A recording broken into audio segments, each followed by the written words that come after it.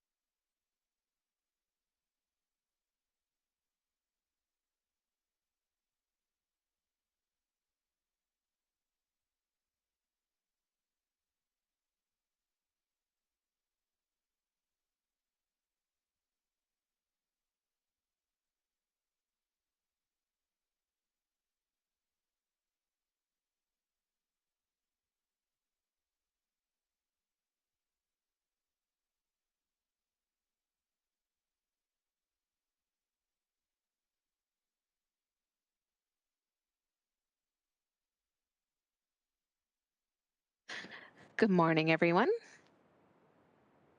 I'd like to call this General Issues Committee of April 20th, 2022 to order. Members of the public are advised that our meetings are webcast live by the City of Hamilton and temporarily archived on the City of Hamilton's website. As well, a reminder that all electronic devices are to be switched to a non-audible function during committee meetings, and members are reminded of the 5-minute time limit, which will be adhered to during this meeting. Members can submit another request to speak if they require additional time to ask questions or make comments.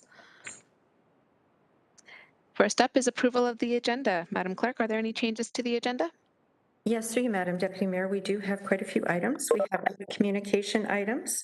5.1, correspondence respecting item 8.2, report PED 17010P, Grids 2 in the Municipal Comprehensive Review, the deferred employment land conversion request recommendation. The recommendation is to be received and referred to the consideration of item 8.2, and we have correspondence for that item from David Aston, the Vice President and Partner at MHBC Planning, Urban Design and Landscape Architecture, Joyce Van Dock and Mary Thompson. As well, we have added correspondence from Connor Harris of Raymond Beachman LLP respecting item 8.3, report PED 17010Q, the evaluation of the urban boundary. Expansion request for Waterdown, and the recommendation is to be received and referred to the consideration of item 8.3. We also have added delegation requests. First one is Bianca Caramento from the Bay Area Climate Change Council to present the council's options for travel, and that is for the May 4th, 2022 GIC. John Corbett and/or Nick Wood from Corbett Land Strategies respecting item 8.2 for today. Francis Grabowski, my apologies, for Mcmaster Innovation Park, and she is also here respecting item 8.2. Nancy Friday, GSP Group, Inc., respecting item 8.3. Mike Crow, IBI Group, respecting item 8.3. Lou Fraporti and PJ Mercanti from Hamilton 100 Commonwealth Games Committee, respecting an update on the 2030 Commonwealth Games Bid Initiative, and that is for a future GIC.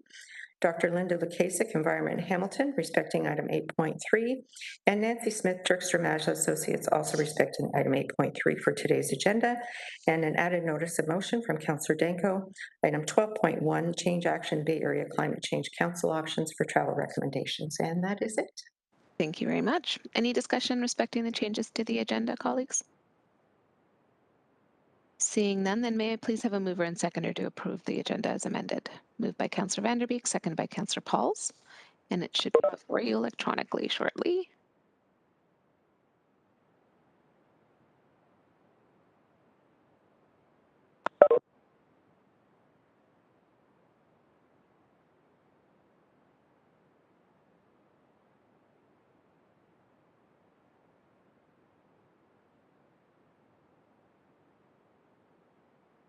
Councillor Nan and Councillor Farr, are you? Oh, Councillor Nan, I just got yours. Councillor Farr, are you able to vote yet? Thank you, sir.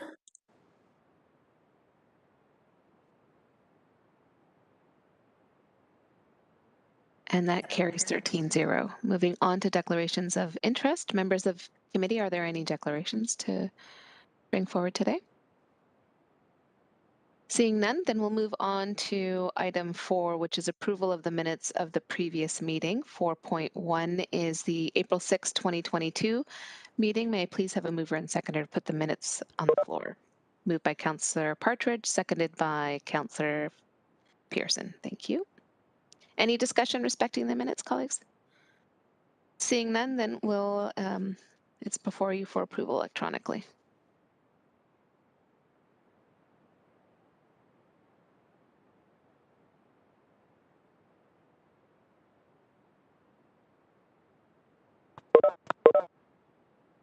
And that carries 13-0. Thank you.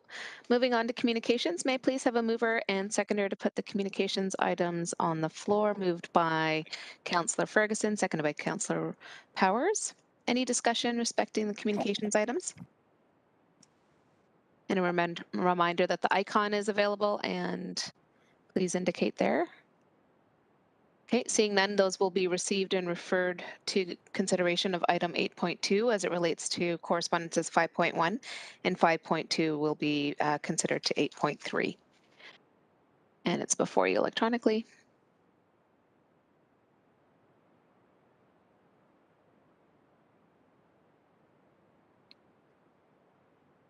Carried 13-0. Thank you. Moving on to delegation requests. May I please have a mover and seconder to put the delegation requests on the floor? Moved by Councillor Jackson, seconded by Councillor Farr. Any discussion respecting the delegation requests?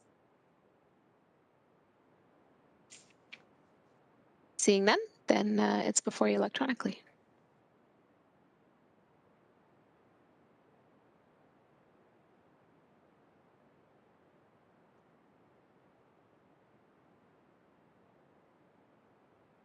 And that carries 13-0. Thank you.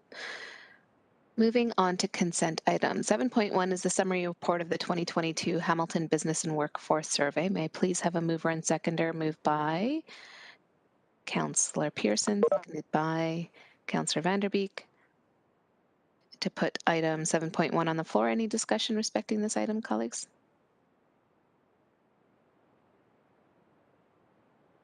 No?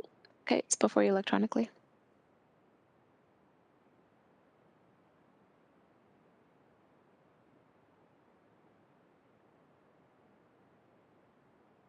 And that carries 13-0. Moving on to item 7.2 is the Labor Relations Activity Report and Analysis 2017 to 2021, Report HUR 22004. May I please have a mover and seconder in Councillor Clark and Councillor Danko? Great, thank you. Any discussion respecting 7.2? Okay, it's before you electronically.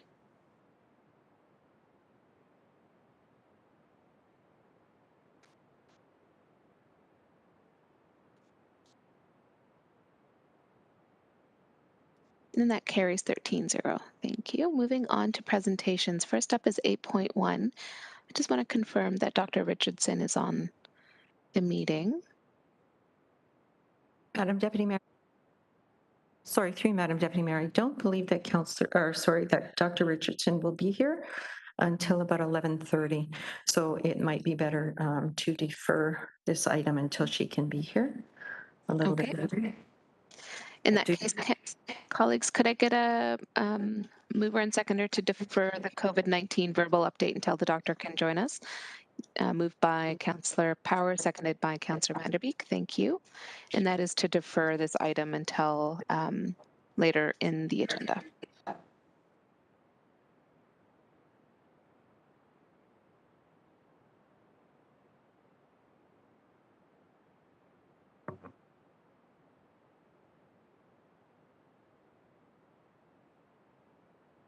And that carries 13-0. Thank you.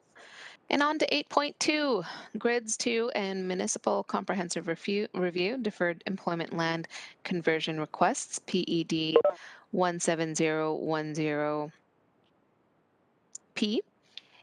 Laura Verts is a planner who will be providing the presentation for this item.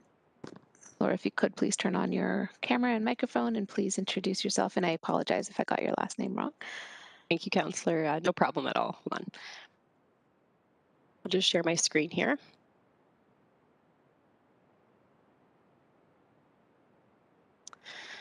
Thank you and good morning, Chair and members of committee. My name is Lauren Vrates and I'm a policy planner with the Sustainable Community section of the Planning Division. The report I'm presenting today concerns the deferred employment land conversion request resulting from a previous report to this committee in the summer of 2021. In August of 2021, the Planning Division presented the Employment Land Review Report to this committee. Through this previous report, staff identified that there was an anticipated employment land surplus of approximately 60 hectares to the year 2051. The employment land surplus was identified through the land needs assessment completed as part of the Grids 2 and Municipal Comprehensive Review Work Plan. Through staff recommendations and council direction, the previous report resulted in support for conversion of 53.5 hectares of employment land, and there were 6 requests for conversion which were deferred for consideration until a later date. The report before you today presents the Planning Division's final recommendations for the 6 deferred employment land conversion requests. Staff are supportive of 1 additional site for conversion at 1725 Stone Church Road East. Staff have also noted a refinement for a previous conversion in the Flamborough Business Park. And staff have provided a brief discussion of 1 additional request for conversion that was submitted earlier this year. Appendix A to the report provides a detailed overview of each of the 6 deferred requests for conversion and the final recommendation for each site. Appendix B provides an explanation of the refinement needed for a small area of the Flamborough Business Park, resulting in a reduced conversion requirement by 2 hectares. The first deferred site is Mcmaster Innovation Park within the West Hamilton Innovation District. There is a new proposed master plan for MIP that roughly doubles the planned floor area for the site. Mcmaster Innovation Park has permissions for residential development in existing policy and zoning. Residential uses are limited to no more than 8% of the GFA of the employment area uses on the site to a maximum of 11,500 square meters and limited to 2 buildings. The new master plan proposes development of 3 residential buildings on the site, identified in the slide as buildings E1, E5, and E6, ranging from 14 to 26 stories in height, with a combined GFA of approximately 41,300 square meters. MIP does not wish to remove the lands from the employment area designation, but would like to increase the residential permissions for the site instead. Staff have determined that a limited increase to the residential permissions can be supported without the need for a conversion. Staff support the location of buildings E1 and E6 for residential use, as there are not anticipated to be compatibility issues with the planned employment uses. Building E5 is not currently supported as there are noise issues related to the location near the existing employment building to the south, and the building is not clustered with the other residential uses. Staff recommend that the current site-specific policy for MIP be revised to limit the residential GFA to 15% of the total floor area for all existing and proposed employment uses, and to allow for 2 residential buildings clustered in the northeast quadrant of the site. The proposed wording of the site-specific policy can be found on pages 12 and 13 of Appendix A to the staff report. The next deferred site is 70 to 100 Frid Street, also in the West Hamilton Innovation District. The site is 2.2 hectares and is proposed to be developed with mixed-use buildings ranging from 4 to 24 stories in height. Unlike MIP, the east section of the West Hamilton Innovation District does not have existing residential permissions. Staff are not supportive of the request for conversion for these lands, as they are interior to the business park, and there are existing industrial uses that limit compatibility with residential uses, notably an active asphalt plant. Staff do recognize the changing land use context around the West Hamilton Innovation District through the planned introduction of the LRT nearby and the unique location of the business park within the center of the city. In future, there may be a need to conduct a fulsome review of the secondary plan and update the policies and the land use designations if necessary. There are 2 requests for conversion within the Airport Employment Growth District. The first site is along 20 Road West and is approximately 55.2 hectares in size. It is located between 2 parcels of rural land that were previously considered as potential candidate growth areas for urban boundary expansion to support population growth. The no urban boundary expansion growth option has clarified the future land use context of the area, and the adjacent lands are intended to remain rural. The proposed conversion includes the development of mixed-use buildings and compact residential uses like townhouses, low-rise apartments. The image on the slide has come from the applicant's submission and depicts how the proposed conversion request was meant to integrate with their broader plans for the development of the 2 adjacent parcels, should they have been brought into the urban boundary. Staff do not recommend conversion of these lands. The development context for the site does not necessitate conversion, as adjacent lands will remain in the rural designation. Also, the size of the conversion request at 55 hectares would likely result in a deficit of employment area lands to the year 2051. 700 Garner Road East is also within the AEGD secondary plan and is 26 hectares in size. A conversion request has been submitted to allow for the development of residential, institutional, office, and commercial uses. The lands are designated institutional with a site-specific policy that prohibits residential unless it is ancillary to an institutional use. Existing policy notes that the lands should be considered airport prestige business if they are not developed for institutional uses. Redeemer College had initially planned to develop the site when the AEGD was created. However, they no longer plan to expand onto the property. Therefore, the lands are considered employment. Staff do not recommend conversion of these lands. They are immediately adjacent to an area along Garner Road East, which is not within the city's urban boundary and remains designated for rural use. The site is not adjacent to any other residential uses and would not result in a logical land use boundary. Also, the size of the conversion request at 26 hectares may result in a land supply deficit over the planning horizon for employment. Staff recommend that the institutional policy of the AEGD be revised to remove reference to lands developing exclusively for Redeemer College. Staff have reviewed a deferred conversion request for 1725 Stone Church Road East, in the Red Hill North Business Park. The lands are 7.4 hectares in size and are proposed to be developed for retail and commercial uses, similar to those found further east in the Heritage Green area. The applicant provided additional information to staff to demonstrate the need for conversion and provide assurance that the additional commercial uses would provide an overall benefit to the area by increasing the customer base. They also clarified that residential and major office uses are not proposed for the site. Staff are supportive of this employment conversion for the lands, given the general mixed employment and commercial context of the immediate area, and recommend that the district commercial designation be applied to the lands. A site-specific policy is also proposed to prohibit residential uses and require the submission of a detailed urban design guideline for the site. The site-specific policy proposed for the land is located on page 45 of Appendix A to the staff report. The last conversion request presented today is for 1400 South Service Road in the Stoney Creek Business Park. The lands are 7.2 hectares in size and within a block of employment land which extends into Grimsby's employment area. The lands immediately to the east and west of the site are not proposed for conversion. The applicant has proposed conversion to facilitate a mixed-use, high-density development. The proposal includes 986 dwelling units within two 16-story multiple dwellings and two 8-story multiple dwellings, as well as one 3-story office building and two 1-story commercial buildings. The applicant has indicated there is a need for the development to support the creation of additional dwelling units in the urban boundary, and that the proposal will result in more jobs on the site than if it were developed as for business park uses.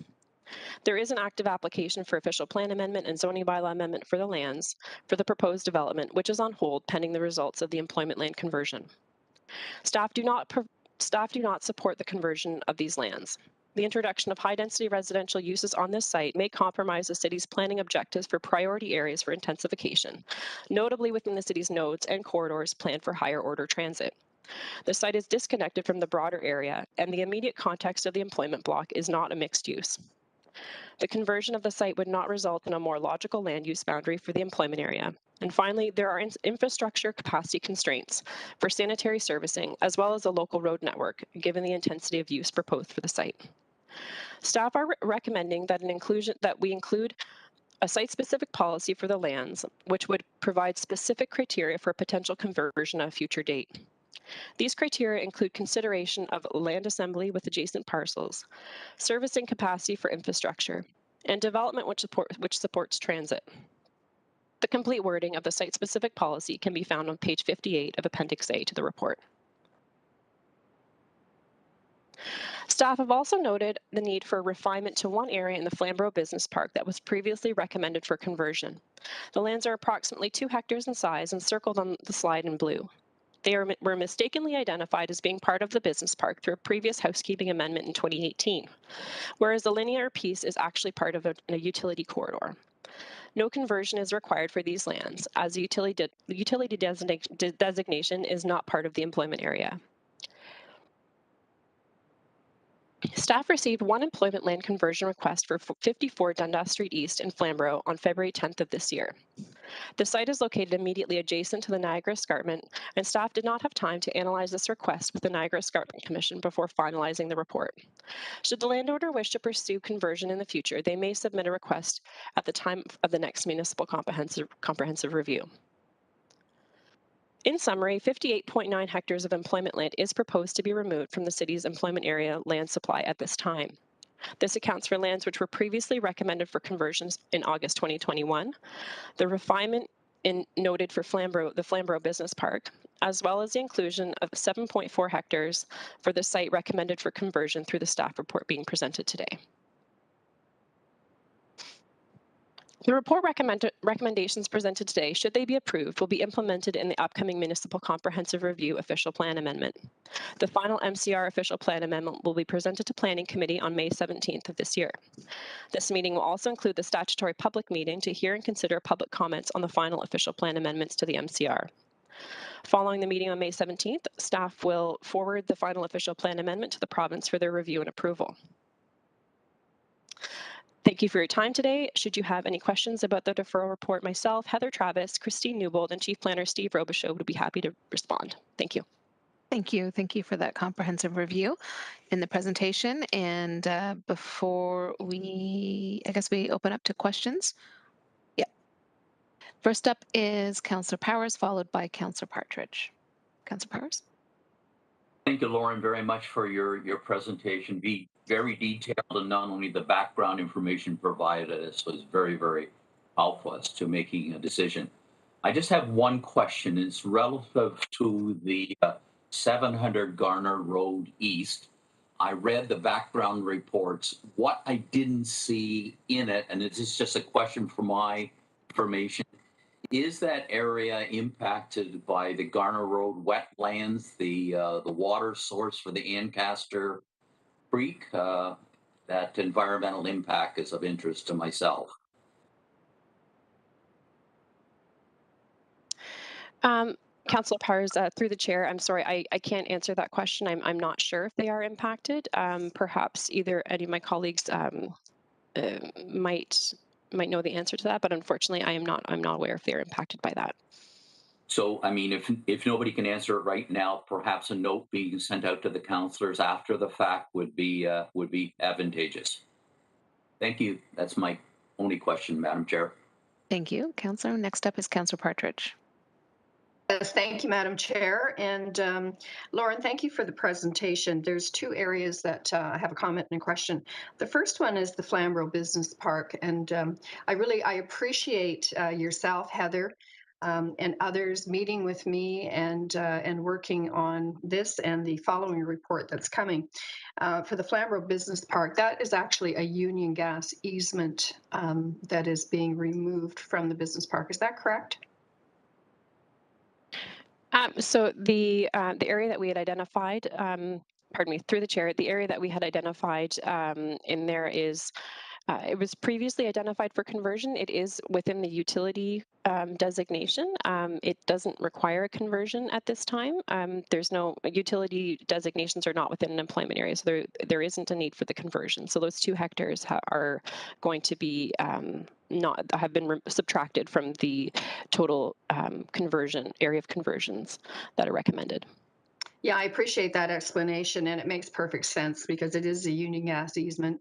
And, I've worked on that area for the last 8 to 10 years. So I appreciate that, and I fully support it. The next question I have may be for Heather. 54 Dundas Street East. The land there, can you just confirm what the conversion request was, please? Through the chair. Yeah, the conversion requests for those lands were to redesignate the lands to a district commercial designation with a stated intent by the applicant to consider a long-term care home on the lands.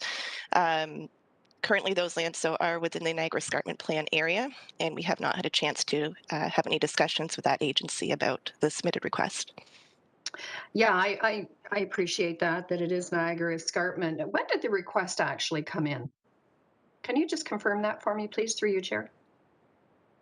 I can answer that for you, Councillor. The letter is dated February 10th, 2022. Okay, so that is this year. Thank you, Lauren. I appreciate that. And colleagues, it is a real shame because the planned retirement long-term care facility is just so desperately needed up in that area. And I first started working on the proposal with the agent and with the business that owns it back in, I think it was 2017 or 2018. So it's too bad that the request didn't come in sooner, but I absolutely understand the predicament that staff are in, and certainly working with the Niagara Escarpment Commission is a priority. So thank you, Madam Chair. Those are my questions and comments. Appreciate it. Thank you, Councillor. Next is Councillor Pearson. Thank you, Madam Chair, and certainly thank you to all staff and Lauren for an excellent presentation. My question is going to be on 1400 South Service Road. because I had conversations with their representative yesterday and some concerns. So I guess excellent presentation. I'm just concerned, and I just want to know whether there's an opportunity of having just this particular item deferred before the next meeting to have more conversations, because I believe the applicant has some suggestions they'd like to move forward with and put on the table. So through you, Madam Chair, to Lauren or Mr. Robichaud, could I, at the appropriate time, just defer this particular item, say before the next, I think, is it May 4th meeting? Somebody could just clarify when that's coming up. This is one where they want to have some residential, and it is a large piece of land. I understand the concerns because there are some, some issues that could potentially assist in how they sort of set out. There's a piece of land, I think, to the west that maybe they could join to, or to the east, if I'm not mistaken. So if I could just ask. Yep. Through Madam Chairman, to the Councillor Steve Robichaud, Director of Planning and Chief Planner. Yes, committee could defer one or more of these conversion requests to the next GIC. That is staff's preference that it be referred to the next GIC. Staff have been working on this project since approximately 2018, so we've been heavily involved in this for the last 4 years.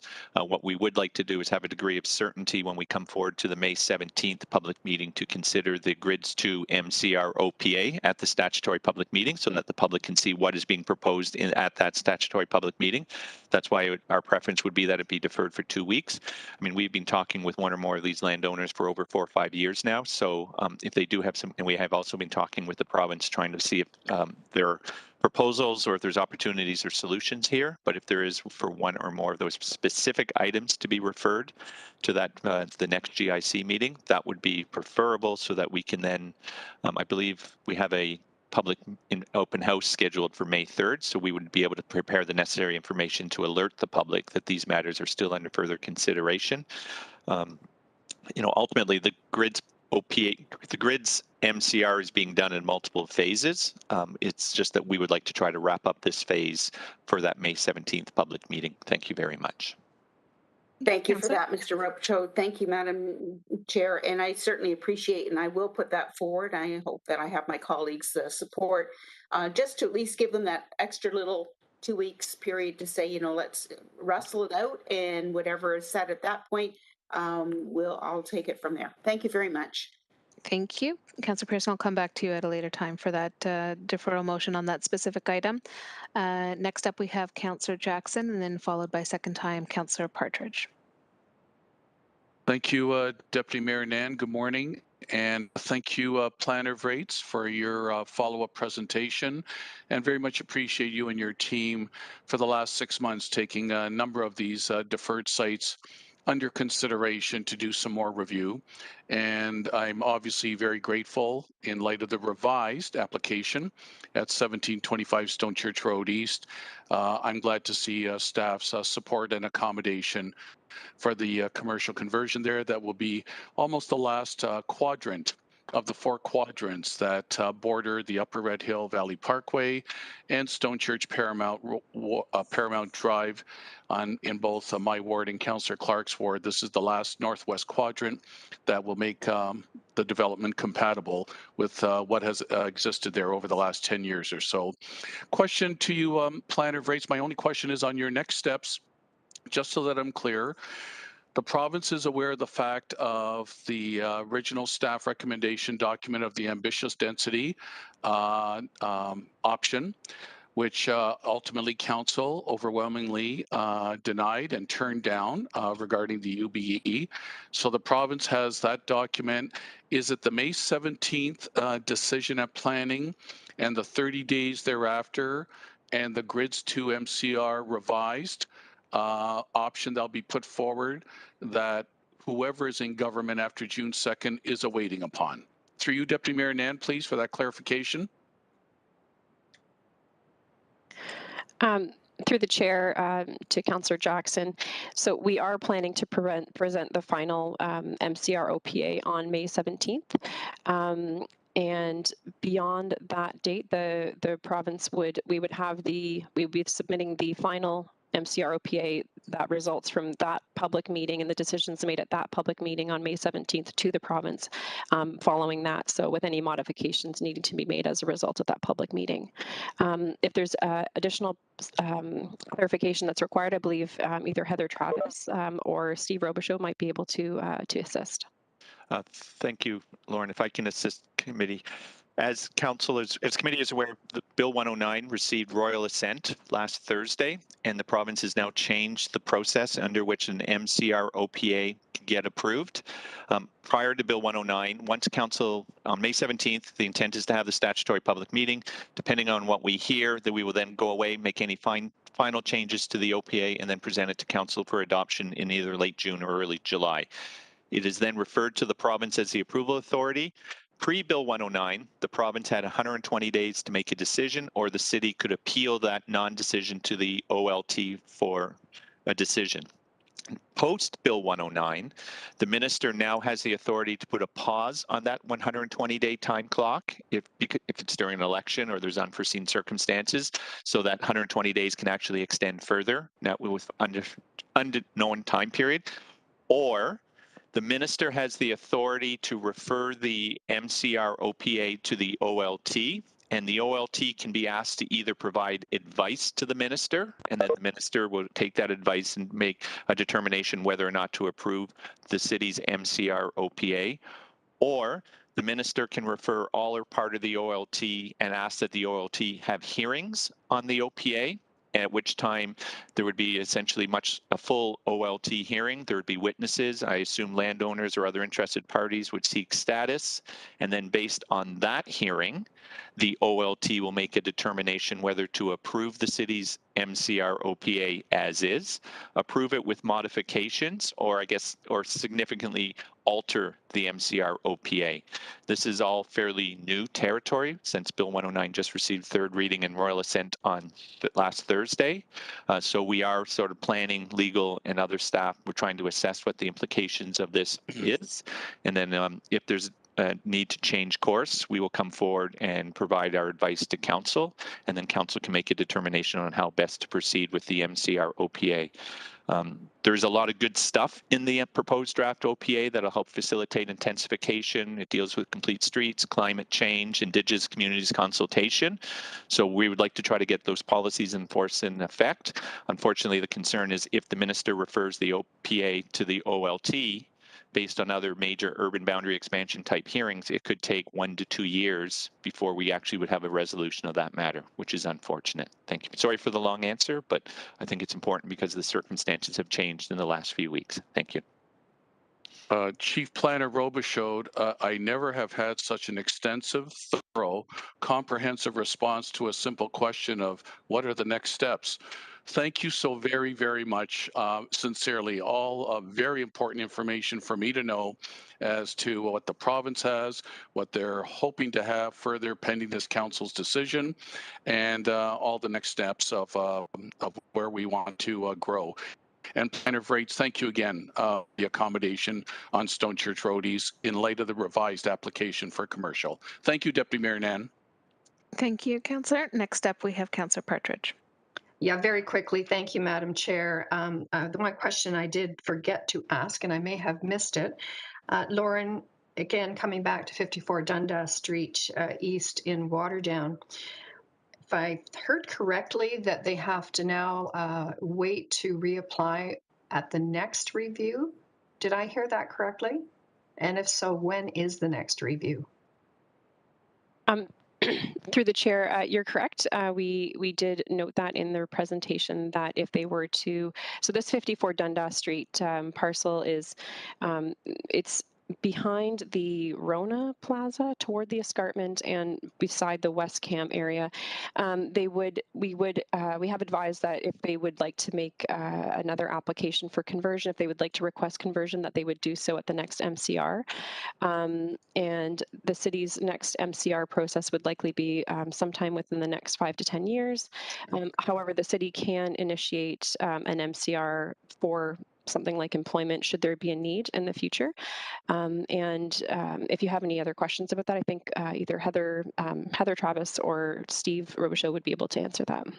Thank you, Lauren. No, I appreciate that. And, you know, as far as employment, I know that they're going to, they're proposing for a medical center and doctors specifically for senior care and employment of about 300 to 400 people. So, you know, that's quite large, but appreciate the answer. Thank you, Madam Chair. Thank you. So seeing no further speakers, we will need to receive the presentation, but as there's delegations in attendance to speak to the matter, we'll need to defer a motion to defer the considerations of the report until after we've heard the delegations, at which point I will also call on you, Councillor Pearson, for your motion on this specific item. So first up, we are going to vote to receive the presentation.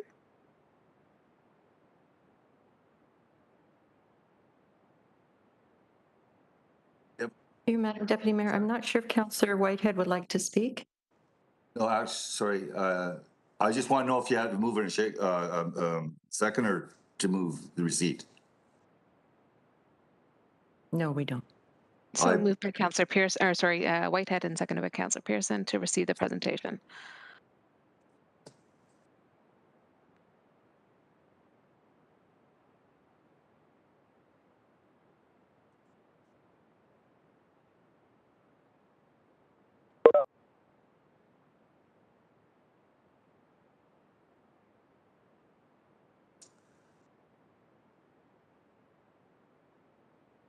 Councillor Farr, are you able to vote?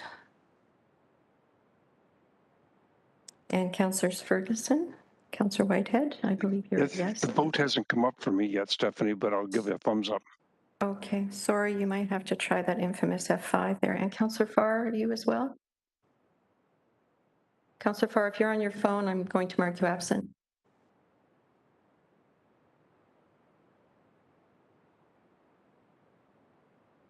And that is carried 13-0. Thank you. And now for a motion to defer consideration to after the delegations, moved by Councillor Wilson and Councillor Powers. Thank you.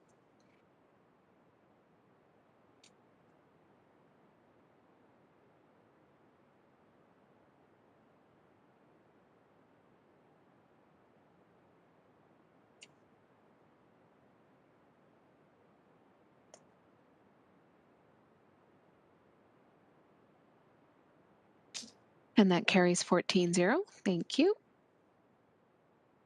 Next up is item 8.3, evaluation of the urban boundary expansion requests, Waterdown, PED report 17010Q. Heather Travis is here, Senior Project Manager, to provide a presentation for this item.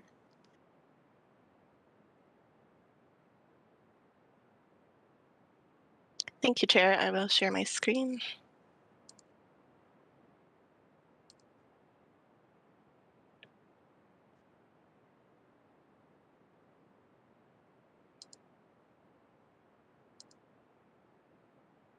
Can you see that okay? Okay. So good morning, Chair and members of committee. The report before you today is the evaluation of urban boundary expansion requests from Waterdown.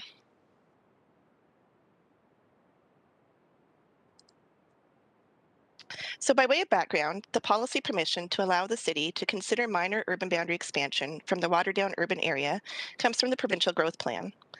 While the lands surrounding Waterdown are within the Greenbelt Plan area, the growth plan allows for a minor urban expansion of up to 10 hectares from a designated town or village within the Greenbelt Plan. In the city of Hamilton, both Waterdown and Binbrook are classified as towns in the Greenbelt Plan. The growth plan requires certain criteria must be met prior to such an expansion being considered, including the requirement for no more than 50% of the lands to be used for residential purposes, avoidance of the natural heritage system, and support for complete communities or the local agricultural area. As part of the GRIDS 2 and MCR process, anticipating that requests for expansion from Waterdown or Binbrook would be received, staff prepared an evaluation tool to be used to evaluate such requests. The evaluation tool was approved by Council in August 2021. The screening criteria and evaluation tool is based on a two-phase process. Phase 1 includes the evaluation of all expansion requests received from Waterdown against a set of screening criteria based on growth plan policy. These criteria are mandatory, and an expansion area will only be screened through to the second phase of evaluation if the mandatory screening criteria are all satisfied. Phase 2 evaluates each proposed expansion area that remains against a series of criteria which represent local and provincial planning priorities. The criteria identified in the tool were selected to ensure that, in addition to the mandatory criteria identified in the growth plan, other local priorities are also evaluated and considered in the decision-making process, including logical expansion, agricultural, fiscal, and transportation impacts. Finally, by way of background, on November 19th, 2021, through the approval of the Grids 2 MCR How Should Hamilton Grow report with amendments, Council approved the no urban boundary expansion growth scenario, which plans to accommodate all forecasted population and job growth within the city, within the existing urban boundary to the year 2051. At the same meeting, and through the approval of the same report, Council provided an amended direction to staff regarding requests for expansion from Waterdown, as shown on the screen. That staff be authorized and directed to evaluate requests for expansion from Waterdown up to a maximum size of 5 hectares, of which 50% may be for residential use, as per the screening criteria and evaluation tool, and report back to Council with the results of the analysis. The effect of this amended Council direction was to limit review of such expansion requests to Waterdown only and exclude Binbrook, reduce the maximum size of the expansion area to 5 hectares, as opposed to the 10 hectares permitted by the growth plan, and maintain the requirement for a maximum of 50% residential use of the expansion area. 6 expansion requests were received from the Waterdown area. Those are 0 and 63 Parkside Drive. Those lands are located north of Parkside Drive and east of Highway 6, approximately 57 hectares in total area, and the proposed uses were not indicated. 309 and 311 Parkside Drive are the lands north of Parkside Drive and just east of Center Road. Expansion area totals approximately 8.1 hectares, and the proposed uses were not indicated. 329 and 345 Parkside Drive are also north of Parkside Drive and east of Center Road. The expansion area totals approximately 5.2 hectares, and proposed uses are the existing long-term care facility on the site, which is an institutional use, plus a stated goal to expand the site to include a retirement home or a multiple dwelling geared to seniors. 347 Parkside Drive is the property immediately adjacent to the long-term care home property. The expansion area totaled approximately 6.6 hectares, but would be reduced to approximately 4.4 hectares with certain features netted out. And the proposed uses are residential. 513 and 535, 537 Dundas are on the north side of Dundas Street, east of Avonside Boulevard, approximately 16.3 hectares in total area, and the proposed uses were not indicated.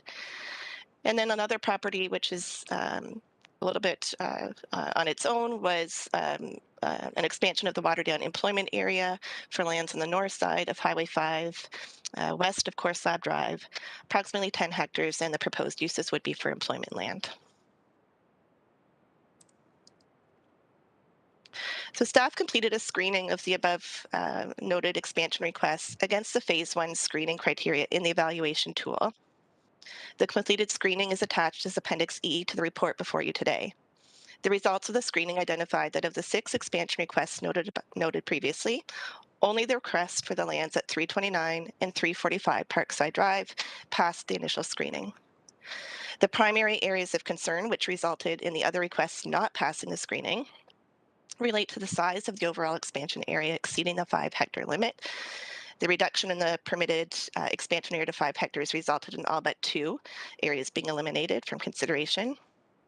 No identification of a non-residential use, only the expansion request at 329 and 345 Parkside, which contains an existing long-term care facility, which is an institutional use, was able to meet this requirement. Inability to demonstrate that the proposed use cannot be accommodated within the urban area. The council direction to accommodate all of the city's growth to the year 2051 within the existing urban area removes justification for expanding the urban boundary to accommodate residential or employment uses. The lands at 329 and 345 are already developed with a long-term care use, which should be located within the urban area, and intrusion into the Greenbelt Natural Heritage System. So the request that was screened through, as I noted, are the lands located at 329 and 345 Parkside Drive. The lands total approximately 5.6 hectares in area. However, a portion of the properties are already located within the urban area, the portions that front directly onto Parkside Drive. So the expansion area is approximately 5.2 hectares.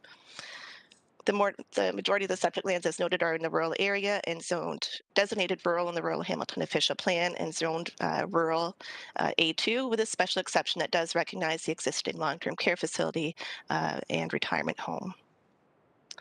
So the lands contain the existing facility known as Alexander's Place and parking area. Approximately 50% of the site is currently vacant.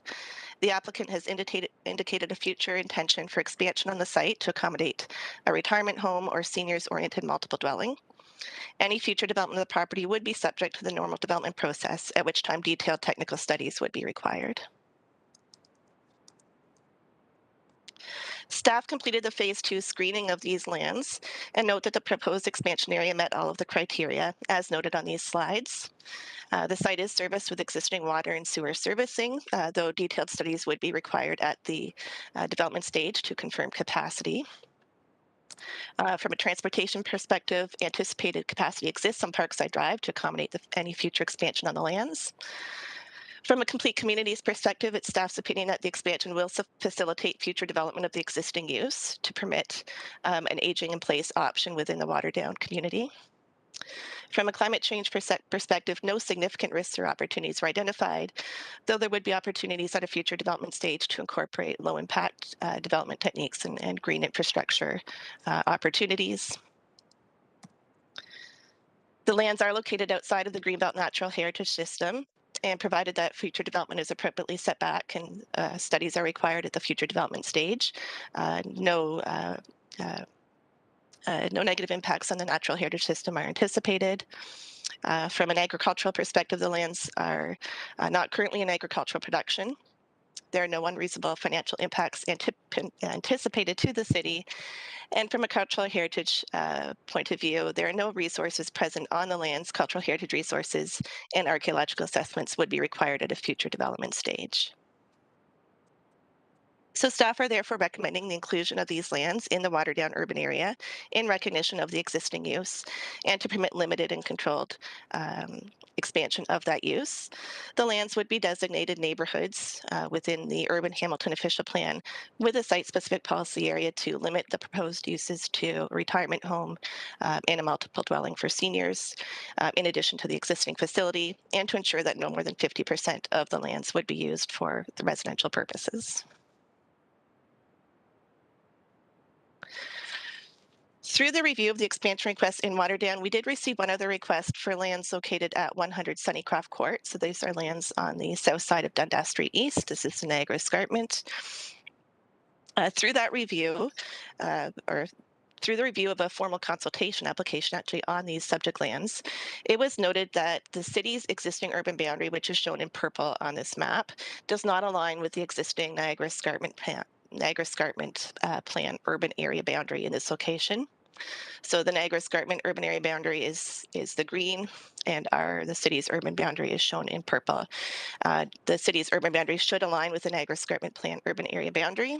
So staff are recommending in this location that a minor adjustment of the urban boundary be approved, shown in orange on this slide, so that the city's and the Niagara Escarpment plan boundary will align.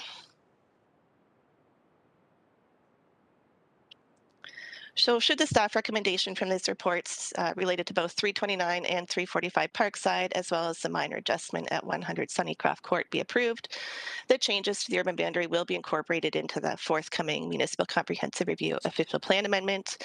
The MCR Official Plan Amendment, as noted during the last presentation, will be considered at a statutory public meeting to be held at Planning Committee on May 17th, 2022. Thank you, and I'd be pleased to answer any questions. Thank you for that presentation, Heather.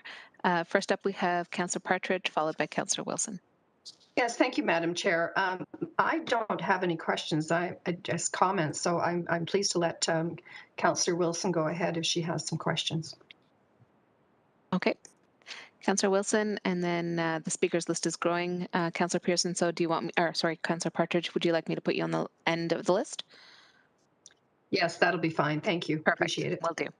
Next up is Councillor Wilson, followed by Councillor Whitehead. Chair Nan, I have a question about the report, and I'd like to know whether I could proceed on that basis as opposed to, it stems from the presentation, but... If it was covered in the presentation, please go ahead. Thank you. It pertains to Appendix E1. Just toggling there.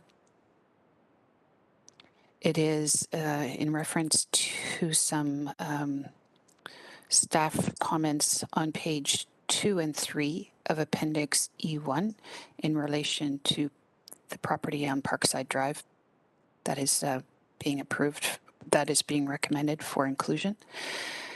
For the public who may be viewing, I'll just read a quick summary of the comments, and it pertains to the criteria or the feature of natural heritage and water resources. The question is, does the expansion area demonstrate avoidance and or mitigation of potential negative impacts on watershed conditions? Does the expansion area avoid key hydrologic areas? And the staff comment is, an environmental impact statement would be required at the future development stage. There is a headwater drainage feature on the site. Further study will be required prior to any further development. From a stormwater management perspective. Rather than me just reading it, it also states that the proposed expanded urban area intersects both highly vulnerable aquifers and significant groundwater recharge areas. States a water resources impact assessment will be required. So from this cheap seat, I consider those comments to be significant. I consider the potential impact maybe to be significant. I'm jumping ahead and wondering who would be doing those studies. Is it the applicant or is it the city in advance of any movement? And I'll leave my question there for now. Thank you. Okay, and before staff respond, just a quick question, as it was a detailed question pertaining to the appendix in the report, and Councillor Wilson, I thank you for flagging that ahead of time. If staff prefer to go into detailed responses once we get to the report, we'll hold that question, but I just wanted to hear back from staff quickly. If you're okay to proceed with responding to it now, go ahead. Otherwise, that can be the first question on the report. Heather? Through the chair, I'm fine responding to that now. Okay. So the requirement to do the detailed studies would be at the cost and requirement of the applicant prior to future development of the subject lands as per normal development process requirements. The application or this consideration of this expansion was circulated to the Hamilton Conservation Authority and City Natural Heritage Planning staff, who identified requirement for those studies to be completed at a future stage when detailed development plans are known, and that we're comfortable that any potential impacts could be mitigated through identified and mitigated through those future studies. Councillor? Thank you, Chair. Chair Nan, I would like to ask, my concern is that we've heard about the potential to mitigate at headwaters previously, but we know cumulatively that development is having an impact at the tailpipe, if you will, and on those creeks. So I'm wondering if I could ask Heather if she could comment on what kind of, to her knowledge, mitigation could take place now that may not be working previously. Thank you.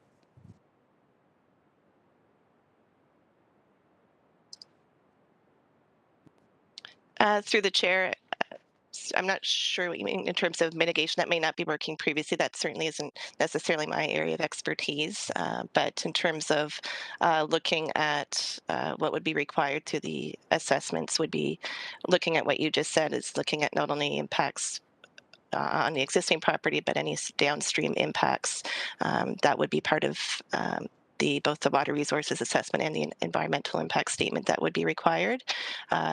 There would be, through the stormwater management studies reports that are required, they'd be required to demonstrate that downstream impacts would not be occurring, and looking at opportunities to control stormwater on site and using appropriate techniques on site, including LID sites. The site is fairly large, and so there would be opportunity to provide on-site controls.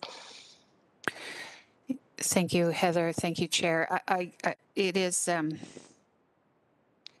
I understand that they would have the studies would have to be done, and any mitigation measures proposed. My only concern is that I'm assuming that those sort of studies have been done in other areas and other mitigation proposed, but we know that they're having impacts on the headwater. So either our knowledge is evolving and understanding that maybe we're not accounting for the impacts. It is a hypothetical. It's something I'd like to raise right now, and it is a concern I think that we all share, given our growing understanding of the impact of development that in and around headwaters are having downstream. So I'd like to flag it now.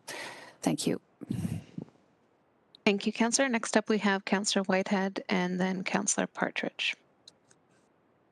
Thank you, Madam Clerk. Sorry, Madam Chair. I'm trying to understand the agricultural. So you made a recommendation on the Hamilton growth piece that the council made a decision not to pursue. I believe in that report, consistent with this report, there were lands, agricultural lands, that were not currently being farmed. Is that correct?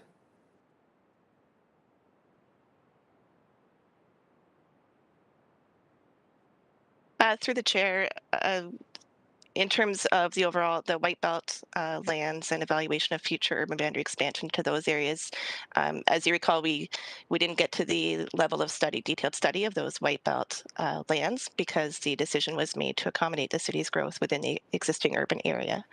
So we didn't go through that evaluation process to evaluate each of the White Belt parcels and determine the appropriate or the preferred growth option in those areas. But we know that a lot of that agricultural, there's a big chunk of agricultural land that's clearly not being utilized in that area. Is that correct? You're talking about the assessment. Through the chair, to my knowledge, that's just a general correct. visual. But right. Yes, through the chair, to my knowledge, there's different levels of agricultural production on those lands. Thank you. So I think the primary argument I heard from my councillor colleagues, including the great councillor from this area, was that we don't want to chew up or eat up or utilize any agricultural land. I'm like the original expansion, which the staff recommended based on 10 years of consultation, growth related, employment related merits. We were probably one of the best in looking at how to accommodate expansion in a responsible way. I see the staff's report here doing the same thing. So I commend the staff. I just want to remind my councillors it's a bit ironic and hypocritical for the same ones that voted against the expansion for the broader city, where we got the Red Hill employment lands, where a lot of employment and the airport employment lands, where a lot of employment is going to take place, but we're not going to allow people to build close to those areas and travel less distances and a smaller urban carbon footprint. But we're going to allow. So now we're dealing with water down, and we're going to make that exception. So, you got to be consistent. But for me, I support it. Thank you. Next up, Councillor Clark. I understand you have some questions on the presentation. Thank you, Chair. It's more of a process question. So I'm just trying to verify. We have staff presentations as 8.2 and 8.3. I don't see them later on in the report as they were in the agenda as a report. And I'm assuming that some of the folks who are here to delegate are speaking to these items. So is it our intention? Yes, we're deferring. Thank you very much. And then, Yeah, we're deferring consideration then. thank you so much. Appreciate it. Thank you. Okay, excellent. So back to you, Councillor Partridge.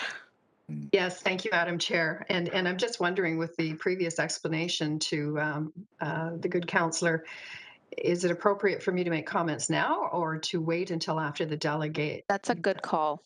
Thank you, Councillor Partridge.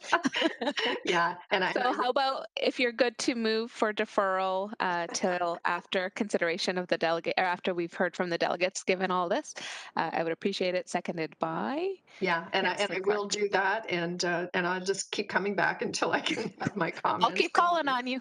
Thank you, Madam Chair. All right, thank you. So it is duly moved and seconded to defer consideration of the until after delegations. Thank you. Through you, Madam Deputy Mayor, may we take a vote on the presentation first, please? Certainly. Oh, sorry.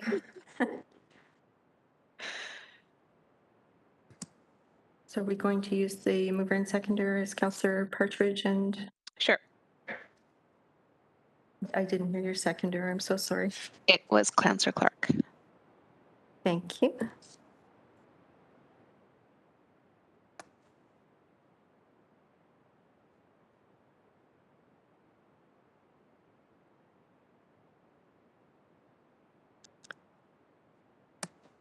Oh, there we go. Councillors Vanderbeek and Whitehead, are you able to vote? Thank you, Councillor Whitehead. And that carries 14-0. So now the motion to defer.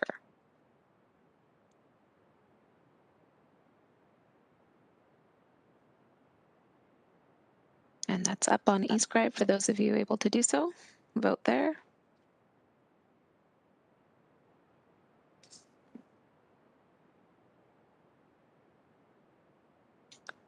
Mr. Mayor, are you able to vote? It tells me it's loading, so I'll give you a thumbs up because it's not popping up. Oh, there it is now. Oh, I just took your thumbs up, Mr. Mayor, so you're good. Thank you. No problem. And that also carries 14-0. Moving forward on the agenda, we're at delegations. First up is 9.1, Matt Bremer, respecting the termination of employees based on their decision not to accept the COVID-19 vaccine. I'd like to call on Matt Bremer to speak respecting this item. If you could please turn on your camera and your microphone. I see you. And good afternoon. You have Thank you, Madam Chair. And thank you, Council, for taking the time to hear me out today. I'm speaking today about Council's decision to terminate the employment of over 400 city employees who have failed to confirm their vaccination status effective June 1st. And I'm here to tell you why I think the majority of Hamiltonians would object to this.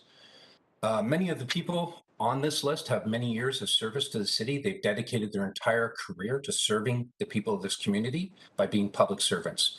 The last 2 years have been very rough for all of us, and sacrifices have been made by all people, and all city staff have worked diligently to continue to service the city and its citizens. These people are your colleagues, your peers, your neighbors, your friends, and continuing down this path will potentially ruin lives.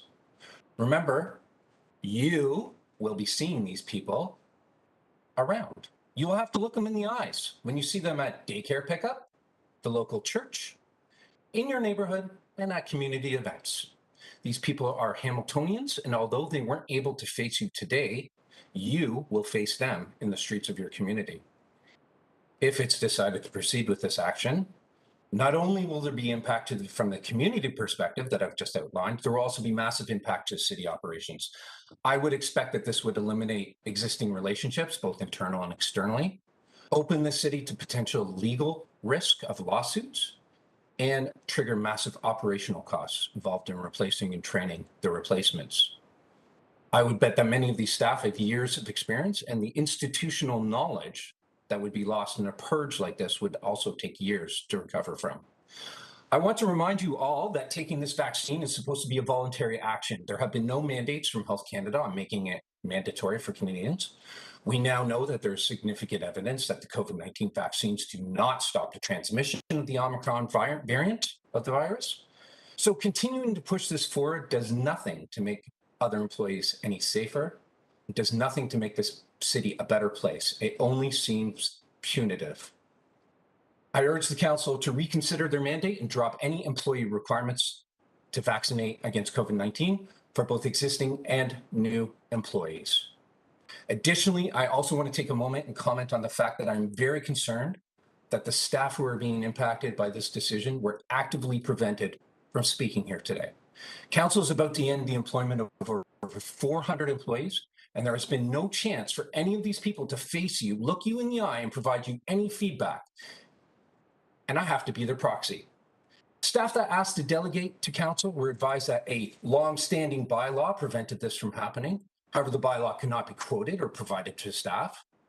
I think it's your duty and responsibility to follow up and understand why this was communicated to the staff, validate the truth of this, and clearly communicate to your staff what options to delegate to you, either here or in another forum, are available to them.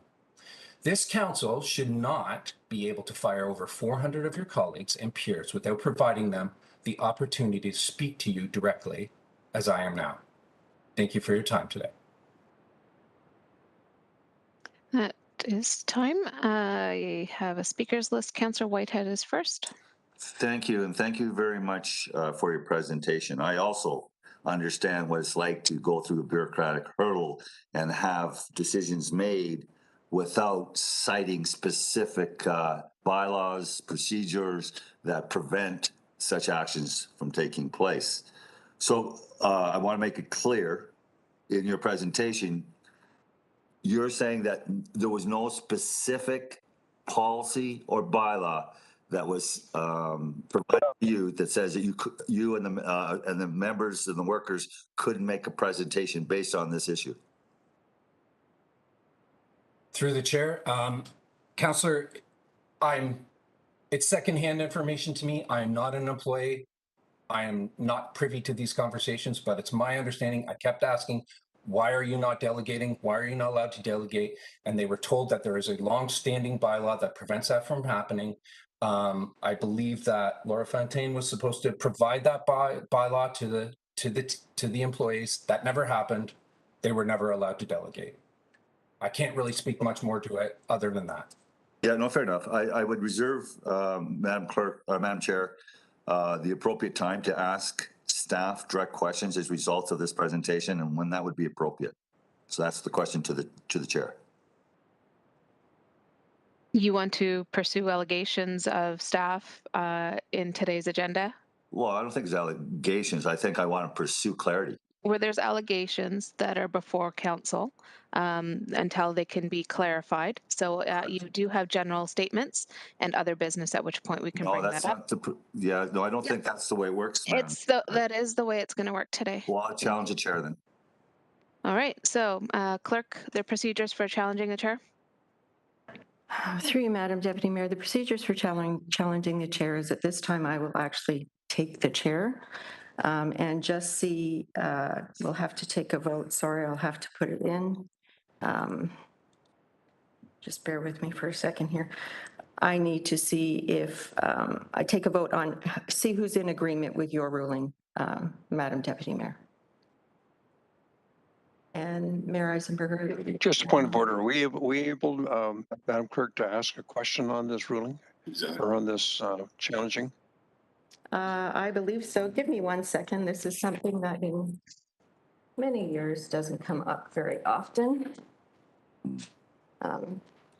So, Madam Chair, the challenge. No, hang on. You don't have the floor right now. You don't have the chair. You don't have the floor right now. I have the chair, Councillor Whitehead, and you don't have the floor right now. So can you please wait, like she's asked you? Thank you. I need a minute to look, so you need to be patient.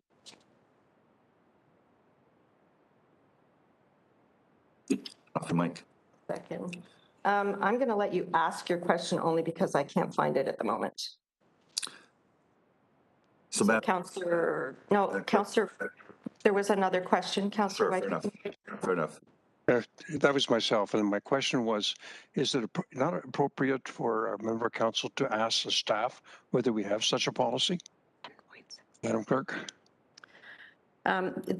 It is appropriate for a member of committee to ask the chair. It is the chair's decision where she appropriately, or where they appropriately believe it belongs on the agenda. Okay, but it's relative to this discussion, so I don't want to get an argument in this. I just thought it seems reasonable just to ask the head of HR, do we have such a policy where employees can't request delegation? If we do, fine. I can answer that question. However, right now, Councillor Whitehead is challenging the chair. Councillor Clark. Thank you, Chair Pepperell. I also have a question with regards to process. So historically with delegates, we receive the delegates' comments, but we don't debate the delegate. And then we've always had an opportunity to ask questions after a delegate has presented so that we can get clarification. So I'm trying to understand why that process has changed. Absolutely. Councillor Clark, that has not changed. We should be receiving the delegation and dealing with this. We could deal with it separately under 11.1, or alternatively, you could ask me after the delegates be received. It's not a difficult matter, but. Thank you. I think that's what we should be doing. Thank you. Mr. Mayor, I'm sorry. Just saw you now. So we have item 10.6 on the agenda, which speaks to all of these issues. So I see no reason why Councillor Whitehead can't ask that question at that point in time. In terms of staff, I don't have any issue with him asking the question. The question is, when do we ask the question? And that, in my view, is appropriate under item 10.6. So I would highly recommend that we follow that direction. And if that's the direction of the chair, then I support that. It's not. It's not. Right. The direction of the chair. Are you still wanting to challenge her, Councillor Whitehead, or are you comfortable standing under 10.6? I'm comfortable with 10.6, but the ruling of the chair, which I'm challenging, which is on the floor, is that I was asking when we should do it, and she suggested under member statements, which I disagree. So that's what's being challenged. Okay, she did say under general information and other business, which is also an appropriate place. So, Councillor Nan, or Yep. Deputy Mayor Nan, sorry. Thank you. Through you, Clerk. I did recommend the general information at first, but in the chat, my colleagues will realize that I did suggest that we put it under item 10.6 as an option as well. However, it was after my chair being challenged that I put that up in terms of 10.6. So there you have it. Where are we at in terms of challenging the chair? Mr. Mayor? No, I was going to ask Mr. Bremer a question. Well, right now we have a challenge to the chair on the floor, so I have to deal with that first. Then on the challenge, could I speak to that?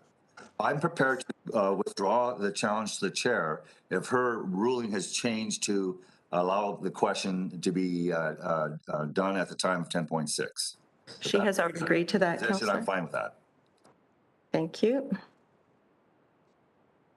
So it's back to you, Councillor Nan. Thank you, Clerk Pepperell. Much appreciated. To the mayor for a question of the delegate. Thank you, sir, for your presentation. And I'm, I might have missed something here, but I'm not clear. So I still have the floor. I still had within my 5 minutes. I was asking questions. I asked a question of the Councillor Whitehead. Chair. The chair challenged the chair, and that was the last item that you spoke to. The mayor has the floor. You down for a second time? Would you like to be down for a second time to ask questions of the delegate? There you go. The mayor, please. Okay, thank you. And thank you again, sir, for your presentation. And I'm not clear, Point of order. Point of order. I challenged the chair. I had the floor. I had 5 minutes. I only asked the question of the chair. She made a comment. I said, okay, I challenge the chair. But that doesn't give up my right to finish my questioning of Mr. Brennan. And I want to know. Whitehead, may I just a request of you? You're continuously interrupting other speakers. If you could please have some courtesy and decency to the rest of the council members and the delegates who are here today. The mayor was trying to ask a question of the delegate. If you could just let him go ahead. You can come back as a second time and have another full 5 minutes. You're not being denied an opportunity to speak here. Mayor, please proceed. Okay, I remain hopeful. Thank you, sir, for your patience. And again, I wasn't clear through, either representation or letter or your request to appear of, who you might be representing. You're just an interested citizen, or you represent an organization, or any of the individuals that are impacted by this. Can you give me a sense of, your interest and why you're presenting here today? Through the chair. Thank you, Mr. Mayor. Absolutely. I represent all Hamiltonians. I don't think that Hamiltonians know that this is happening. I don't think they're aware that this is on the radar for city employees, that there are about to be 400 of them about to be terminated. So I felt like it was important for me to speak up for them if they were unable to do so. Okay, thank you. And just out of curiosity, I understand some 90% of our city employees have followed through on getting the vaccine. And obviously they had an interest in protecting the healthcare system. They had an interest in protecting the community and some of the lockdowns that we were experiencing. And, a lot of the advice and recommendations were that the vaccine was the way forward in terms of preventing those kinds of major impacts. And so we had 90% of our population participate actively and make a decision that it was their responsibility to be part of the solution. So what do you say to those folks in contrast to the folks that did Point of not? order. This is questioning of members. We're getting into comment. All right, I'm done listening to Councillor Whitehead. Or having him manage the meeting. So He's not if you want to managing turn his the meeting. microphone off until It is off. spoken, I'd be happy to do It is that. off. And I, as is often the case, questions have preambles, and I'm giving you a preamble. And so, Mr. Bremer, I would say, what do you say to the 90% plus of individuals that did take their care and compassion for their fellow employees and the community at large into account when they got the vaccine and did what they were being recommended to do to help protect our community? What do you say to those folks? Through the chair, Mr. Mayor, I would, I'm not a doctor, but I would argue that most of the people, 90% of those people that took 90% of the 90% took it because they were scared of getting COVID and they were scared of what might happen to them. And there was no altruistic reason for them taking that vaccine. But I can't ask them that because I'm not a doctor. I don't know. I don't know why people did it. People make decisions for all different reasons. And the simple fact is that this is an optional vaccine. This is not mandated by Health Canada. There is no, whether you want to participate or not, it's your choice. And I respect the right of any citizen of Canada to body autonomy. Thank you, Mr. Bremer. Mr. Mayor, any further questions? Thank you. So what I heard, sir, from you was a belief that the vaccine wasn't really necessary. Did I hear that in the context of your comment? Did I hear it wrong, or am I mistaken on that? Through the chair, Mr. Mayor, I believe you are mistaken. I did not say those words. What I'm saying is that while I understand and appreciate that a lot of people may have taken the vaccine because they were told that it was the right thing to do, I think that the majority of people who took the vaccine did so because they were told that it was the path to avoiding COVID and not getting sick and not suffering the consequences of that. It's a very nuanced answer, but I'll accept that. I won't get into debate with you, but I thank you. I appreciate your comments. There are certainly some in our community that share your view. I'm certainly not one of them, but thank you. Thank you, Mayor Eisenberger. Next up, second time, Councillor Whitehead.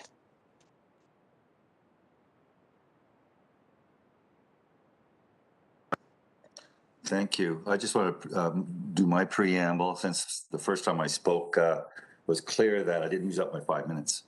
The question I have very clearly is procedural fairness.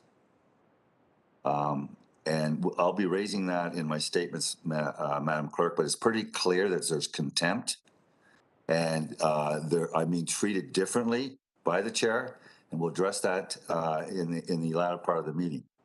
My question to Mr. Brenner is that there's a lot of information that's come out since the vaccine was mandated. For example, the courts, Pfizer was hoping to keep their research buried for 92 or 72 years or thereabouts, and the courts forced the release of those papers. And in those papers, it indicates that somebody that has had COVID actually had better protection, longer protection than the actual vaccine provided for. That's in their own notes. So many of our employees that didn't get the vaccine didn't think it was necessary because they already had COVID. Is that possible? Would you agree with that statement? Through the chair, Councillor Whitehead, I don't think that my personal opinion is of value here. I have my own personal reasons for why I may or may not have taken the vaccine, and I'm sure that all the city employees who are also on the list of people who've failed to disclose their vaccination status also have personal reasons, and I can't speak to those. I would 100% wholeheartedly agree with you in that there have been many, many things said about the vaccine and why we should take them, and there's been numbers and data, and it seems like the information is always in flux and often changing, and I understand why somebody might not want to take the vaccine, and I respect that desire and that wish. Thank you. It's my understanding most people see it as a therapeutic, not a vaccine, because it wasn't eliminating the virus. It wasn't targeting the right virus. Recent studies by the Ontario government, UK, and Israel has indicated that and suggested that the vaccines are the enablers of the genetic changes of the different strains that are coming through. And that's science. That's Ontario government. So I want to make sure that new science is coming out or new discoveries are coming out that might even vindicate those that had questions and concerns about the vaccine. And in that light, just like every other jurisdiction in the United States and even Ontario, we should reconsider the policy that we have on the books. Thank you very much. And you're done your time, and yes, you are being treated differently based on your behavior, Councillor. That is why I'm chairing in the process in the manner in which I am. Thank you, Mr. Bremer. There's no further questions for you. Next up is 9.2, John Corbett or Nick. Through you, Madam Deputy Mayor. I'm so sorry. Councillor Pauls is waving her hand. Oh, my apologies, Councillor Pauls. I didn't see you on the speakers list. My apologies. Mr. Bremer, please stay on. Councillor Pauls, please go ahead with your questions of the delegate. And thank you, Chair. Anyway, so Mr. Bremer, I'm so glad you came this morning. You had the courage to come. As you know, I'm the only one that voted not to implement the vaccine mandate. And my reason was not only because of the risk and liability that the city will have, but because of freedom of choice and human life aspect of this policy. I'm sure you heard a lot of people call you and told you the aspect of their life now, the stress that they went through. I've had dozens of people calling me saying the same thing. The city takes pride in saying we look after our own. The city takes pride on the health and safety of our employees. And I know this has caused a lot of stress. And I hope you stay around because we're going to talk about this in camera. We're going to talk about this situation. And HR has come out declaring that there's less risk if we keep our employees working. But the The most important thing, I bet you heard, is that they would lose their jobs. They won't have food on their table or a roof over their heads. I had literally one man called me and said, that's all I can do is sweep the streets of Hamilton. I can't do anything else. I'm in the truck by myself and I'm going to be terminated. To me, this is not about risk and liability anymore. This is about human life. And most people, I'm not against vaccine. I will never be against vaccine. I think they're good. And I think they did their purpose. But now, as we know, it has changed. Like you said, Mr. Bremer, it's evolved. It evolved to everybody gets it, whether you're vaccinated or not. I'm sure a lot of you have had the Omicron, whether you were vaccinated with 3 or 4. We have nursing home. They're all vaccinated up to 4, now 5, and they're still getting it. So it goes to the point that we have to look at this because we are a city of inclusion. I remember even the province said that it is different now, and they did not fire one civil servant. Did you know that even teachers don't have to be vaccinated? Police officers, they have a choice. And so I want to thank you for the courage to come and speak to us. And we will find out why we did not allow 10 other people that wanted to speak. We'll find out what was the ruling. I just told them, ask the clerk. I just directed them. Councillor Pauls, did you have a question for, I appreciate that you're thanking the delegate for coming and having the courage to speak at council. Yes. But did you have a question for the delegate? My question is, do you believe people, if they're going to be let go and not have a job, what would they lose? Not just their employment, what other things would they lose? Mr. Bremer? Through the chair, thank you, Councillor Pauls. I am aware that you are the only one that voted against this initially, and I thank you for that. And I think you have at least 400 other city employees who are going to hold a parade in your name at some point in the future.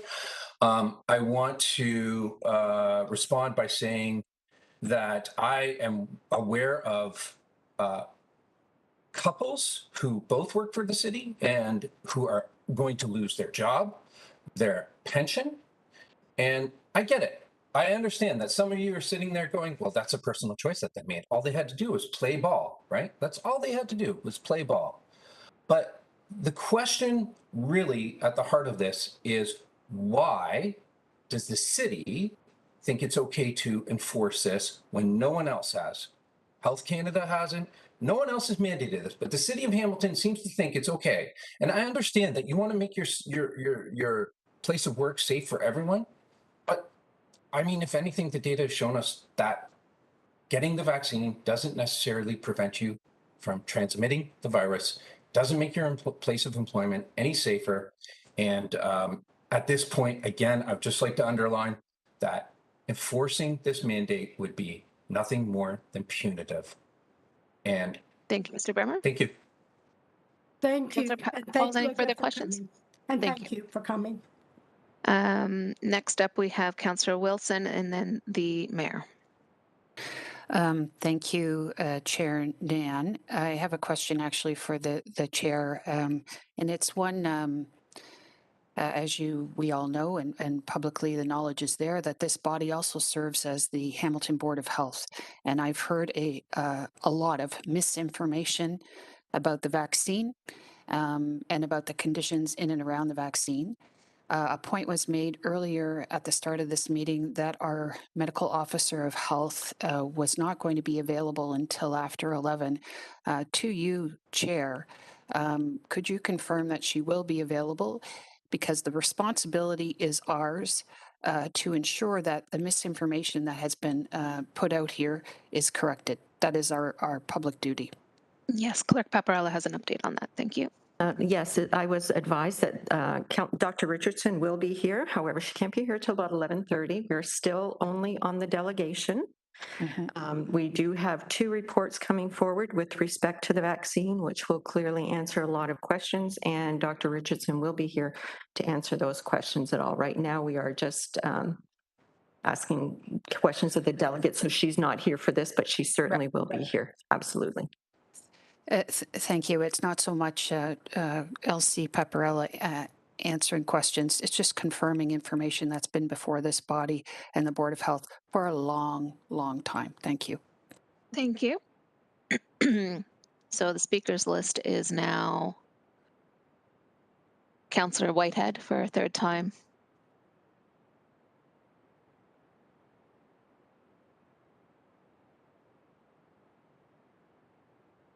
Councillor Whitehead. Sorry, I'm trying to play by the rules, and it seems like there's obstruction. I put a point of order up. Is that not take precedence, yes or no?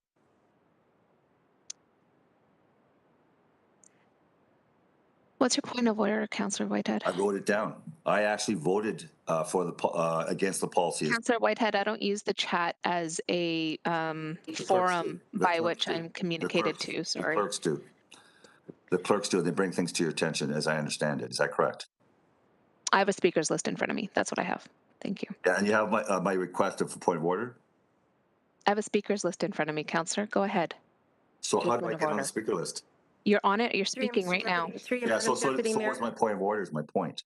Through you, Madam Deputy Mayor. First of all, I did not see it in chat. My apologies, because I'm busy looking at the speakers list through eScribe that everybody else is typically using. So I only have one head. It only spins in a certain direction. You vote, the way you voted is not a point of order.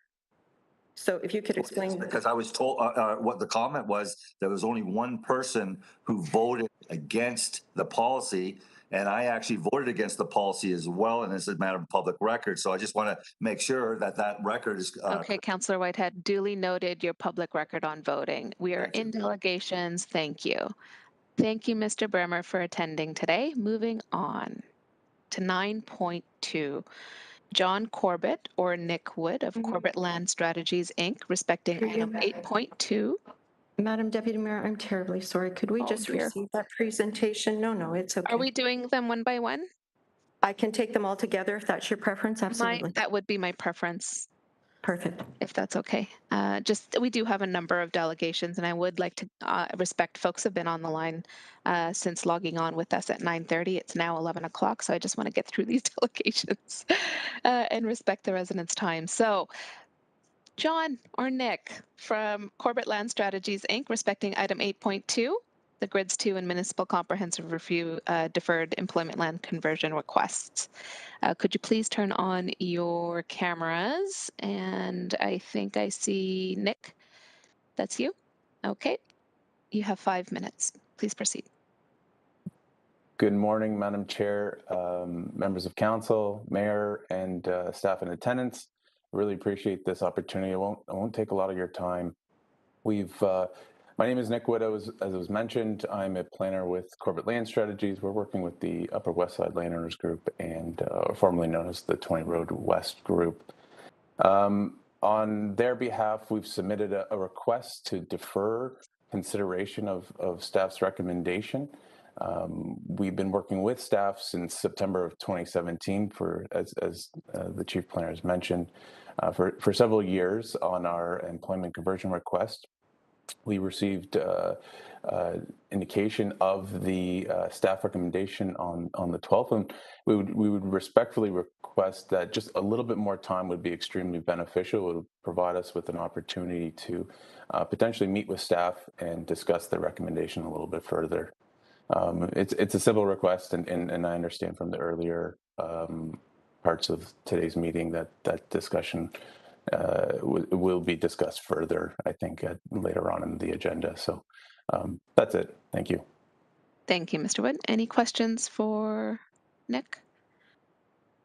Seeing none, thanks again for joining us this morning. Next up is 9.3, Francis Grabowski.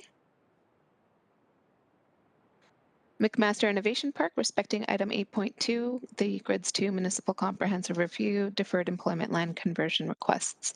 Francis, if you could please turn on your microphone. There you are, and your camera. You have 5 minutes. Please proceed. Perfect. Thank you, councillors. Thank you, Madam Chair. So I'm the VP of Development at Mcmaster Innovation Park. I'm joined by Drew Hauser from McCallum Sather, who is our master plan designer, as well as Nick Michaels from B Lions, who did our planning justification report. MIP is a innovation park. We do science 24/7, and that requires amenity spaces 24/7, and that requires density in residential in order for us to be successful and to have amenities that can succeed in the park and serve our tenants and our clients. We appreciate very much so from staff that they recommended moving the 8% residential allowance to 15% density. But our issue is really that it doesn't make sense to restrict it to 2 buildings or to what is referred to as clustering. And the reason I say that is because we could do 3 buildings. Currently, we're showing high rises. We could decide that, you know, a low rise and a high rise makes more sense, which could be 3 buildings. So we're still trying to respect and follow the 15%, but have the flexibility in the future to make decisions on the number of buildings. And then the clustering we just want to bring up is that we understand linkages. Linkages are extremely important. We need to be linked for residential to parklands, bike paths, walking paths, and the amenity spaces. So definitely linkages are a key piece of our master plan and of our planning, but we need the flexibility. So I just don't want to move forward with that much restriction within a bylaw, and just allow us in future, as we develop the parks over the next 5 to 10 years, to have the flexibility to follow the density. So that is basically my presentation. Thank you. Thank you. Speakers list is activated. I don't have anybody there right now. So I thank you again for joining us this morning. Oh, Sorry, Madam Deputy Mayor, I believe Councillor Wilson had a question. Thank you for clarifying. Councillor Wilson, followed by Councillor Whitehead. Thank you, Chair. I apologize. I didn't go through the proper door. Thank you, Elsie Paparella, for noticing that. I just want to make sure I understand the point that's being made by the delegate. The understanding is that their staff are recommending an increase in GFA from 8 to 15. And the understanding also is that it is the professional advice of staff that anything beyond that would trigger something much more significant, which could constitute a delay further. So I just want to make sure I understand what the delegate is advocating for: flexibility on the type of build and where the build is. Thank you, Chair. Yes, through the chair, Madam Councillor, what I'm trying to point out is that we agree with the 15%. We think that's appropriate in our park because our park is a life science park. But what we're suggesting is that we want the flexibility to build in maybe 3 buildings or 4 buildings and not restrict it to 2 buildings. The clustering is really, we just want to make sure again that we're allowed the flexibility, understanding that linkages are required, adjacencies to amenities and park settings, and bike paths. So all of the residential requirements, but still maintain the 15% density on the GFA. Thank you, Councillor. Thank you. Appreciate that. Thank you. Councillor Whitehead. Thank you. I'm trying to understand because I remember some of us were part of the regional council that supported the Innovation Center and the designation of employment lands on that particular very high profile site right next to the 403. I also aware of major high density development applications along Main Street and so forth, very close to this park. So I guess my first question is, and this is what we anticipated, was those lands would be filled with employment opportunities, not residential or even be utilized any part of it for residential. What changed? Through the chair, Councillor Whitehead, nothing's changed. We're not changing the employment lands. We're actually suggesting that we are increasing the employment lands. So what we're trying to do is the GFA is increasing, but we want to increase to a density that makes sense for residential. So we did have an 8% residential on the GFA. So now what we're suggesting is it's more appropriate in order to be successful to have a higher percentage of residential in the innovation park by still increasing employment lands and employment. So the obvious question, and I appreciate that through the chair, is are we not doing so well attracting employment opportunities and employers into those lands, and so we're trying to offset it?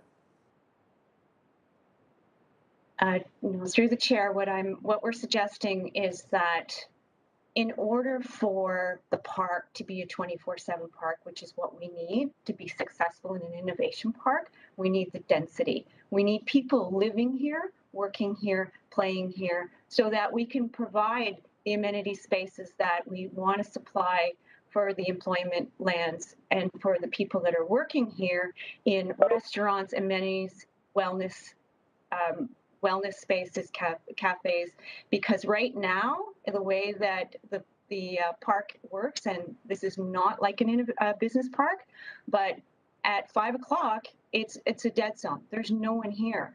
So we can't bring in the amenities that require the density for evening, for dinner, more than just for a lunch. That's what we're trying to do. An innovation park is very different, and that's what we're trying to build here. Yeah, so I just think I'm not asking for myself, I'm asking for the residents watching, how we give particular treatment to one source of employment versus others. So we have employment parks. You say it's different. They have 24-hour services. I can give you example, Maple Leaf, for example, which is a 24-hour operation. So help me understand how what you're doing is so significantly different than our business parks that we need to make these kinds of accommodations, allow it to become a residential piece as well. Because none of the other parks are allowed to do that. So I think what we're trying to say and what we're different is that we're an innovation park, we're not a business park. There are no innovation parks in Canada. This is new. But what we're trying to say is that business parks right now, currently, at the end of the day, everyone goes home. And so the restaurants are not, I know you're saying no, but it's the truth. The restaurants are not there. What we're trying to do is provide those amenity spaces that make sense. This is what is going to work for our park. This is what's going to make our park successful. We've done a lot of studies and brought in a lot of experts to look at this. And this is why we're suggesting, and I just want to say, before you interrupt me, I just want to say that we are not asking to add residential. We are asking to increase the percentage of residential density on the park. Thank you. That's a footprint question, but I'm only going to ask when we have the report come up of staff, is it true that none of our business parks have 24/7 operations? Thank you. Councillor Ferguson, first time, and then followed by the mayor. Questions for the delegate. Thank you. Yeah, thanks, Madam Chairman. And Francis, thank you for being with us today. A question to you is, you mentioned that the business park or the innovation park is a 24/7 operation. Is the purpose of these residential units for the general public to buy a condo there or to stay there? Or is it the purpose of scientists that may come and stay for an extended period of time to work on a project and then either move back home or move on to another location? So is it intended to house people who are working in the park only, or does it go beyond that? Thank you for your question through the chair. This is, there's more than just, I'm trying to say there's two parts to this question, and I'll try to answer it as best and quickly as I can. First of all, we're not doing condos. The land is owned by Mcmaster University, and so when we did our study and when we did our residential study, it's rental units that the demand in our communities for rental units and not for condos. So we're not building condos. That's the first question, or the first answer to your question. The second is that we are also providing long-term stay and hoteling on the property as part of our master plan. So this is not long-term stay. This is for the public to rent units. We're also working, just so you know, with the YWCA to have affordable housing on our park as well as part of this residence. So we're trying to serve the public, not just the park. Interesting. Okay, thank you. Thank you, Councillor. Next up is Mayor Eisenberger. Thank you very much. And, you know, we all continue to have great aspirations for Mcmaster Innovation Park. And it's, as Francis has pointed out, and maybe I know that Drew Hauser is on the call as well. Maybe he could speak to this as well. This is not a new concept for the Innovation Park. It always included a component of residential to service the researchers and folks that come there to do the quality work that they're there to do, that might want to kind of cohabitate in that space. And so that's always been part of the concept. This is not a new kind of a wrinkle that some are trying to suggest. And, you know, it is Innovation Park, and it's about creating dynamic, innovative collision space for thoughts and ideas for both people that come to work there and some people that may come to live there. So I'm really excited about, you know, being able to assess the opportunity to make a modest change that might accommodate that to a better degree, and I think that's worthy of us to do. But could I ask through you, and I do appreciate your presentation, Francis, and I know Drew Hauser and others have been very kind of dialed into all of this. Could I ask through you to Drew, I mean, in terms of your knowledge, Drew, of the park, and certainly of kind of novel integrated design, what your thoughts are in terms of this proposed change? And again, it's not a departure from what's Innovation Park has been, but an adjustment in terms of numbers. Through the chair, am I allowed to speak? Yeah. I just asked you to. Drew, you're part of the delegation, All right, correct? thank you. Firstly, what I would say is that the biggest part of this is it's a business. So this is not, and it's a business that's the size of a campus. If you compare it to Mcmaster or Mohawk or Hamilton Health Sciences, and I would go to easily to ArcelorMittal, they know their business and they know the structure. They've also have land use planners and compatibility studies that they've done where they've looked out globally at how these innovation parks work. And that's who we're competing against. It's global. And this is a $2 billion plus project. So it's massive and it's huge, and they are the experts. MIP has the team that is putting together their business plan and how to run it. And totally respect and appreciate all of the professionals and the planners and their questions with regards to the site, the master plan, as well as the various projects that are occurring on the site. But it's absolutely essential that when you're running your business, you're able to locate the things that make the most sense for your business long haul. This isn't plan it out, build pieces, and it's done. Science doesn't stop. Science changes all the time, and the square feet and how this whole campus, in a sense, will develop is very different than other businesses. So it is proven at MIT in Boston, amongst other competitors who Hamilton would be competing against, that residential needs to be integrated into the buildings. At MIT, for example, there's many buildings that are laboratory and industrial research facilities with residential at their base and science above. and it's actually a great solution. And it's really important because science never shuts down, that they have those amenities of where to go. We don't want to develop what I can say is what Toronto was many years ago in the financial district. It was all the same building typology. It shut down after dark, and it was a closed entity. My kids walk through this this part of the city every day to go to school, as Maureen knows, and a few others. So it has to connect to the city as a whole, even though it's a special kind of place. The architecture is different, the land ownership is different, and we need those eyes on the street to keep it vibrant and exciting. And we want the community to go into this type of industrial or employment lands much different than other employment lands, because we want to attract and retain the best in the world. We need to keep it exciting. You're not competing against another local city. You're competing against huge campuses. You can think of the Googles and the Apples, the whole complexes that they're building.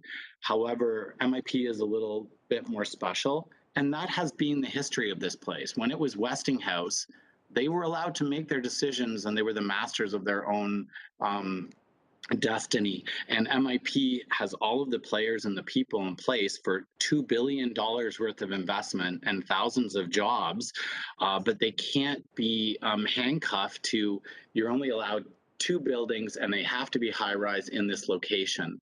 So that is the only thing we're talking about today. Allow them as their own business persons to make their own decisions on where they're putting housing. And as long as they're meeting the mandates of the percentage of the gross floor area and the percentage that they can build for the housing, let them locate it where it's smart for their site. Good points, Drew. I really thank you for that. And again, just to kind of reiterate, this is not your everyday business park. This is a Mcmaster Innovation Center, and it requires collision space. And that's been kind of the foundation of the research and bringing like-minded venture research individuals together. That's what the Forge is all about. That's what Innovation Factory is all about. That's what the Fraunhofer Institute was all about. And part of that overall concept included a component of residential right from the very beginning. So this is not new stuff. This is new. Now having a look at as the park evolves, and there are significant investments on the horizon. How do we adjust to continue to advance that very innovation corridor that we all are so proud of? So thank you for the presenters, and I'm certainly open to having an opportunity to review this and come up with a recommendation percentage that will allow some flexibility but still stay within the parameters of the appropriate residential component. Thank you. Thank you. Councillor Clark, you're up next. Thank you, Chair. Can you hear me okay? Yes. Perfect. Just one question, if I may, of the delegate chair. Is it the vision to have these residences to be available for the researchers that are going to be working on site? Is that the long-term intent?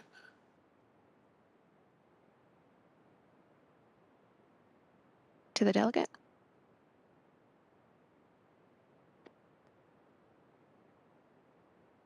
Francis, do you want me to address that? Yeah. So yes, sorry, my connection just went out. So no please problem. go ahead, Drew. It's okay. My connection goes out all the time. Sorry. Through the chair, Councillor Clark, it's who lives there will change over time. So that could be one of the business owners could live there. It could be a researcher that's at the park for a 2 or 3 year period.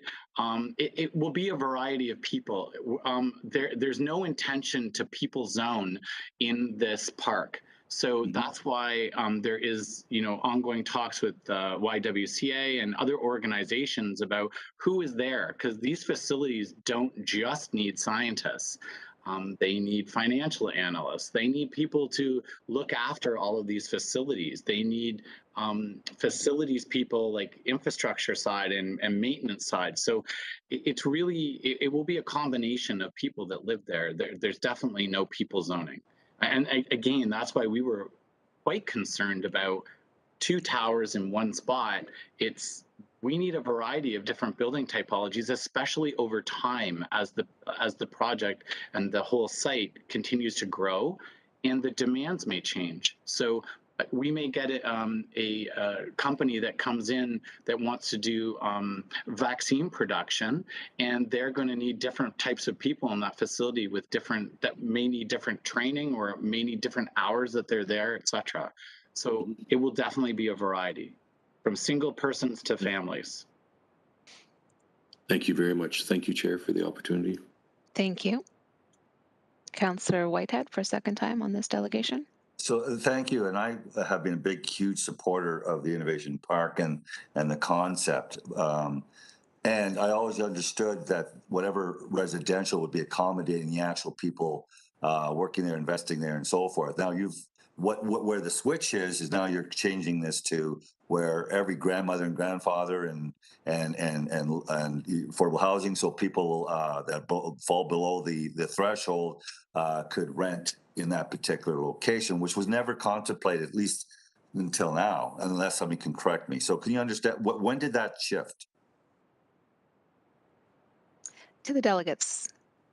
Our planner might be able to best answer that, Francis, or yourself. And I would have one question after that. Oh, Francis, you're muted again. Yep, perhaps that clarity could be sought offline. Oh, Francis, we can hear you again. There we go. Okay, so sorry. Nick, do you want to respond to that?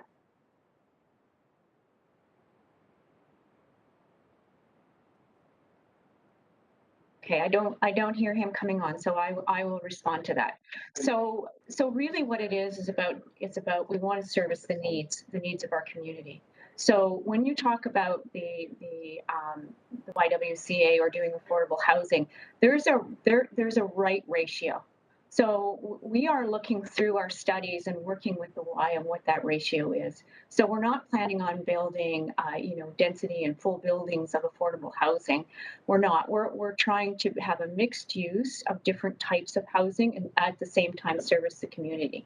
So it could be of a unit of a building that's 180 units that only 60 of them are going to be affordable. That's what makes it work, and we want to be able to provide those services. So really, again, it isn't necessarily a change or a shift. It's just looking at it deeper, doing studies and understanding what the needs are of our community. So the switch is that you're looking at the community versus your specific needs, and that's where the switch was taken. And that's why I want to highlight that concern, because this is a switch in regards to. My understanding is that any residential would be servicing the Innovation Center. Now you're talking about servicing the community, which is a different concept, and it's laudable. I'm not suggesting it's a bad thing, but can you imagine if every business park we got into that arrangement? You're in prime real estate. You're on the 403. We have made enough mistakes, legacy mistakes along the whole corridor where we built residential and not create prestige parks like Brantford and along the highway to Toronto. You see nothing but prestige and employment lands and so forth. So you're in key prime real estate, and you want to build residential for the community versus concentrated employment lands, which was our hope.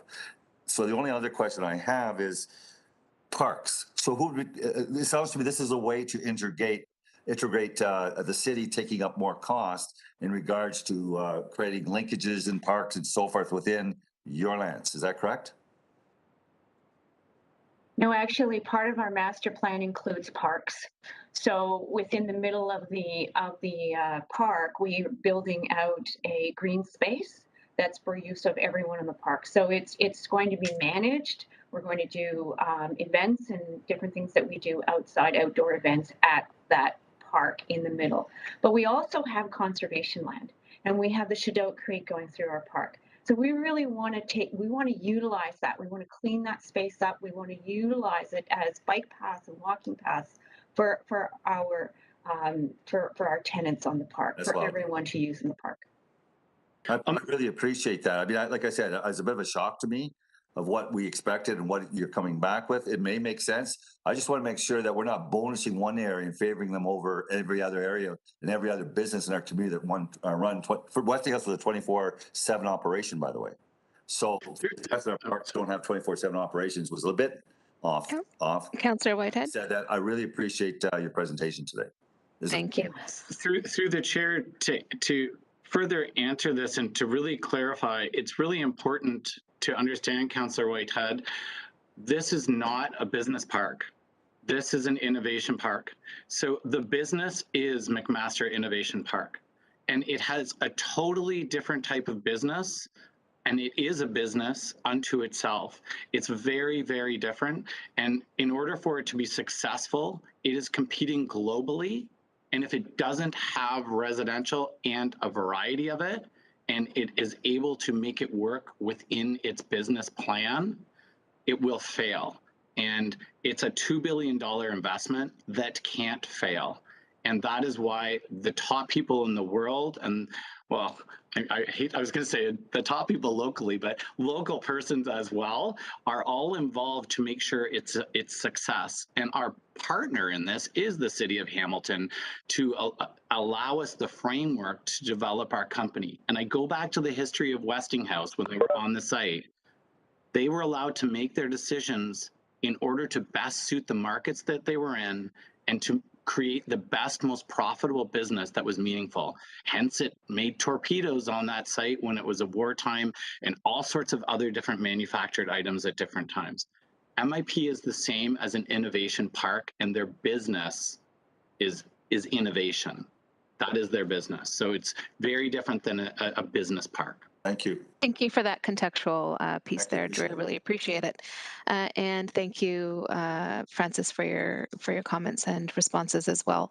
Seeing no further questions, again, thank you both for joining us, and we'll receive that delegation along with the rest in a batch. Moving forward, we have Nancy Friday from GSP Group Inc. respecting item 8.3, report PED 17010Q, evaluation of urban boundary expansion request for Waterdown. Nancy, if you could please turn on your camera and microphone. And just look through the grid. I think I heard your microphone go on. Nancy? Yes, good morning. There you are. There I am up at the top on my screen. Yes, I'm hoping to share a screen just showing a map. So I'm getting that up now.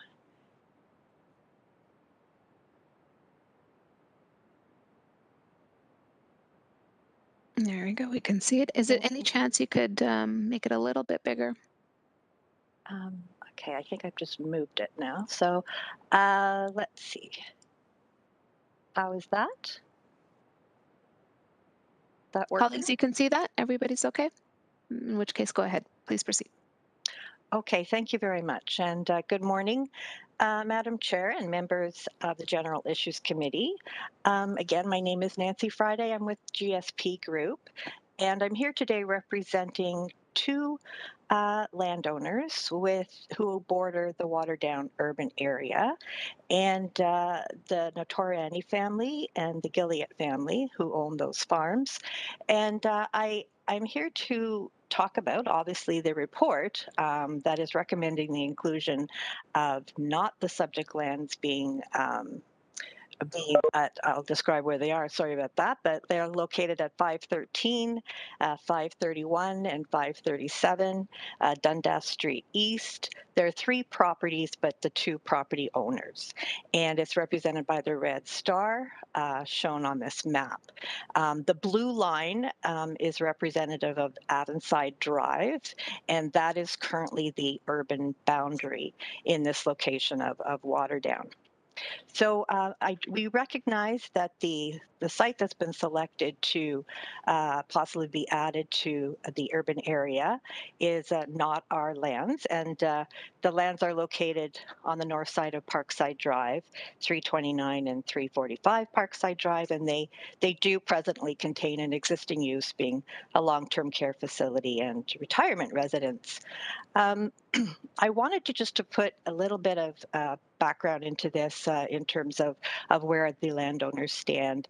What we're looking at really, when you come to Waterdown, to expand its boundary, you're either going to be expanding into the Greenbelt Plan area or the Niagara Escarpment Plan area. So the subject lands on Dundas Street East, they are located in the Niagara Escarpment Plan area. All the lands to the west, say in this area, were at one time probably designated rural area or protection area in the escarpment plan, and now they become Niagara Escarpment urban area. So we are a little different in terms of some of the other requests that the city had, but what is important to remember is that we also have the term Greenbelt area, and the Greenbelt area includes protected countryside and natural heritage system in the Greenbelt Plan itself, as well as lands within the Niagara Escarpment Plan. So we have Greenbelt area surrounding the urban area of Waterdown. So they're designated rural area in the Escarpment Plan. We were aware of the evaluation criteria the city was putting out. We reviewed the initial set of evaluation criteria, and our first letter to the city with a justification for adding the subject lands was May 30th, 2021. We waited, we waited, and the process evolved. And then we were told that, during the November 2021 discussion on the MCR and the OPAs, et cetera, that there would be no decision at that time on the Waterdown expansions. And then, of course, it was reduced from 10 hectares to 5 hectares. And then there was the decision about no urban boundary expansion. And then here we are today. Still, we have the small minor expansion being considered to Waterdown. While the owners have some concerns about how the process unfolded and how the subject lands were assessed, I don't really want to get into those today in any detail. They are contained within the letter that was written and is presented to you today. I think I want to focus on the request in the letter, and I will get to that now. So I wanted to say that these two families have been involved with the urban area expansion of Waterdown for over 30 years. And the owners have been continually advising governments, whether municipal or provincial, that there's some real land use conflicts evolving here because there's a poultry farm on the subject lands, livestock facilities, manure storage facilities, and there's cropland right adjacent to the urban boundary. And urban uses have been encroaching steadily and are right there at the doorstep now. And there's definitely some constraints, some very serious constraints and viability issues for the operation of these two farms. So the first step that the owners took in 2015 was when there was the provincial plan review. We made a request to become escarpment urban area. Justification was provided. That process took a couple of years, and the Niagara Escarpment Commission staff said, "Oh, okay, yeah, we understand the concerns. We think the City of Hamilton should have a look at this as part of their MCR." So we were hopeful, and we thought, okay, there's some hope there in terms of some movement. And so the city now has taken a look at these lands as part of the MCR, and they find, unfortunately, that they're restricted by provincial plan legalities and some inconsistencies. And what that means is the Niagara Escarpment Plan, you're allowed to expand into the Niagara Escarpment area, but the province only considers those expansions requests during a provincial plan review. And we were part of that. And they refused the application, as they refused many other applications in 2015. But now we're back at the MCR, and the city finds themselves in a position of they can't legally designate these lands urban because it has to be part of a provincial plan review. So staff have sympathized with us in the report, and we appreciate that. It has been a long process for these owners, very long, with no forward movement. So what we want is what we are requesting the committee today is just a motion to help us along our way, help the owners with their endeavors, because the agricultural urban use conflicts are increasing and the viability is lessening. So the request is to direct Hamilton staff to support us, the owners, in finding a workable solution in coordination with the province to effect the necessary change regarding the subject lands and to address the land use conflicts that are now before us. And that would really assist us in going forward, because I think to get out of this circular process of provincial plan review, municipal comprehensive review, we can't do it. Maybe they can do it. There has to be some change to allow this to move forward. So we appreciate the staff report. We understand we have not been the selected site. This is not in the Greenbelt Natural Heritage Area. It is not protected countryside like some of the other sites, but it is an agri-escarpment rural area. So we appreciate the valuation and appreciate your time today. And we are really hoping that a motion can be put forward and that we can work with staff to resolve the owner's concerns. So I thank you for your time and happy to answer any questions. Thank you, Nancy. And just going to wait for a second and see, are there any of my colleagues on the speakers list for this delegation?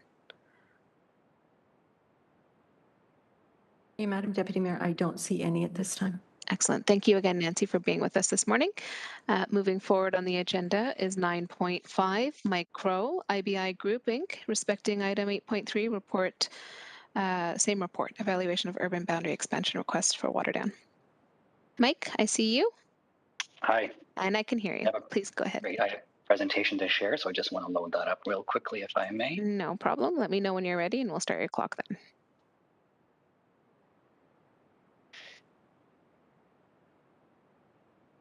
And hopefully everybody can see that now. We can see it, yeah. Please proceed. Great, thank you very much. Thank you very much. So thank you to you, Madam Chair, to members of committee, to the mayor and stakeholders participating in this GIC meeting. My name is Mike Crow, C-R-O-U-G-H.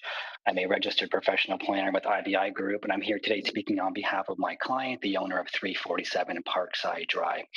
So it's my pleasure to speak to you here today. I have a focused presentation. Really, I'm speaking to the staff report and recommendation for the Waterdown urban boundary expansion.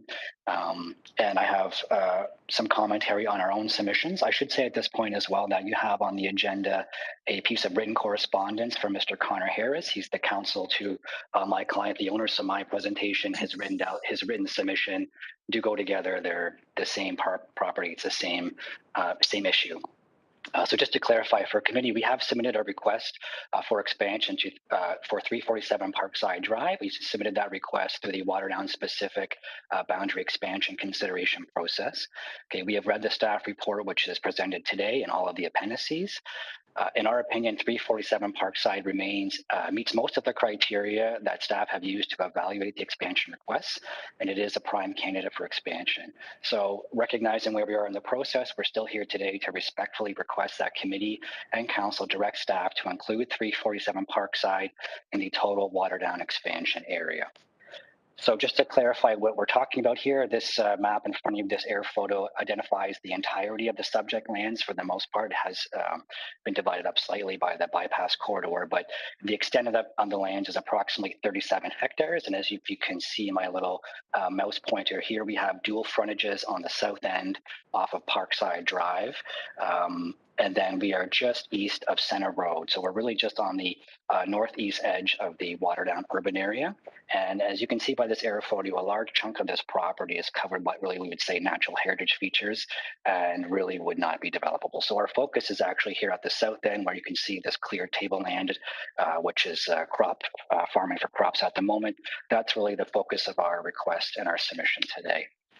We did write I think a fairly thorough planning justification report. We made our submission back in December to staff. We used the city's criteria to evaluate our expansion request. So we proposed something a little different. We proposed something a little larger. So before you have our concept, the boundary expansion is really this dark red dash line you see kind of a bit of an irregular shape. And what we've tried to do is work with the policy context of the Greenbelt Plan and the Growth Plan, which limit the size and the number and the component of residential, so no more than 10 hectares and 50% residential. We've looked at the boundary of the natural heritage system in the Greenbelt, which is sort of that medium green color you see surrounding this image. Okay, we've looked at where is the town and village designation in the Greenbelt, which is this yellow color here. So that really provides sort of the jumping off point for an expansion request. And then we kind of layered on the proposed, we're calling the east-west bypass corridor, and we have the route assimilated into this mapping here. And you can see that it cuts across 347 Parkside on this sort of curved angle here. So when we put all that together and we look at some existing mapping and air photos of natural features, and there's even a hydro easement that runs through these properties here in sort of the pink line as well. That gave us a total expansion area of about 9.63 hectares, about 4.5 of which could be accommodated on 347 Parkside. So this piece over here to your left is Alexander Place. There's some vacant land in between, and then we have our clients' lands here, which are in the lighter beige. So that was our expansion request. We really worked hard to show that something a little bit larger than this site could also meet the 50% residential component by using the institutional use as Alexander Place, so to offset that as well as some of the utility lands, and then meet that 10 hectares. So that's our submission. But to be clear, we only represent 347 Parkside, and really I'm speaking to that specific land today. The request we put before staff and is now before committee is small scale and minor. It's definitely within the expansion policies permitted by both the Greenbelt Plan and the Growth Plan. It would provide lands for future development, the uses of which could be determined at a later date. The lands we're speaking with are outside of the natural heritage system, and I'll show you a graphic in a moment to illustrate exactly what I mean by that. And as I just illustrated, the lands are impacted by this planned transportation corridor. And what will result is if these lands aren't included in the urban boundary expansion, a set of remnant lands that really won't be viable for farming anymore, but can't be used for urban uses and will just be left there sort of at the margins without much value. I think this graphic illustrates it quite well. So this is from the staff report, and all I've done is just layered on a bit of graphic material to highlight 347 in green, which is the subject of my submission, plus the adjacent Alexander Place. And the red boundary just highlights both sites in their totality. But if you can look at the upper corner of 347, again, you can see where the bypass corridor is going to cut across these lands.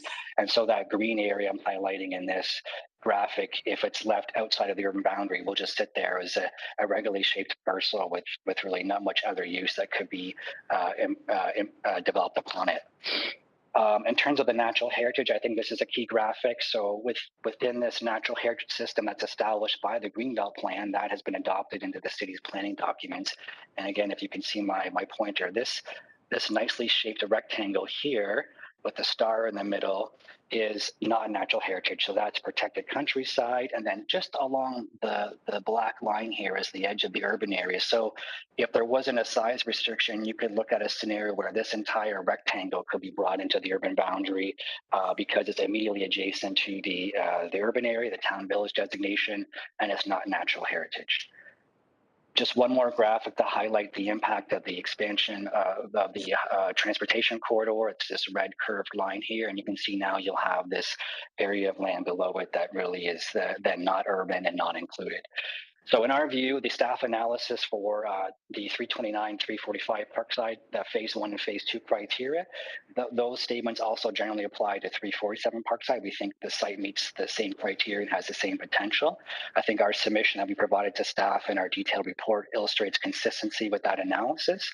And we think a combined expansion actually, which would include 329, 345 plus 347 would be good planning and would be logical. The reasons are many. This is just a list of things in front of you that I think line up quite well with the staff analysis and the criteria. These lands can be efficiently serviced. There are no significant transportation impacts that will result, still small scale development. We can incorporate a range of uses, contribute to a complete community. We remain free generally of any natural hazards, and we can focus a development area within a park component that's not impacted by natural heritage system. These are not prime agricultural lands. There are no built heritage resources. And then future development can be conditioned. So if there's a discussion on mixing of uses and how to go about a complete community, that would come at a later date. So this last point I think is really critical because this type of analysis and this submission can only happen through an MCR. There's no application that can be made for a planning owner or a property owner. There's no planning application that can be made by a property owner for such a request. These types of requests and analysis can only happen through an MCR. That's the policy given by the growth plan and the Greenbelt plan. So we have no choice but to make our submission. And that's it. Thank you, Mike. Okay, thanks very much. I appreciate it. That's my last point anyway, so thank you very much, and I appreciate the time. Happy to answer any questions that might be. Much appreciated. Colleagues, any questions? The speakers list has been activated in eScribe for a while. And seeing no other indication, again, thanks, Mike, for joining us today.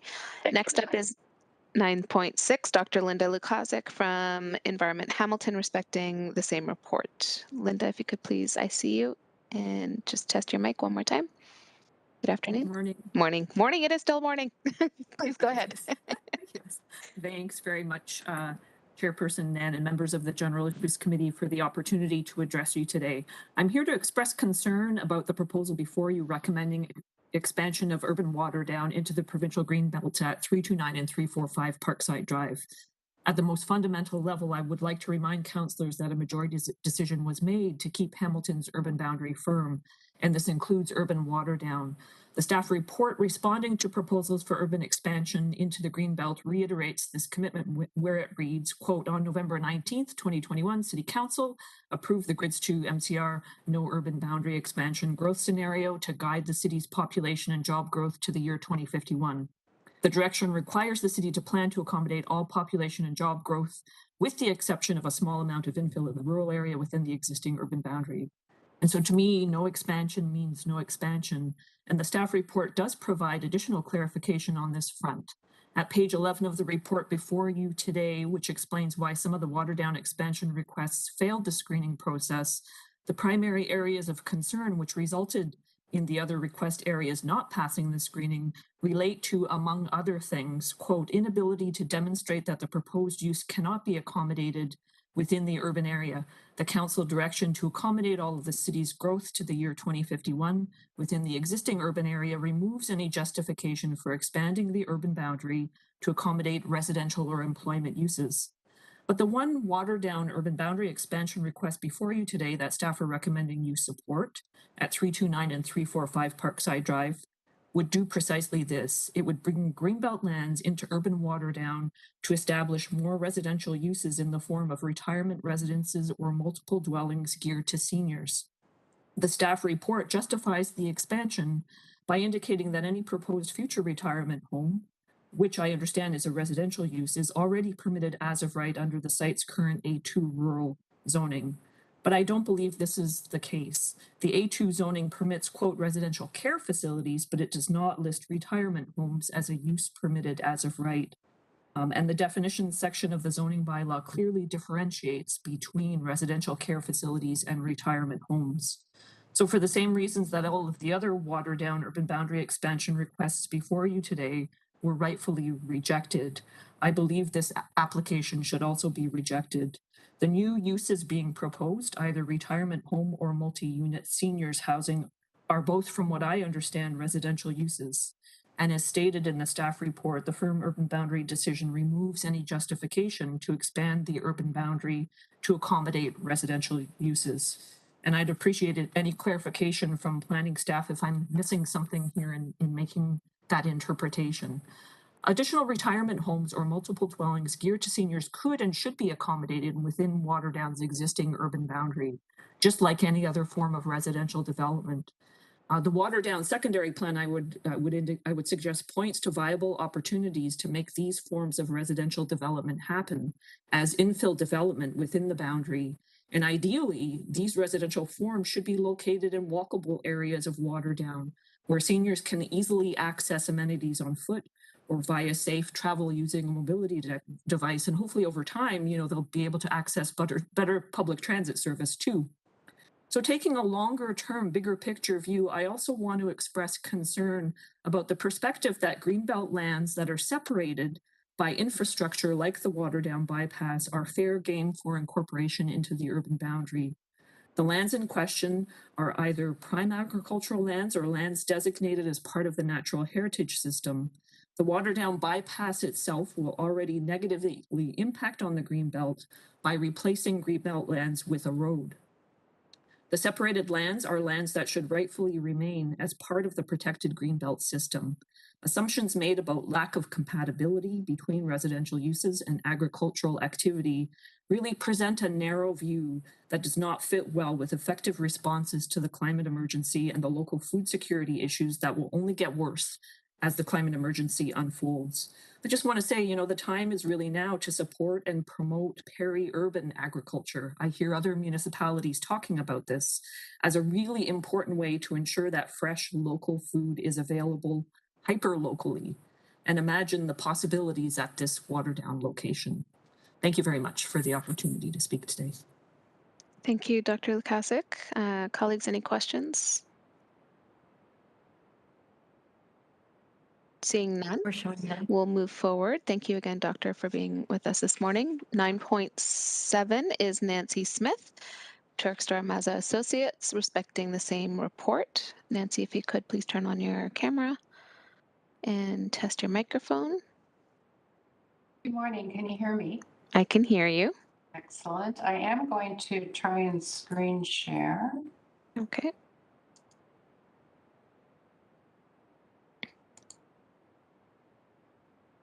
It's loading up.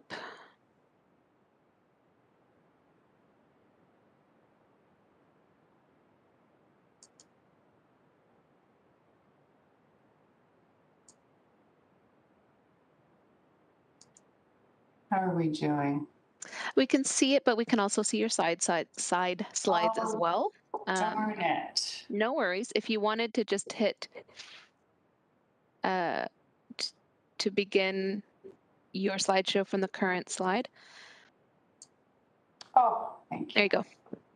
And we can see it, and we'll begin your time. Thank you very much, and I appreciate the opportunity to address you, Madam Chair and Committee. It's nice to see many of you that I know well. I do appear on behalf of one of the properties that was not recommended in the staff report. And I'd like to show you where my client's property is with this graphic. My client owns 25 hectares, and you'll see Parkside Drive at the bottom of your screen, and then you'll see the bypass in the middle of the screen. To the right at the bottom, you'll see Alexander Place. And to the left at the bottom, you'll see an existing residential community. And my client is boxed in. He's boxed in by the bypass, and he's boxed in by urban boundary on all three other sides. Now, when we initially submitted our request to staff, we were asking for more than 5 hectares. Back in 2005, and you'll see this all outlined in my letter, but I will highlight it for you here. That's when the Greenbelt Plan was applied to this property. My client engaged in the 2015 Greenbelt Plan review, many meetings, and at the end of that process, my client was working with the city. And my client sold the bypass lands to the city unconditionally. No expropriation, sold them as part of that process. But part of the discussion then was, we know your land will be south of the bypass, so submit a justification package to have those lands removed from the Greenbelt Plan. So he did. And the city accepted that justification package. The city of Hamilton, accepted that package and supported a Greenbelt Plan adjustment request to the province.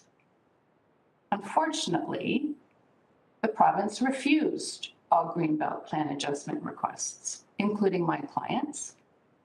And the province told Mr. Consoli to engage the growth plan boundary adjustment process during the next MCR, because that's his only option, and that's why I'm here today. But the difference between my client's lands and the other lands that you've heard pitch from Ms. Friday and Mr. Crow, the difference is my client's lands fit the policy regime that you're operating under. The growth plan does allow you up to 10 hectares to be added if residential permissions are not more than 50%. If you accept the staff recommendation, it's 5 hectares. My ask is that you use the remaining policy available to you to implement the Greenbelt Plan adjustment that you supported back in 2015. That's my ask. You do not have to go outside policy to fix the anomaly that is created by adding the Alexander Place in.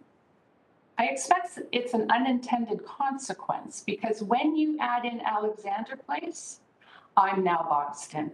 And my client, to assist you with your other policy objectives, will donate land to the city.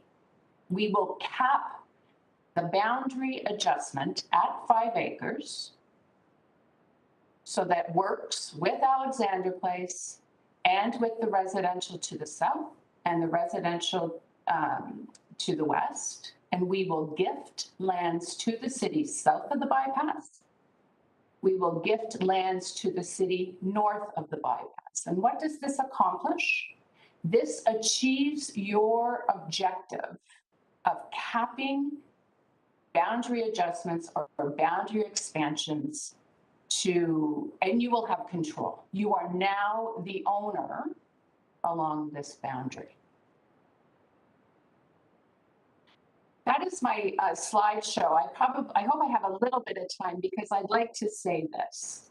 I do expect that what has happened here in relation to my client's lands wedged below the bypass is unintended because you have essentially created an infill site with no underlying urban designation. It's essentially an infill site that does not have an underlying urban designation.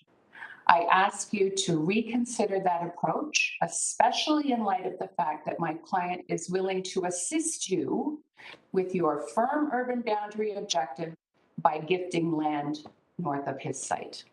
I thank you for your time. Thank you, Nancy. Any questions? Seeing none, we have come to the conclusion of our delegations. Again, thank you to everyone who joined us now this afternoon. I will require an electronic vote to receive all of the delegations. Moved by Mayor Eisenberger, seconded by Councillor Partridge.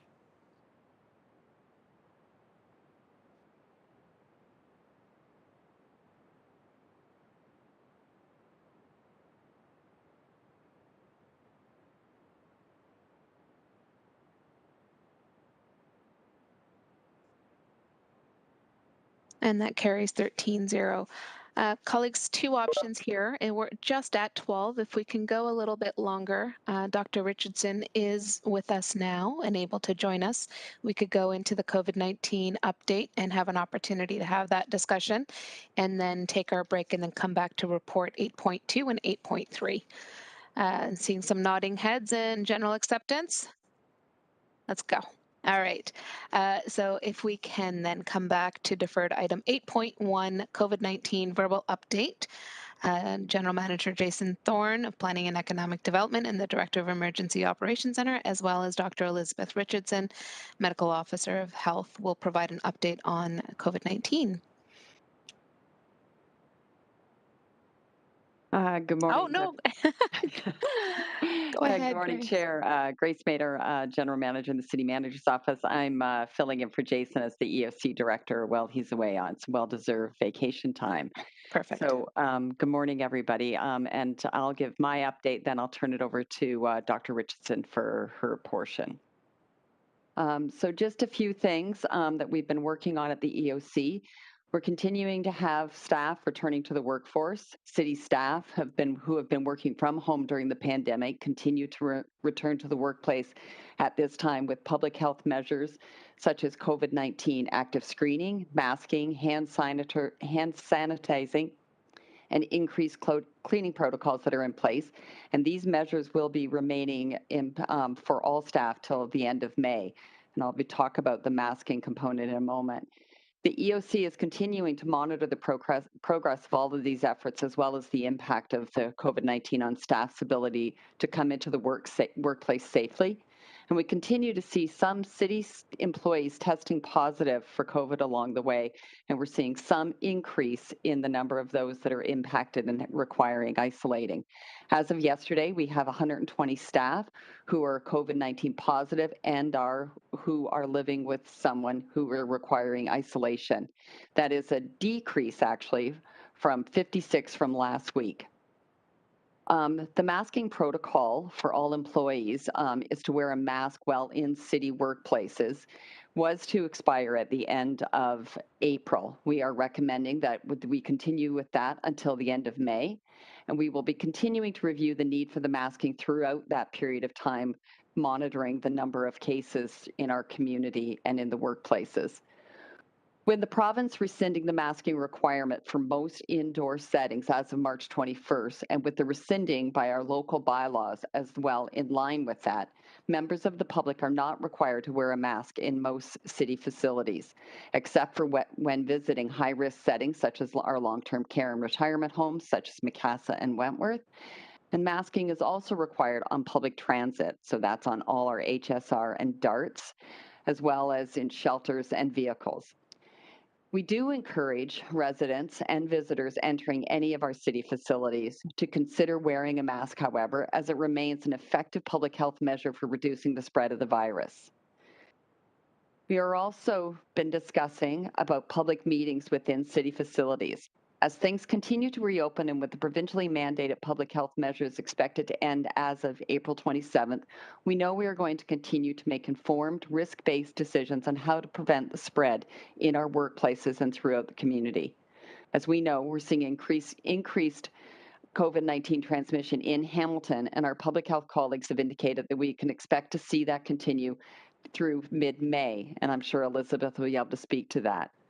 While members of the public may start coming into city facilities as of next week, starting April 25th, for smaller public meetings, as we had previously shared with Council, it continues to be the recommendation of the EOC that we keep indoor public meetings to a minimum at this time, and to keep smaller meetings if we are having them. Where indoor meetings are taking place, key protective measures should be in place, such as passive health screening upon entrance and setup that provides for the physical distancing for those people involved, and a supportive environment for mask wearing if attendees wish to wear one. So with that, I'm happy to take any questions now, or I can turn it over to Elizabeth at this point in time. Thank you.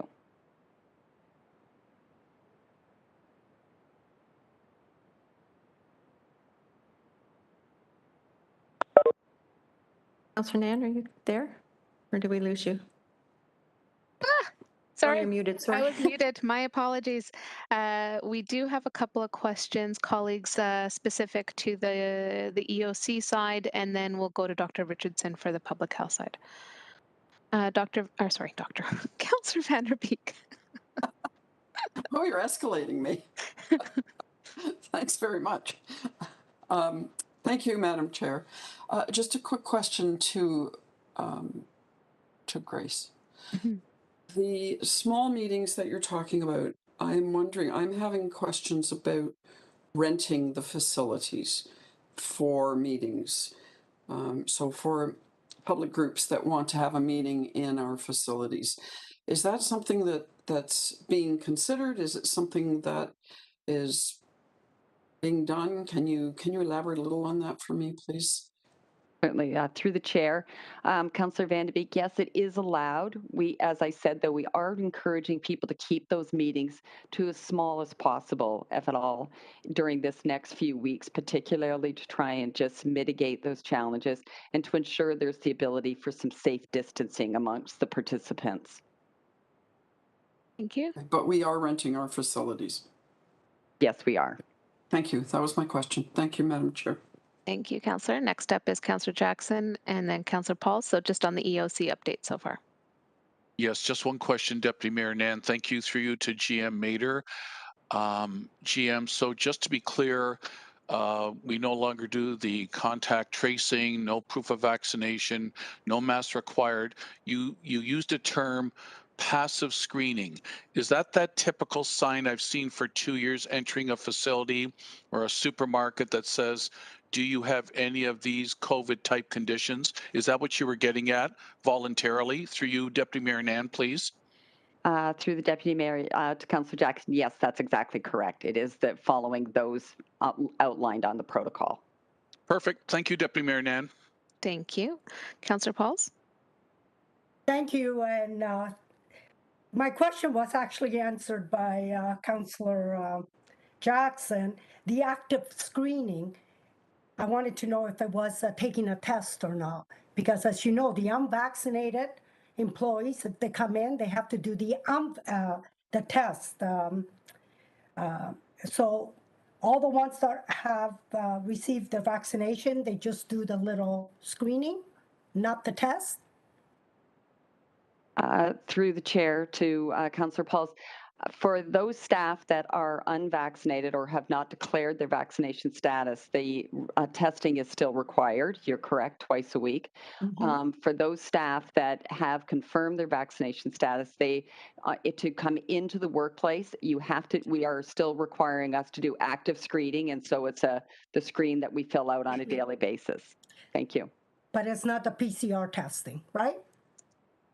No, that's not the requirement, right? I'll ask my question to Dr. Richardson then later. Thank you. Thank you. Next up is Councillor Clark and then followed by Councillor Wilson on the EOC components. Thank you, Chair Nan. I have a question about our facilities. So I believe all of our facilities are open now, except for those that have just undergone some reconstruction or things like that. Through the chair, yes, Councillor Clark, as of next week, all of our facilities are open. And does that include our pools where it's possible to open them? Through the chair, yes, the pools are open as well. Can I ask Chair Nan if the EOC would look at and contemplate having free open swims in our pools now that they're reopened, almost as a benefit to the local community, recognizing everything that they've gone through, and come and have a free swim, that type of thing. I don't know what the process would be given where we are with the EOC being operational and council also making decisions. It would be a service enhancement or service consideration. So I'd assume possibly through recreation at ECS, but GM Mater? Through the chair, Councillor Clark, we could certainly take that to the EOC for a discussion and bring that back either back to a COVID update through GIC or to ECS as it impacts recreation and to what the implications may be and what would be required. I would appreciate it if they could do that. I'm not sure if that is required as a motion or it can be taken as direction, and it can go back to the ECS committee where it's appropriate that they receive that information and deliberate on it. Thank you, Councillor. Next up is Councillor Wilson. Thank you, Chair Nan. Thank you, Ms. Mater. I think I missed it.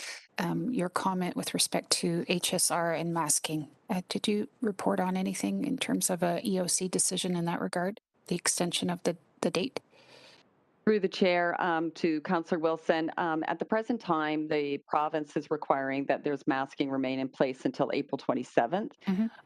With the EOC is reviewing that, and actually our HSR director, Maureen Cousin-Heath, has been reporting back about where other communities and what their plans are as well, so we could take that as informed, and the EOC will then be discussing it next week. Thank you, Ms. Mader. Just for my colleagues and anyone listening, I brought this matter up last Board of Health because Dr. Kieran Moran had opined in his last press conference that it was his opinion that that April 27th deadline should be extended for masking on public transit. And I believe that Dr. Richardson may have echoed that sentiment with reference to the social determinants of health and those who use transit. So I await your decision. Thank you. Thank you, Councillor. Next up, we have Councillor Ferguson. Yeah, just one question. I saw an email this morning. I'm just frantically trying to find it, but it came from the city manager where it looks like we're going to delay the opening of council chambers now until the end of May, but they're looking for confirmation this morning. Has that decision now been confirmed and our council chambers, are we going to stay virtual both for public meetings and for council meetings and committee meetings until the end of May? Through the chair to Councillor Ferguson, yes, that is the recommendation of the EOC that we defer the starting of the hybrid meetings until the end of May. Okay. So that's a month later than we've been told for quite a while, but I understand that. And I just wanted to be clear for some delegations are waiting for public delegations. And so I can now tell them really the 1st of June.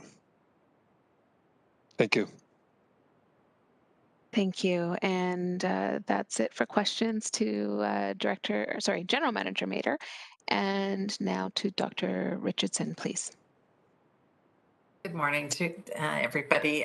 It's a pleasure to be here and talking about COVID-19 today, in that we are starting to see locally some stabilizing of some of our numbers. It's a little early in the trends, but as you've been hearing about, I think from others as well, there are still increases across Ontario more generally, but we are starting to see some stabilizing in our case trends. When it comes to hospitalizations, those have continued to increase, and we know they're a lagging indicator. And so we're continuing to watch that very closely. As you know, as we go through this phase, there's been a transition in terms of how we monitor things and how we work through in terms of using requirements in order to take control measures versus recommendations to take control measures. And so we're very mindful of watching that walk through. I heard Councillor Wilson refer to the work that Kieran Moore had done last week and the announcements there, and just confirming again, we are expecting this trend to go on, this elevated level of transmission to go on through the month of May, likely peaking early in May and then tailing off, but continuing to stay elevated into early June. And so we'll continue to watch these numbers, see where they go. And continue to make recommendations for people around, continue to do things like getting vaccinated, still number one in terms of the action that people can take that will best protect them against severe outcomes. Continue to wear a mask in indoor public spaces. And that, again, likely as was the reference to Dr. Moore's comments around transit and such places, really, echoing that advice is, as you were right, Councillor Wilson, I had said before, that to continue to have that beyond the existing mandate that's required by the province. And so we're still waiting from the province to hear what they're going to do, but recommending that we continue in that regard. And then, of course, all the things like staying home when you're sick, very important to do. We are continuing to see, as well as you've heard, the staff absences have started to come down a little. So continuing to watch that a little bit, but very important people stay home. The hand hygiene, following the guidance if you do have symptoms of COVID-19, getting tested. If you fall into the group that can have testing because of either the circumstance in which you work or because you're eligible for treatment, and you can use a RAT test for that as well, the rapid antigen tests. To use those tests liberally to make decisions, but or to understand whether or not you've been infected, but then, of course, to follow through with the guidance if you find you do have COVID-19 or have symptoms that are compatible with it. So not a lot of change from our Board of Health update last week, but very much in support of the changes that are the continuation of measures that are happening at the city level, and happy to take any further questions. Thank you, Doctor. We do have a speakers list. First up is, just to clarify, because this is all under the COVID-19 update. Got it. Councillor Whitehead first time, and then Councillor Wilson second time.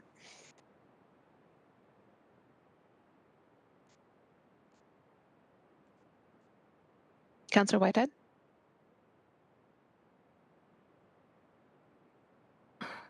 The questions I have is there's been a lot of current research. The province of Ontario has been part of a research I mentioned with the UK and Israel, and they researched the vaccines directly. What was their findings? Through you, Madam Chair. So we don't do the overall reviews around vaccines. We leave that work to our multiple levels of colleagues at Health Canada, the National Advisory Committee on Immunization, and the Ontario Immunization Advisory Committee. I'm not sure exactly what studies you're referencing, but I know my colleagues at those levels are going through them in details and then bringing recommendations back to us. I appreciate it. So could I ask and request that you bring back the executive summary of those studies and their findings? You'll find them very interesting because I've read them. So I'm not going to raise them now. I think it's up to you as the director to bring that information back so that our community is informed of the most current studies done by very competent researchers from 3 major countries, our provinces in Ontario, UK and Israel, to talk about vaccines and how vaccines may be contributing to the different variants that are taking place and their way of attaching to the human cells or in regards to creating more COVID. My understanding that study is concluded and it's pretty clear and it's founded, and now it's got the whole scientific community up in arms about what to do next. So can I ask you to bring that report to council so that we can have that conversation? Through you, Madam Chair. I'm happy to do as council directs me to do as a whole. And so if council would like to make a motion in that regard, GIC would like to make a motion in that regard, happy to do. I would say in general, we don't look at individual studies because of the fact that we need the whole body of evidence that is being generated and want to have that review taken place by our colleagues who do that work at Health Canada, at the National Advisory Committee on Immunization, and at the Ontario Immunization Advisory Committee, and would prefer to bring back summaries that are done by those bodies rather than individual studies. So the province of Ontario's study would be irrelevant? Could I just get clarified through the chair? I'm not sure what's being suggested here. You got 3 major countries, and we're saying that their studies are not relevant relative to the Ministry of Health, or you're saying their body of work would be just one piece of the puzzle, and therefore wouldn't necessarily be the overwhelming determination of what is transpiring with our vaccines? Through you, Madam Chair, what I'm saying is more akin to what you're saying in the latter circumstance, which is that we have in Canada, we're fortunate to have levels of government, both federally and provincially, who do that work on our behalf and who create summary statements for us and guidance for us to use. And it is that guidance that we then bring to this either GIC, but more likely Board of Health, where we do the updates on what's the latest information, what are the recommendations that are flowing from it, and how is that going to change our immunization program. And so I'm asking that we continue to do that and bring those forward on a monthly basis as we do, or through our vaccine updates that we do to the Board of Health if there is a change that happens in between those times. So happy to continue on that practice as we go forward, and recommend that we look at that whole body of evidence and as it's reviewed by experts in that field. I really appreciate your comments, and I'm proud to know that you're in charge and you're actually going to follow up on ensuring what you've been doing apparently while I was away as a monthly update of the most recent science. I will endeavor to get copies and conclusions of those reports from the province of Ontario, UK, and from Israel to again help inform my councillor colleagues of some of the findings. And I think more information is better in regards to making informed decisions and having an informed understanding. Thank you. Next up, we have Councillor Jackson, followed by Councillor Clark and Councillor Pauls.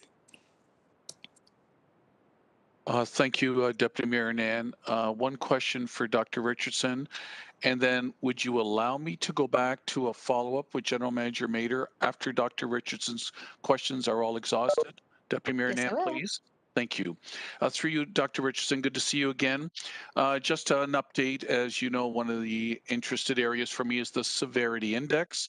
And the last couple of months, you've talked about how it is lower during this Omicron time, and maybe you can just give us a further update. Is it sustaining and trending further downwards, just to provide some further encouragement, hopefully, for the community? That's my question to Dr. Richardson, Deputy Mayor Nan. Thank you. It's for you, Madam Chair. When it comes to this particular variant that we're experiencing now, the BA2 variant, we aren't seeing any signs of that it is more severe than the other variants, which is good news. It does continue to be more transmissible than either of the former variants, which is the not so good news. And that's why we're seeing such significant rates of cases overall across all of our community. The good news, though, is that we also have high rates of vaccination across much of our community. So that's really helping to moderate the severity that we're seeing. And that's why vaccines continue to be a very important part of what is recommended in order to prevent that severity as we go forward. Thank you, Councillor Jackson, and I'll come back to you and when we go back to EOC. Next up, sorry, Councillor Wilson, I misread the speakers list that was in front of me. It's you, then Councillor Clark and Councillor Pauls. Not at all, Chair Nan. I appreciate the work that you've been doing this morning. It's been outstanding.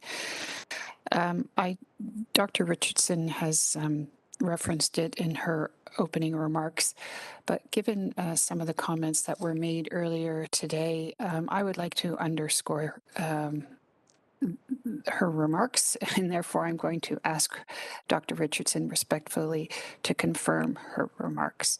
It has been alleged, Dr. Richardson, that in fact the vaccines made no difference in in this time of COVID. And when I look at the Ontario Science Table, for example, and the distinction between those who are hospitalized and patients in hospitals, patients in ICU, and when I look at the variation between unvaccinated and vaccinated with at least 2 doses, there is no comparison. The COVID patients in hospital per 1 million is a significant distinction. If you are not vaccinated, you're likely to land in hospital. And I would like you to confirm so that we can publicly have trust in medical science, the advice that has been provided to us through people like you who are professionals, and to underscore that the vaccines, in fact, have done their job. Through you, Madam Chair, and my apologies that I wasn't here for the earlier delegate that I did hear you reference, Councillor Wilson, and so I'm not sure exactly what might have been said, but I can certainly go through and address what I know about the vaccines, and then if there's something else you'd like to ask to further clarify, I'd be happy to do so.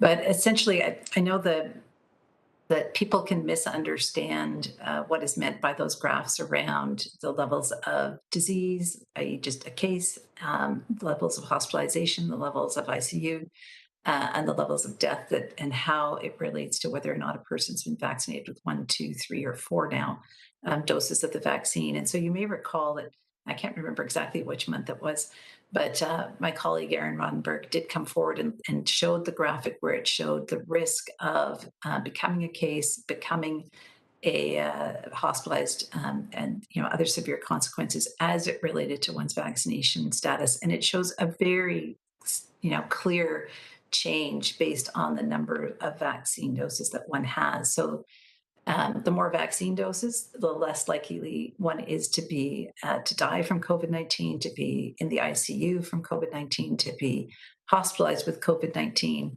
and the less vaccine that you have, the more likely those things are to happen. So the association is quite clear, whether you're looking at the Ontario data, whether you're looking at the science that's been generated about it, whether you're looking at our local data. In fact, I asked Erin last week to just redo the graph so we could take a peek at it. And once again, it shows that very clear gradient that the more doses of vaccine that you have, the better protected you are against the severe outcomes from COVID-19. Thanks, Dr. Richardson. Chair, if I can ask a second question also. there's been allegations made that, in fact, having the vaccine has been negligible because everybody seems to be getting COVID, and so it does not diminish transmission. And if my recollection to your reports to this body and previously to the Board of Health is, and what the science shows is, in fact, that is not the case, that the vaccine does, in fact, is effective in bringing those numbers down in terms of transmission. Could you confirm or speak to that in greater detail? Thank you. Through you, Madam Chair. Yes, when it comes to this particular variant and the vaccine does reduce transmission. It doesn't bring it down to the level that it did when we were dealing with the Delta variant, but it also is not, not doing anything when it comes to viral transmission. So it is having an impact on transmission. It's just not as good as it was against a Delta. Certainly, we know that having more doses, again, and this is why we're seeing booster doses, we do see immunity wanes over time, and so we are, need to have those booster doses because those dynamics can change over time as well. But it absolutely has an impact on transmission. It's just not as good as it was when we were dealing with Delta. Thank you.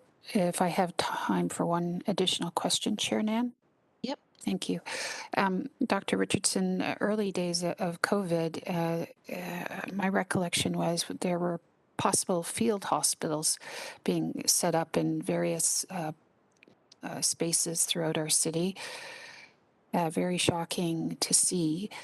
But part of that was before the vaccine, we were having to take the precautions because the issue that was at risk was the capacity of our hospitals to deal with what could have been, obviously tragedy has occurred, but such an overwhelming number of people who would have contracted the virus that we didn't have the infrastructure in which to care for them.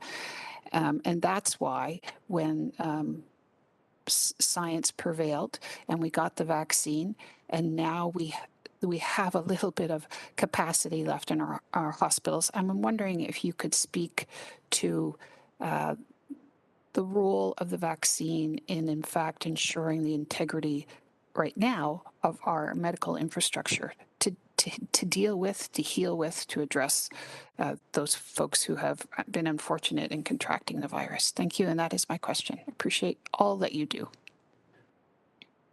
Through you, Madam Chair. So when it comes to the state we were in with the first wave of COVID-19 and the first couple of waves, we didn't yet, of course, have a vaccine in place. And as we saw transmission occurring, we were learning about how severe it could be. And with each subsequent variant, subsequently, we learned how severe each one of those can be and now how well it works in terms of the vaccine and preventing those levels of severity. We saw in Italy what happened early on where their hospital system was completely overwhelmed by this virus and the level of transmission that was occurring when they didn't have the fortune of having a bit of time to get things in order, put in place the significant measures that, of course, we all remember back from April of 2020. And that was to prevent severity of illness in people in Ontario and as well to protect our healthcare system as we went forward. And as we've gone through each of the waves early on before the vaccine, that has continued to be a very, very important part of what we do. And then with the arrival of the vaccine, we have seen those impacts. So the level of severity is down.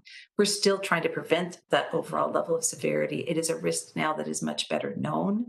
And so we can better quantify what we need to do, but it has had a significant impact. If we had levels of transmission like we have today, if we had, and with a virus that continues to be severe in the unvaccinated, then you would see significant overwhelm of our hospital system, I have no doubt. And of course, our hospital system has been through a heck of a lot. Our whole healthcare system has over the last 2 years. And so it's not as resilient as it was during the last couple of waves as well. So whereas we got very close and had very high levels of occupancy in our ICUs and in our hospitals, deployment of massive amounts of nurses, healthcare workers across the field to support people in hospital with COVID-19. We don't have that same degree of resilience for our healthcare system now, even still. So it's most important. It continues to be very important to protect people against those severe outcomes, and the vaccine is making that difference, but also to protect our healthcare system so that it can not only support those with COVID-19, but more importantly, I would say at this point, return us to being able to treat those with cancer, with heart disease, who need their fractured hips done, all of the other things we need to do as we go forward. And so having the healthcare system continue to be protected and able to get back on its feet is a very important thing as we move forward. Thank you. And next up is Councillor Clark, and then Councillor Pauls, Councillor Whitehead, and Mayor Eisenberger. Thank you, Chair. I'd like to make a quick statement for Dr. Richardson and then get some questions to follow up to that. I think most of us around this table have received emails or phone calls or even personal conversations while we're out at a grocery store that the virus and the vaccinations are a big scam, that the Illuminati are trying to get microscopic trackers in our arms so they know everything that we're doing. I could go on. There is a sector of our community that are incredibly reluctant to get the vaccine, likely because of such things that they've read in social media as opposed to hearing from the medical community itself. So with that said, Chair Nan, I'm wondering if it is possible to somehow have a chart that would show the efficacy of the vaccine as we're experiencing it. So if you've had 3 vaccines, you're 23% or 60% less likely to get the vaccine or to get the virus. If you've had 4 vaccines, this is what happens. You're this percentage in terms of less likely to be hospitalized or need to be in an ICU. Is there a chart somewhere? I've seen lots of graphs, and the graphs get very small after a while because you can't read all the data on them. And I'm not just, but I'm trying to think of something that we could use to present to our communities. Here's the snapshot, and how many people have been vaccinated, how many people have not been vaccinated, et cetera, et cetera. A comment from Dr. Richardson, Chair Nan, please. Through you, Madam Chair. So it does sound very similar to, as I was mentioning earlier, the graph that was, it's a bar chart, so it's not as challenging, but as the many line graphs that we sometimes see. But there was a bar chart that Erin did present on a former Board of Health, and we'll get her to generate one of those again. We can either bring it back to the Board of Health, or I can see if we can send it out through a council update that goes out. That would be helpful. Yeah, if we could get it in a digital format that we could share through our web pages and Twitter and Facebook, et cetera, I think that might be helpful. For those who are still reluctant to get the vaccine, to get that information might assist them with making a decision. And that would be my suggestion. So if you could get that back to us, that would be wonderful. Thank you, Chair Nan. Thank you, Doctor. Thank you. Councillor Pauls. Thank you, Dr. Richardson. Have you heard of Dr. Bogart? He's infection disease faculty member of the University of Toronto. He went on saying, which he's always on TV, I hear him all the time, I think it's ridiculous to think that we could be getting vaccine every 3 to 4 months indefinitely. What do you think of that statement? Through you, Madam Chair. Yes, I believe I'm familiar with the doctor I'm thinking of. I think is the same one that you're speaking of, and he has been quite prominent on media in Toronto for some time now. I've not seen that particular statement from him. I'd have to go and take a look at it. I think what you're speaking to, though, is the need for boosters. And, right now we're seeing that at sort of the 5-month mark, particularly for those that are at higher risk of the outcomes from COVID-19. And I think that piece about the frequency of booster doses and the target groups for those booster doses. Is it for everybody? Is it just for those who are at higher risk? Is it going to be available for those who should want it, even if they're in the lower risk group? That's all the things that the National Advisory Committee on Immunization are looking at right at the moment, and the Ontario Immunization Advisory Committee are also reviewing as we go forward. You'll know that we do have an annual vaccine for a viral disease. That's the flu shot that we do every year right now. And that happens along with respiratory virus season, which happens to be in the fall and winter. And so I think the answer to that frequency is going to unfold over the next couple of months, probably around this year, and then how often going forward. That's going to continue to be the subject of science and review as we go forward. We always come back to the fact it's only been 2 years that we've known about this virus, and figuring out how best to work with it and to prevent severe disease is going to take us some time to continue to figure out. Okay, thank you for that. I heard the Moderna working on a vaccine that targets the Omicron because it said the other ones didn't. Did you hear that?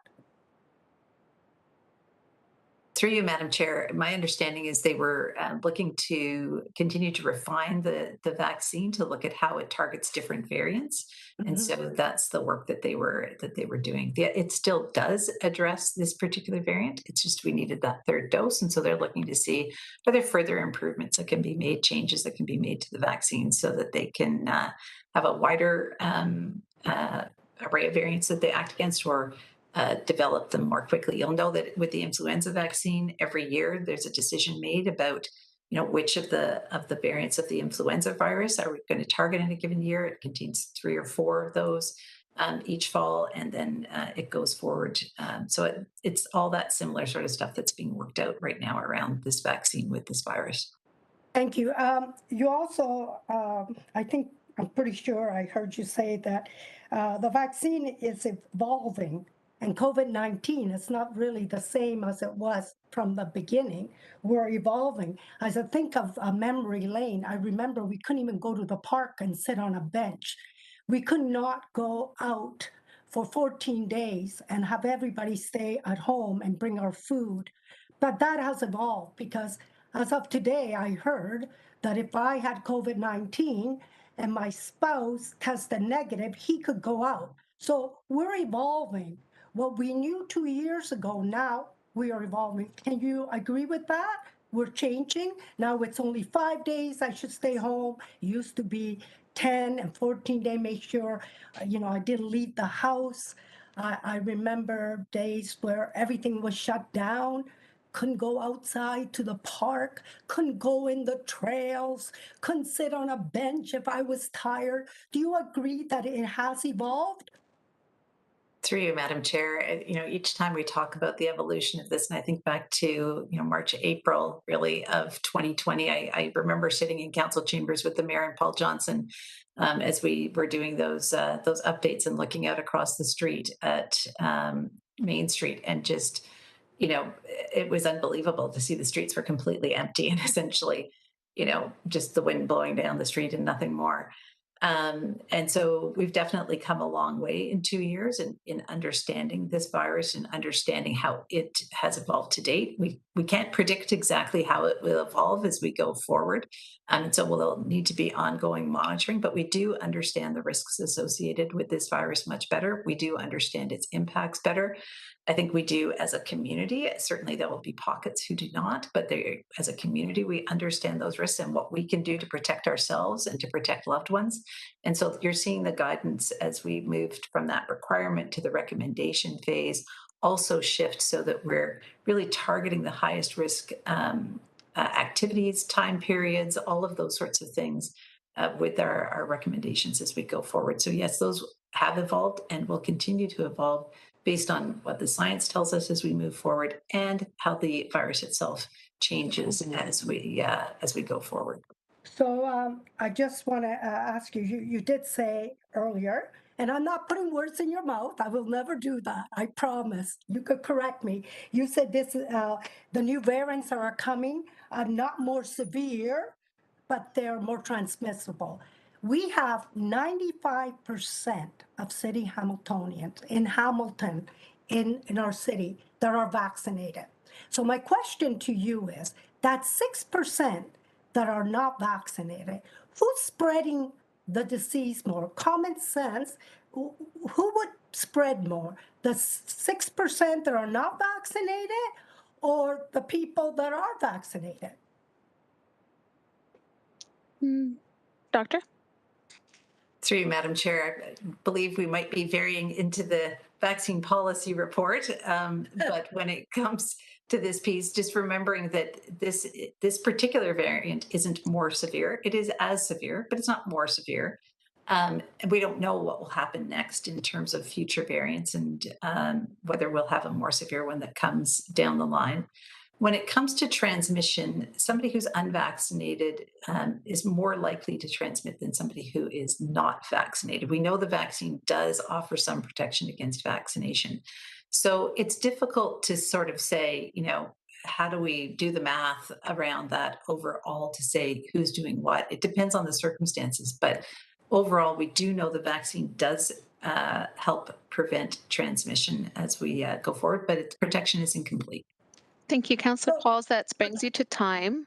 Can I put me on second time, please? Most certainly. Councillor Whitehead, Mayor, and then Councillor Pauls, or unless, Mayor, you indicated you wanted to go last. Okay.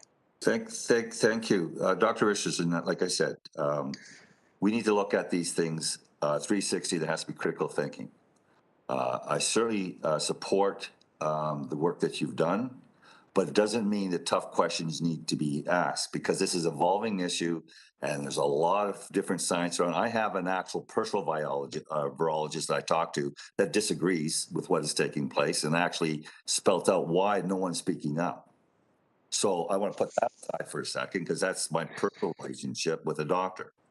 So the second piece is it was stated that the vaccines aren't effective. I don't think I said that at any time. In fact, I have all my vaccines. So here's where the disconnect is. The disconnect is the experiences of the people, not the social media, personal experiences, and what is being said by the establishment. I.e. example, my family's had every vaccine that you can possibly think of, plus boosters. My whole family has had COVID, in some cases twice. My assistant, Kristen, her family's down with it the second time, all boosted, all vaccinated. My family, brother Chris, I was up visiting my mom. They couldn't visit because, again, they're on the second round of COVID, all vaccine, all boosted. So here's the question. How are people that having these experiences personally, where they see this spread happen so rapidly with their families, in some cases twice, and I gave you 3 situations, real, in my personal space, how am I supposed to understand and appreciate what you're saying, that the vaccine stops the spread? In fact, people that don't have the vaccine are more likely to spread more than the people that had the vaccine. Dr. Richardson? Through you, Madam Chair. So we do need to understand what has happened as we have moved through with this virus. And so what we have seen is that we can get reinfected with different variants. So even if we've had one variant, we can get reinfected with a different one as we go forward. We have seen that with Delta, 2 doses was really great at both protecting against severe outcomes and reducing transmission. Then with the emergence of the Omicron variant, we saw that we needed a 3rd dose in order to have good protection against severe outcomes. And we weren't sure in terms of its role in terms of transmissibility. We know it has some impact, but it's not as good as it was against the Delta variant. And so what you're describing, Councillor Whitehead, is very compatible with that science. It's that we do know that people will get reinfected. That will happen. That can happen. It is also possible to be immunized and get infected and have a disease. You're just much less likely to have severe disease than you would have otherwise. So what you've told me about in terms of the cases is compatible with what we know from the science. What we need to look at then is, what does that mean on a population level? So what does that mean across hundreds of thousands of people, millions of people? And what we see when we look at it across millions of people is that when you have the vaccine, when you have more doses of that vaccine, you're more likely to be protected against severe disease and severe outcomes. And so that's what we're seeing as we look at it as a whole. But you can understand the disconnect, right? There's my personal experience I identified, and everything you said that this slows down the spread. Well, it certainly hasn't happened and this is just one experience. I hear experiences from many people where spread in some cases double with all doses given, and yet we're still hearing that people unvaccinated will spread faster. So I don't know where that science comes from.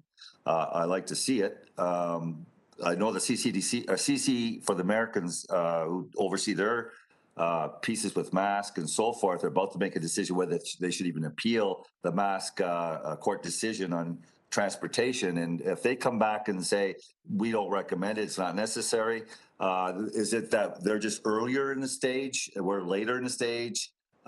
Because now we're going to have conflict between what's happening with transportation and masks in the United States based on their own science, and then we have our own science that may say something different. Is that possible? Through you, Madam Chair, it is possible that across jurisdictions you'll see different measures put in place at different times. And that is indeed what we have seen and what we have had the benefit of seeing in terms of other countries and their disease experience has helped to inform our measures and what we need to do. We get to see what is effective there, what the changes are that they make in response to what they're seeing in their epidemiology.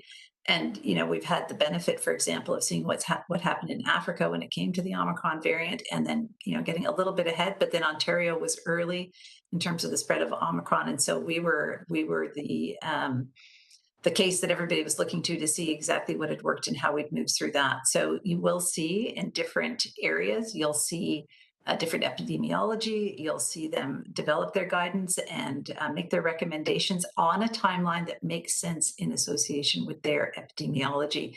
And so that's why we're really grateful for the work that's done globally to look at all of these questions, and that science is broadly and widely shared. I really appreciate it, because these are the things that need to be talked about openly, so there's a general population understanding of this conversation, that you just can't take what is happening in one location and apply it to a different location, even if it's in North America. So I really appreciate that clarification. And lastly, I have a news clip that basically says that these hospitals that was identified by a former councillor, there wasn't one COVID-19 patient that used it. Is that correct? That's the news article. Through you, Madam Chair, I believe you're talking about the field hospitals that Councillor Wilson referenced earlier today. And there were a few different sites that were set up. There was one in Windsor, there was one in Burlington that was set up. I don't know, I don't recall exactly what happened in the Burlington site. There was also a site that was also set up at Hamilton Health Sciences at one point.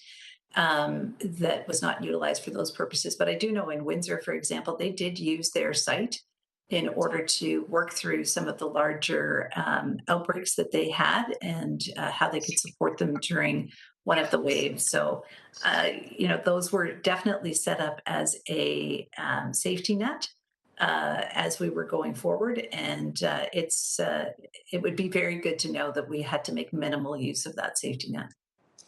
I really appreciate it. But like I said, the CBC article for the ones we established here in Hamilton, there was 0 COVID-19 patients that went into those tents in Hamilton. So I just want to highlight that we should have all the information, not part of the information. And just finishing up, what was identified earlier, what I was concerned about is these studies I talked about in UK, Ontario, and Israel, where they're saying that the vaccines may be contributing to the changes and the evolution of the variants that we're experiencing and will continue experiencing. That's the issue that I was raising. Thank you. Councillor Pauls for third time, and then the speakers list will end with Mayor Eisenberger. Thank you, and I just have a couple of more questions. Thank you, Dr. Richardson. My question is, our city has 95% vaccination, which is great. We should celebrate. I think it's fantastic. 94%. That's unheard of. That's amazing.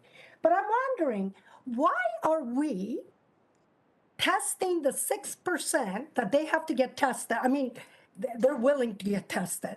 The 6% to go into work, or whether they're working from home or not, they have to get tested. And yet, Councillor, can I just clarify, is this question on the verbal update, or is this in respect to the next agenda item regarding the... It's because that General Manager Grace Mader said that we're active screening our employees. And I'm just wondering the difference. What kind of screening are we doing? We are screening the 6% that are not vaccinated, and the 96% that are vaccinated, we are not screening the same way. I'm just wondering the difference. Can you, if we are saying the vaccinated spread it too, we are.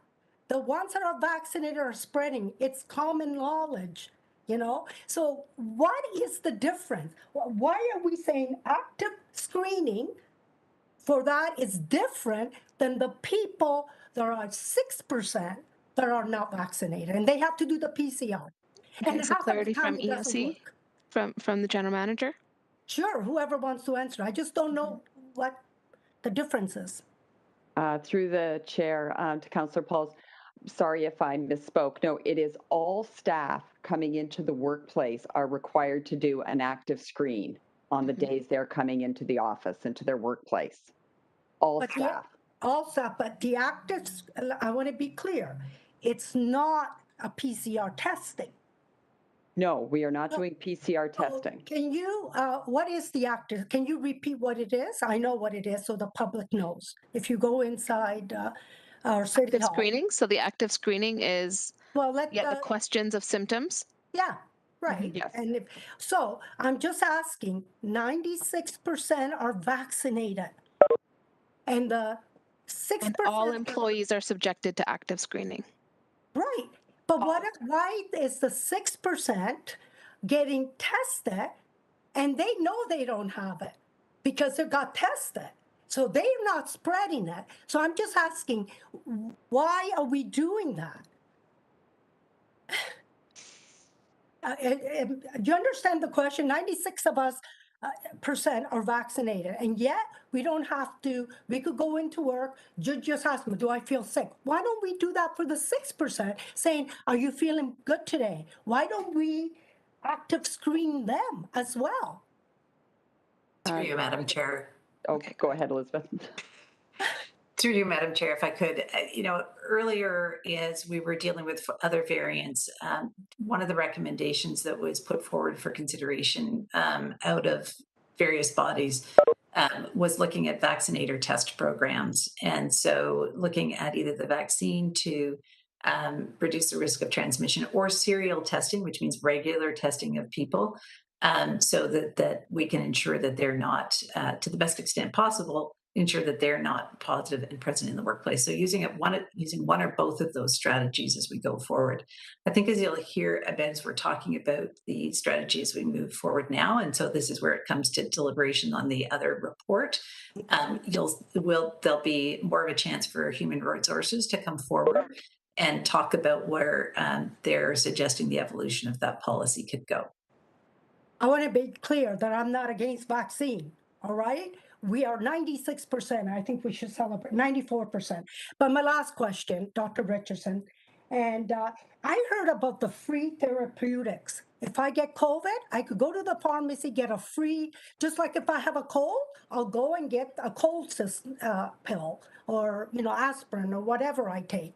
So what is this free therapeutics? That if I got COVID, I could go to the pharmacy. What would I ask for?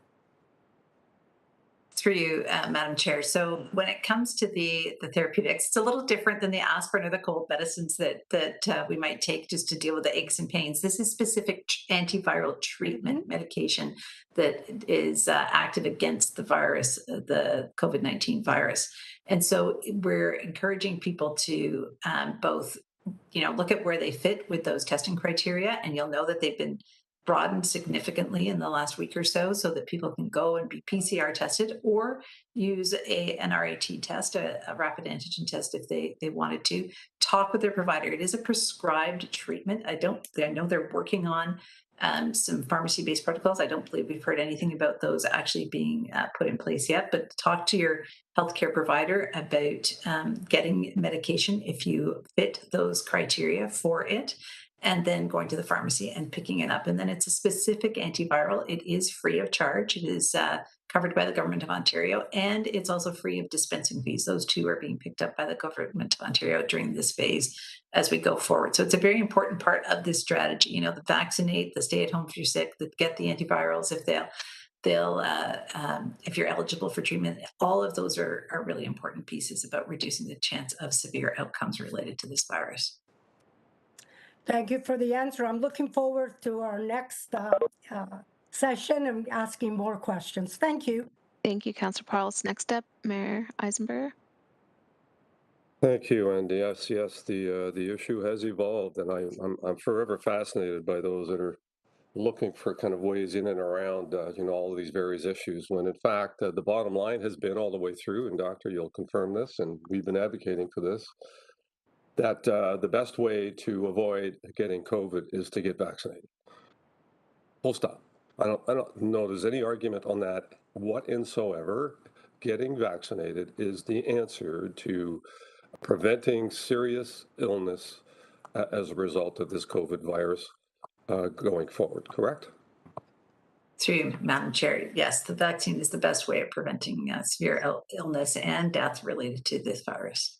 Yeah, thank you. And you know what? And I'm interested by some folks that are now turning their attention to antiviral pills, which is fascinating to me because you know, clearly that would probably kind of fall into the same line as a vaccine, and therefore, why are some people so excited about an antiviral pill as opposed to a vaccine that we know is effective? But the reality is that it can help mitigate symptoms as a result of vaccine, and still requires, I believe, a doctor's prescription for you to be able to get that. So you can't just walk into a pharmacy and say, I want that Povalaxoid? What was the clinical name? Paxlovid. Sorry? Paxlovid. Yeah, that one. You can't just walk into the pharmacy and say, I want that antiviral. You have to have a prescription from your doctor. You need to have had a PCR test. And then they may prescribe this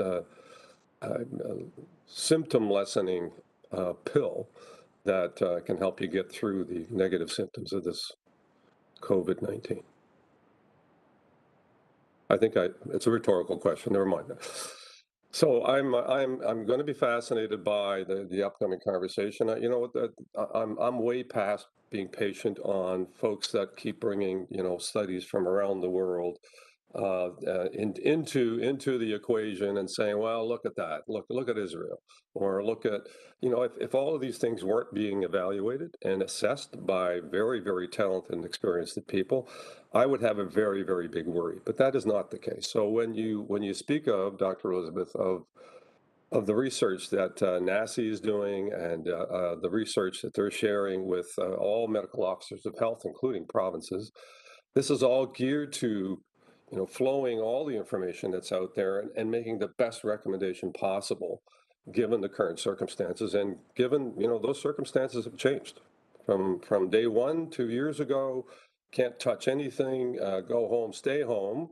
We had no idea what the spread of this virus was back then, and you know, when we looked at the very emergent situation of having a tent hospital facility set up in a parking lot, scared the heck out of me, quite frankly. I did stand over top of that and look at it and go, oh my God, what are we in for? And thankfully, didn't need to be used, thankfully, but could have been. And so, you know, wisely, some governments decided that we better plan on the worst case scenario, not the best case scenario. So given all of that, you know, information is flowing through the right sources, through very, very important levels of expertise. that then ultimately come to us as advice as to what we should or should not do. That was more than a rhetorical question. Maybe you could confirm that. Through you, Madam Chair, it's absolutely essential that each of the levels of expertise, the levels that are put in place, whether it's Health Canada and improving a vaccine, you'll notice they even have two separate groups, one that approves the vaccines per se, and then another one that gives advice on how to use them with the National Advisory Committee on Immunization. And then we have the Ontario level to do that. And so each of those bodies is playing their role globally. They are collaborating. They're collaborating with CDC, with the FDA. Like you'll see this work happening right across with the manufacturers and whatnot. All of those are very important things.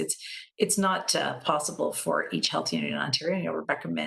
Remember, I should say, some criticisms about health units not taking on this level of review, but rather using the summaries, using the information that is available to us through these different groups. And so we're very happy to be able to have that level of expertise looking at these issues and then bringing forward to our Board of Health and to this council the recommendations that come before us. Thank you. And you know what? And you've done a terrific job on that. All of the updates have been actually very spot on in terms of the predictions that were made, in terms of the graphs that were shown, and how the virus was going to evolve and where the peaks were going to be. It was amazingly accurate on a localized level, based on very important national information around what the reasonable expectations were. Just the last question, and I'm sure we'll hear from others on their brilliant views about epidemiology and what they understand about viruses, and knowledge and expertise that they may have about healthcare and all of the medical journals that are out there that I'm sure are analyzing on a daily basis. I'll be interested to hear that. But the reality is that the unvaccinated, as you pointed out a minute ago, are more likely to spread the virus, and the unvaccinated are more likely to end up in serious healthcare issues in hospital. Reasonable statement, or am I wrong? Through you, Madam Chair, I do believe you're restating what had been said earlier, which is that the vaccine does reduce the likelihood of transmission. It doesn't prevent it altogether. It does reduce the likelihood of transmission, and it definitely protects against severe outcomes, including hospitalization, ICU admission, and death. Thank you. And so given folks that remain unvaccinated out there today, I would include, I think, folks that have not yet taken up the booster, which you and I have agreed has been a significant problem and needs to be corrected. Those folks are at higher risk of serious, either long-term or short-term issues relative to COVID-19, as it is today. Through you, Madam Chair, indeed they are, and we do believe that is part of why we're seeing these increases is because of those lower vaccination rates, and so continuing to work on getting those third doses up for those that are eligible is an important part of the strategy as we go forward, as well as those fourth doses that some of the population are now eligible for. They'll help somewhat during this particular sixth wave, but also help prevent a future wave as well. And thank you for that. And as a result of my recent bout with COVID, I'm going to have to forestall my fourth dose for 3 months. Was eligible in a couple of weeks, but that has now been pushed out for 3 months, which is another issue that for those that are experiencing COVID right now, third and fourth doses have to be delayed for a period of time to allow the immune system to catch up. So thank you. And you know what? Once again, every time we go through this, I know there's questions about with the veracity of this, and was this right or was that wrong? And there's been such a long journey, and the whole scenario around COVID has been that we've had to pivot, sometimes on a daily basis, the actions that we were taking to respond to emerging issues relative to COVID, or the new variant, or the next new variant, or the next wave. And so all of that is real. all of that has been well managed by our good staff locally, provincially, and internationally. And, we might argue that, the province has not done everything that we thought they should have done, especially most recently, given the masking issues. But the reality is, on the main, everyone did what needed to be done to protect people in the best way possible. And I really do appreciate all of that ongoing effort. So thank you for that. And I look forward to continued good effort to keep people safe. Thank you, Mayor Eisenberger. And myself, as a first-time speaker, just wanted to clarify, if I could, through you, either General Manager Mader or Dr. Richardson, in terms of Deputy Mayor? Yes. I'm so sorry. Yes. Can you just turn the chair over real quick? Oh, yes. Thanks. Thank you. Sorry. Previous Deputy Mayor was Councillor Farr. I'm not sure that he's still on the line. Yes, thank you to you. Through you, just wanted to clarify in terms of our COVID updates that we've been receiving at GIC, as well as the COVID updates that we've been receiving at Board of Health, are those scheduled to continue on a monthly basis, or when will we see a pivot to anything different?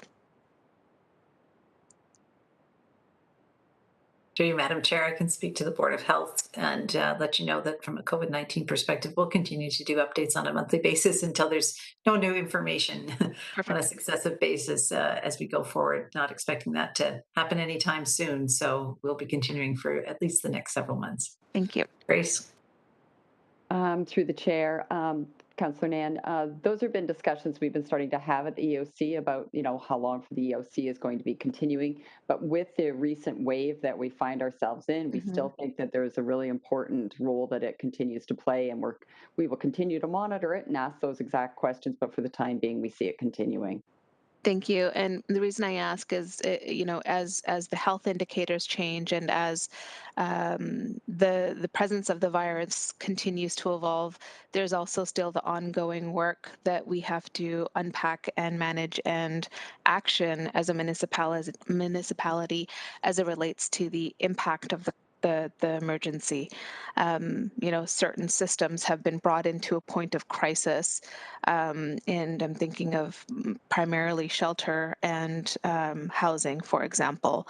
And so I anticipate that we're still going to be talking about COVID, especially as we see its fallout and impact on those emergency supports and the needs still being in place. So I think it's important for us to keep those things in balance and in check, and in foresight as we continue our deliberations of priorities for this council.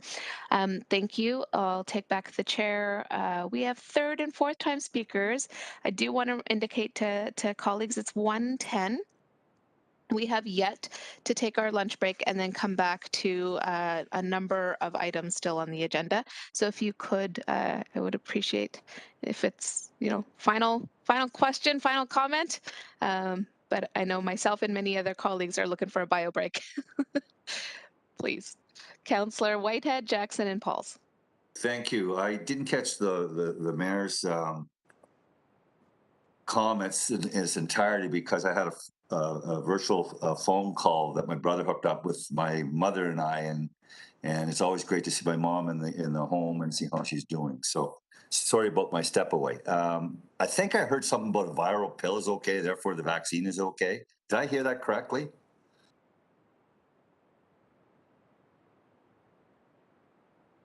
In the mayor's comments? And questions to the, or I guess a little preamble to the doctor, the good doctor. So did I hear that, really? That comparison? Councillor, I think the reference the mayor made was that this medication is now available and many people are turning to it as an option, and that the vaccine has always been available also, and that many people have turned to it as an option.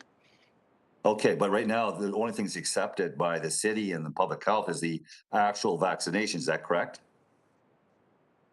Through you, Madam Chair, that's not the case. The we're continuing to promote vaccination as the best way to prevent one from becoming ill and having severe consequences from COVID-19. We're also recommending people look into treatment and whether they fit the criteria for treatment. Get tested if you could be eligible for treatment. Talk to your care provider about it because treatment as well is a very important part of preventing severe consequences of COVID-19. So help me understand, we have a policy to fire people if they don't get the vaccine. And now you're telling me that you don't have to take a vaccine, you can get into therapy and other possibilities. Is that what I'm hearing? Order, Madam Chair, is not on topic. Yeah. It is on topic. Of course it is. And if I wish that what Danko just pulled off, is that how— Point of order. Can I ask the question? Point of order. When I was doing it— Point of order. Okay, colleagues, I think really indicating that a break is much needed here. Councillor Whitehead, if you could please keep your questions specific to the COVID-19 update that the EOC director, acting director, and the doctor have provided. This is an opportunity for clarity on good public health information as it's related don't need to be the lectured. COVID-19 update. So please keep your comments to the presentation then. Thank you. It is. You allowed the mayor to Go ahead, please. And I'm responding Continue. to that. So the question is, does that mean then that we don't have to push vaccines anymore? We can push these other therapeutics, and that could be part of the overall public policy in the context of whether we fire people or not? That wasn't what staff said. No, I'm asking, but I heard that vaccines aren't the only thing. I asked the context. And if you want to have a conversation about the mandated vaccine policy, you know that is coming up at item 10.6. You provide clarification on was the viral pill was the same thing, and you provide that clarity, and I appreciate it. Now I'm plugging what you said to the good doctor, and she has indicated that there are other options than the vaccine. So I want to hear this, and I'm sure the general public wants to hear that there's other options than the vaccine. Therefore, they wouldn't have to get the vaccine, or is that the case? That's the question. Dr. Richardson, you had clarified that the therapeutic is available for those who are eligible. Through you, Madam Chair, perhaps I can assist. Yes, I want to make clear that hierarchy in terms of recommendations. Thank you. Very strong recommendation that people get vaccinated as the best way to prevent severe disease. That is separate from the issue of whether or not one should consider a medication should one become sick with the disease. And so treating those as two separate issues, one does not replace the other. But that one should, in order to prevent getting sick, which I think it's certainly the public health role and thought that one is best to prevent becoming ill with a disease, and the vaccine is what does that. If one were to get sick with the disease, then one could turn to whether medication could assist them in not becoming severely ill. I do want to be mindful that when it comes to speaking to the issues of the policy that the city is considering under the other item, it is most appropriate for my colleagues from Occupational Health and Safety to be speaking to those issues. So if I can, Madam Chair, when it comes to any further comments on the policy, I will leave anything related to that till that time. Thank you. Madam Chair, have you heard the explanation? That's a clarification that the general public need to hear, because if they were understanding that there was something else that they could get other than a vaccine, that's a bit misleading. Dr. Richard, by you allowing her to answer the question, has provided profound clarification on that the fact that vaccines are the priority, and the other things she's talking about are therapeutics that could be assigned to people that already are coming in contact with and are in jeopardy.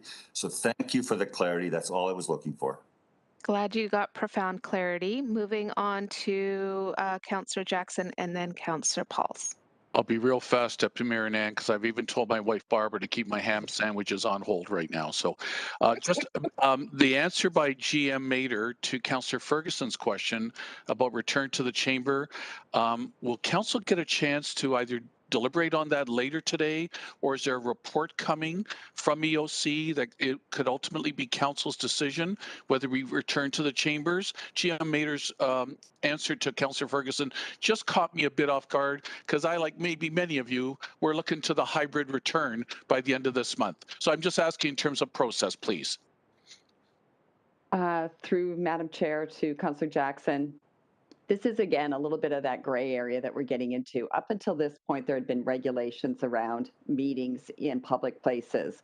And now that those are now gone, EOC is making the recommendation that we continue to minimize those large scale meetings. And the minute council returns to the council chambers, it's not only councillors returning and ultimately staff returning, it's also allowing the public as well. So it can have the potential to be a large group of people coming in. It was the recommendation from EOC to continue with pushing that start of that out a little bit as we work through this latest wave. But ultimately, it is council's decision as to whether to proceed with the return of those hybrid meetings or not. We do know that that's based on our public health input, occupational health and safety input, and also when we look around at other communities. For example, we heard that the City of Ottawa returned to their council meetings into a hybrid, and they ended up with a number of them being sick as a result of the meeting. So we're just trying to minimize those opportunities, but ultimately it is council's choice as to whether to proceed or to hold. Thanks. GM Mater, always appreciate your protectiveness and your best advice. Maybe I'll have the further chat offline during the recess. Thank you, Deputy Mayor Nan. Thank you, Councillor. Councillor Pauls. Thank you, and I took myself off the list. Thank you. Thank you. And now, before council, first of all, we need to receive the presentation. Elsie Paparella, did we have a mover and seconder? If not, I think I see Councillor Ferguson and Johnson offering it up. No, I'm sorry, we didn't, Madam Deputy Mayor. Okay, so moved by Councillor Ferguson, seconded by Councillor Johnson to receive the verbal update. Thank you.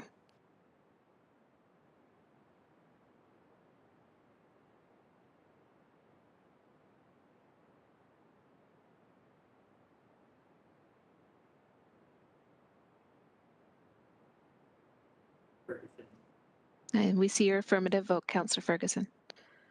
Councillors Whitehead and Pauls, could you please vote? Thank you. Thank you. Great. And that carries unanimously 14-0. And now before you, council members, we need to recess for half an hour. I am proposing it's 1:20, so being back at 1:50.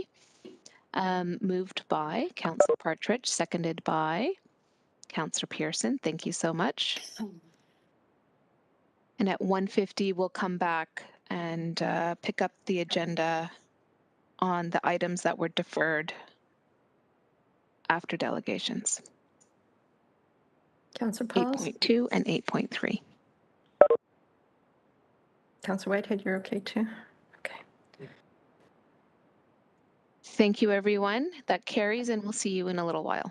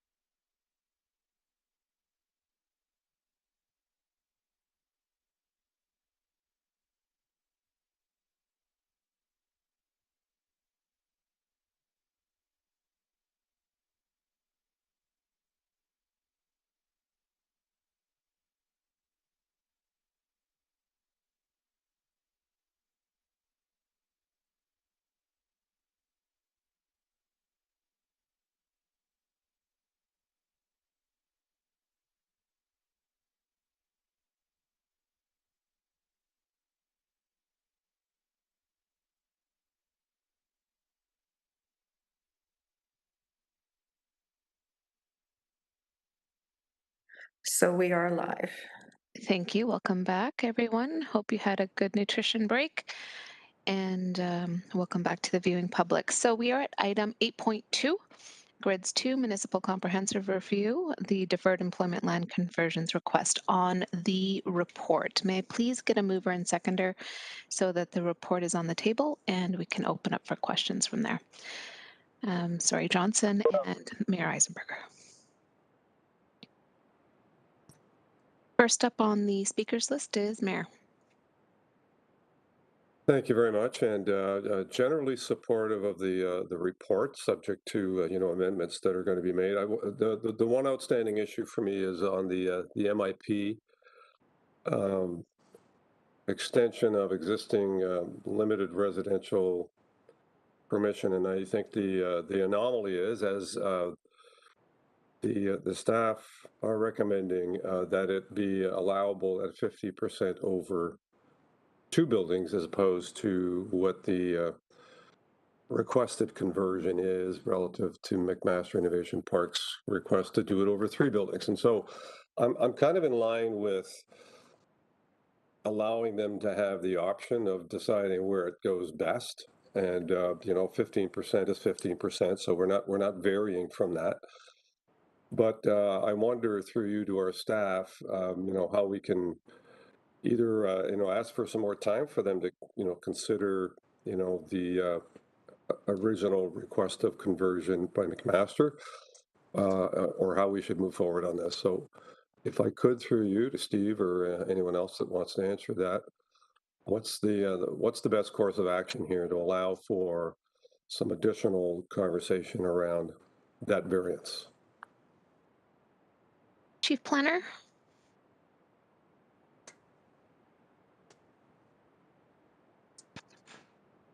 Through you, Madam Chairman, to the Mayor. Sorry, I was just thinking about the question that you were asking.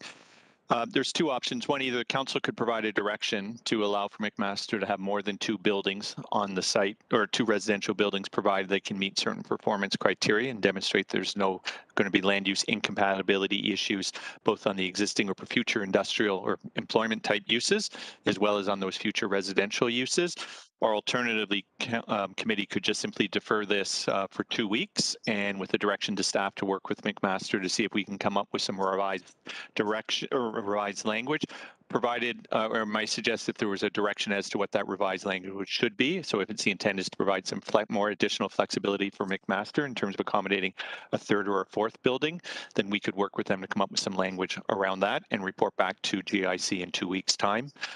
That's the other option. That would give us a little bit more time and some flexibility, so that we're not rushing, and that Mcmaster would be comfortable with what that revised language would look like based on what their submission was earlier today. Thank you very much. Thank you. Thank you for that, and I do really appreciate that second option, which allows for some additional discussion and then to come back. And the variance isn't that great between 3 buildings or 2 buildings, but I guess what you're trying to ensure is that the gross floor area doesn't change, and that it doesn't hamper any other employment or research uses going forward relative to the 3 building as opposed to 2. So I'm okay with that direction. If I need to move that to request staff to review the original request, to look at potentially providing some additional flexibility, and to include language that protects the municipality and the integrity of the innovation park going forward. If that is sufficient direction, I'd be happy to move that. Okay, I'll come back to that, Mayor Eisenberger. We have a couple of other speakers on the report. Councillor Wilson, Councillor Johnson. What? What? I'm here. I'm good. Thanks, Chair Nan, and I'm recognized.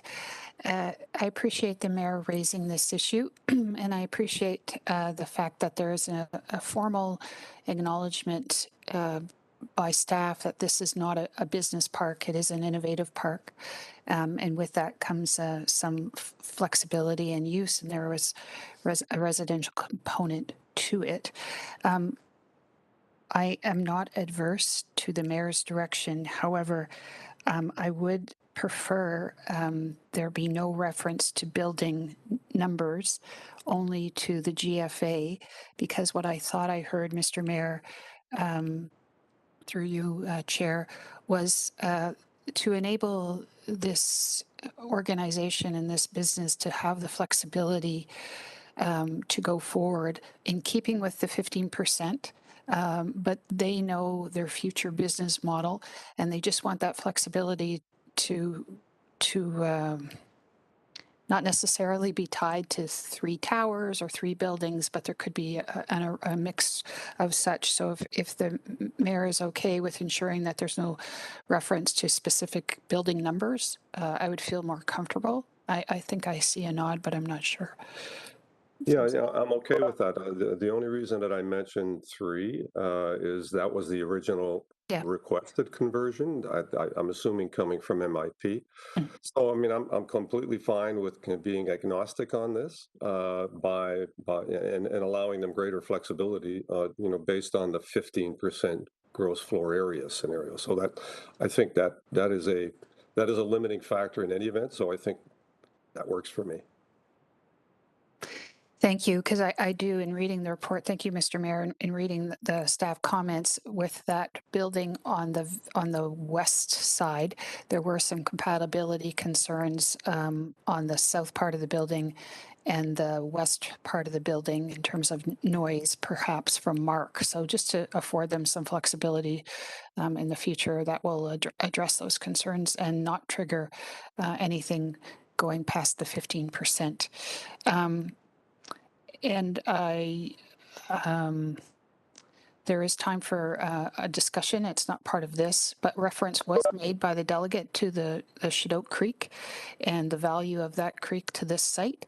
And I would implore staff to be mindful of that expressed respect for that creek, and that be accommodated also in future discussions. And it's daylighting. Thank you. Thanks, Mr. Mayor, for the motion.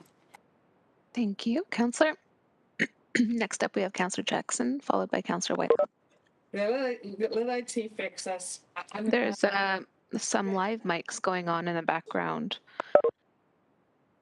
Thank you. So, Councillor Jackson, please go ahead. Thank you, Deputy Mayor Nan. Could I just ask to any of my colleagues that are they're specifically targeting specific locations in this report. I just want to make sure, obviously, for those conversions that staff are accommodating and approving in the report, that everything doesn't get sent back for further review, because obviously those that they're recommending conversions, like the one in my area, I'm satisfied with, hopefully with colleague support. So I'm just hoping they'll be targeted specific to those addresses. Thanks, Deputy Mayor Nan. Yes, Councillor, certainly so far the motions that have been indicated that council members would like to move are specific, site specific. Oh, it's trouble getting those words out. Next up is Councillor Whitehead. Thank you, Madam Chair, respectfully. Do we have a secondary plan? Is that a question to staff? Yes, it is, ma'am. And which one? Who is taking that? Oh, thank you. Go ahead. Hi. Through the chair, yes, the Mcmaster Innovation Park is located within the West Hamilton Innovation District secondary plan. And in that secondary plan, can you describe what is identified? Through the chair, just can you clarify what is the context of this request? I just want to see if we're being consistent with the overall vision. So through the chair, I would say that yes, their request, Mcmaster Innovation Park's request to their new master plan is consistent with what was the research and innovation district that was identified in the secondary plan. The difference is that they're looking for increased residential permissions, which they already had for this site. They're looking to increase them from beyond the existing 8% that they're permitted, and we're prepared to support a maximum of 15% on the site. The existing permissions on the site for residential did not explicitly say that that residential use had to be for people working at MIP. So that was not explicit in the existing policy. So what they're asking for right now is, I believe, an increase to what the existing policy provides and is consistent.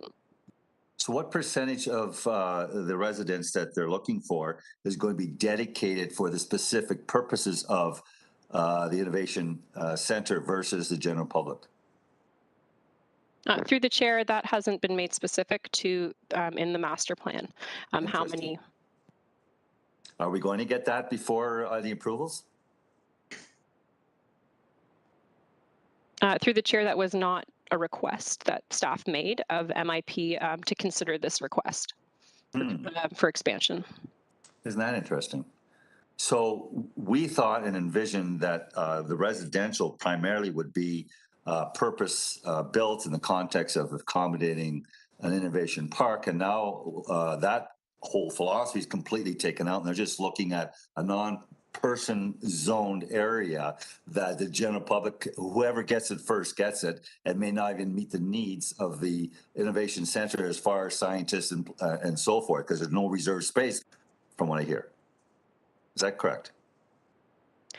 Through the chair, the master plan concept that they have circulated to staff does also include long-term accommodations for visiting scholars and professionals. The residential that they're requesting on for this is separate. Okay. Those accommodations that I was speaking to, long-term accommodations, those are considered hotel uses and are permitted as of right in the zone. Sorry, so a hotel purpose is short-term. You said long-term. Help me understand where that variance comes in. So through the chair, short-term. Councillor, just a reminder to let staff finish answering the question before you go in again, please. Well, I just want to clarify the question. Thank you. Through the chair, long-term and short-term accommodations are both considered non-permanent resident accommodations. So they wouldn't be considered the same as residential use. You could have a long-term hotel or a short-term hotel, and they would be considered the same. So what's long-term? What is long-term? Can you go through me, Councillor? Through the chair, sorry. Yeah, thank you. Sorry. So, sorry, through the chair, you're asking what is a long-term accommodation? What's the definition of long-term through the chair? I don't have the exact definition, but the intent would be that it would be somewhere where people would stay for, you know, a couple weeks, likely if they were doing research at the site, but it's not a defined term. It's just understood through the existing policies that it is considered as accommodations like a hotel, that it's temporary accommodations. I appreciate that, but in Ottawa, they have definitions of what's long-term and what's short-term in the context of the hotel industry. Are you saying that in Hamilton we do not? Through the chair. Through you, Madam Chair, to the councillor, you are correct. So even in Hamilton, for example, the hotel at there's the extended stay hotel on Caroline Street, which is sort of designed to function where people are staying more than just for a couple of nights. You're not just coming into town for either for a business meeting or a social event. You may be looking at staying at that hotel because of work arrangements or other personal reasons for several months at a time, or say if you're renovating your house. As you probably are familiar, the hotels in Ottawa or in Hamilton, they have laundry facilities. I'm thinking the one over on Caroline Street. They have an outdoor patio. They have barbecues. They have kitchen facilities. And effectively, it crosses over into almost like renting a condominium for a month. Essentially it's a hotel that functions for an extended stay, and that you move in there. It's got multiple rooms. It's got full facilities as if you would find in an apartment building or a condominium to allow you to stay there. You know, in Ottawa, you have a lot of government officials who are there staying there for 4 or 6 months at a time. Yeah. And very often when you rent the hotel, you can rent it for that extended period of time. And they rent, the rates are sort of discounted, reflecting that you're occupying the unit for a month. You may not have daily laundry service. They don't do towel service, et cetera, et cetera. It essentially functions as a semi-permanent residence for an individual, as opposed to the other hotels, such as the one on Bay Street. And that one there, more or less, people are staying for a weekend. They're coming for a concert. They're coming for a social event, or their kids are in a competition. You come into town on Friday night and you leave Sunday at the end of that event. And that's the way the hotels function. So as it relates to MIP, or the Innovation Park, you could have a hotel that rents out a room for just one night, or you could have a hotel in an extended stay function that would allow a visiting professor, an academic, or somebody else who wants to be there, say, for a term. If they're teaching at McMaster University, as well as doing research, they could end up staying in the same room for 4 months. Really, it's up to the hotel operator. Thank you. Appreciate that, Steve. How many units have they reserved? I'm a little bit puzzled because you have the transient piece, which is important, which you're identifying. The residence is how much for the hotel component? How many people are going to accommodate in that? I think through you, Madam Chairman, to the councillor, McMaster, through their development, is working actually to have traditional hotels constructed at the campus. And then in addition, they were looking for this more of an, a multiple dwelling, semi-permanent residential accommodation where you may be leasing that apartment for 6 months to a year in a more traditional sort of quote unquote stable residential environment that it's going to be your home for an extended period of time based on the nature of why you're coming to McMaster. Very often they do have academics, research professionals, or other leaders in their field who will be coming to take advantage of the research opportunities. They may be conducting research either for a term of council or for an academic year, and then they will be leaving. So that is sort of the difference between where people are looking for quote unquote condominium accommodation, which is what we're talking about today, versus when they're looking at how the hotels will function. Some individuals may be quite happy living in a traditional hotel for a year. Other individuals prefer to have more of an apartment home lifestyle if they're going to be there for an extended period of time. We provide a bit of degree of flexibility to the owner operator, how they wish to function. If they want to be a short stay hotel, a long stay hotel, or even on an apartment building, you can rent an apartment. They used to have, apartments you can rent for 3 months to a year, depending on what your needs are. That would be up to the landlord and the tenant in this sort, or the individual in terms of negotiating. And I think what McMaster has been expressing is they're trying to have a bit of flexibility given the nature of it. There may be people coming to the park who are just staying for a very short period of time, where some of the other business operations may have visiting professors, academics, or researchers who will be either staying for a term. They may be when you take that year off, when you're on sabbatical, and they may be staying at WID for a 1-year academic sabbatical, or there may be people who are just, they've graduated from the university, and this is where they're going to be launching their career as a researcher, and they may be staying for a year and then moving into the community if they, once they obtain the necessary residency permissions or other considerations. So they were looking for that continuum of housing accommodation types, short-term to longer-term arrangements, recognizing that given the innovation and creativity and the knowledge workers, they can be very mobile, and they were looking for the ability to have different forms of housing or accommodations to accommodate that mobility in order that they could respond, attract, and recruit the brightest individuals to help it, for them to succeed in the vision that they have for the Innovation Park. Thank you. So I'm going to ask the chair, because it took a long time. We're getting answers and they're very thorough, and I really appreciate it, but I don't want to, I got 2-3 more questions, and I'll leave it to the chair whether I should ask the question. You've got 1 second. 35 seconds left. Okay, so your time to how much money did we put towards the Innovation Park? The city, the taxpayers?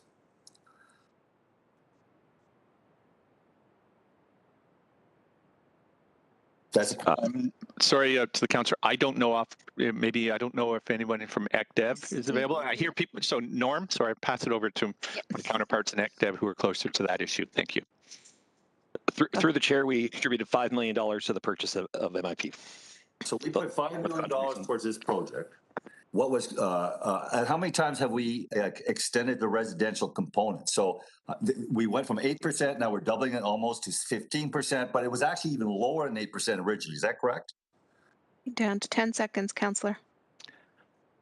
I'll have to defer to Mr. Robichaud to answer that question. I don't have the exact number on the residential number. At the time, sorry, through the chair to the councillor, at the time the city acquired the property, or McMaster acquired the property, it was zoned for heavy industrial K-type uses, and those uses had no residential permissions. It was approximately sometime post around 2005 to 2010 when the secondary plan was prepared and the zoning was adopted. At that time, the secondary plan made reference, as Lauren Wrights indicated, to limited residential, and McMaster University over the years has been talking about various options as to what that limited residential would look like with the city. Thank you. So this is the first ask for a change to the secondary plan permissions that were put in place after the city McMaster University acquired these properties. Thank you. So we went from 0 to 8 to 15%. That would be correct. And the second piece is the The park. So they talked about interconnecting the parks and bicycle trails. Who pays That's the time. maintains that? That's my last question. Through the chair, I can, this is Lauren Vrates speaking, and from what I understood from the delegation from Francis and Drew Hauser, they were speaking to parks and facilities on their lands. So they would be, and from my understanding, they would be developed as part of the MIP park and not necessarily as city parks potentially. So, but I may, that may require further clarification. Thank you. So that brings us to time, and that exhausts our speakers list. And on this item, there was indication also, Councillor Pearson, was it on 8.2? Yeah. For two separate motions. So Councillor Pearson, yours was also site specific. This was site specific. Specific on the grids report today. So it's a motion I'd like to put forward, and if I could ask for a seconder. Councillor Clark, will you second it for me, sir? Thank you. So so it's subsection C3 to report PED 17010. Madam Clerk is so efficient, she's just put it up. Respecting grids to municipal comprehensive review, deferred employment land conversion requests be deferred to the May 4, 2022 GIC. And sub 3 is addition of a new site-specific policy in the Floot-Winona secondary plan for the lands known as 1400 South Service Road, Stoney Creek. And I will certainly follow up with the agents and the applicant to be sure that they work with staff ASAP, because we will only extend until May the 4th. Thank you. Thank you for my seconder. Thank you. So we'll, the floor is open on that. Any questions? Seeing none, we'll move to the vote on that and then come to you, Mayor, for your motion as well.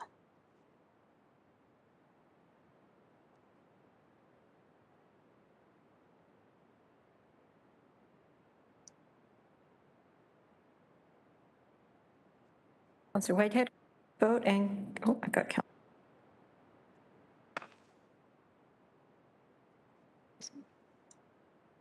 See him now.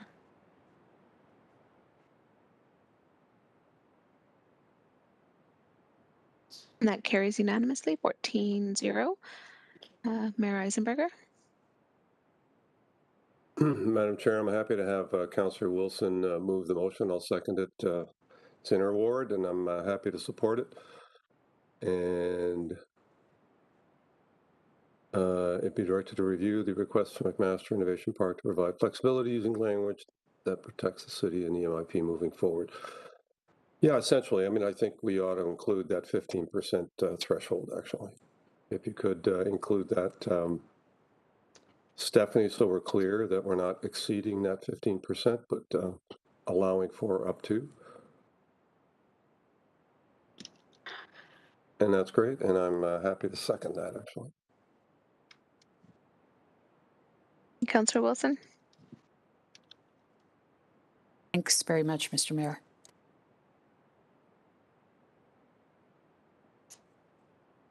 And just to clarify, that was flexibility within the 15% threshold, not flexibility with the 15% threshold. Could be read differently, but it's up to our expert Elsie Paparella to clarify.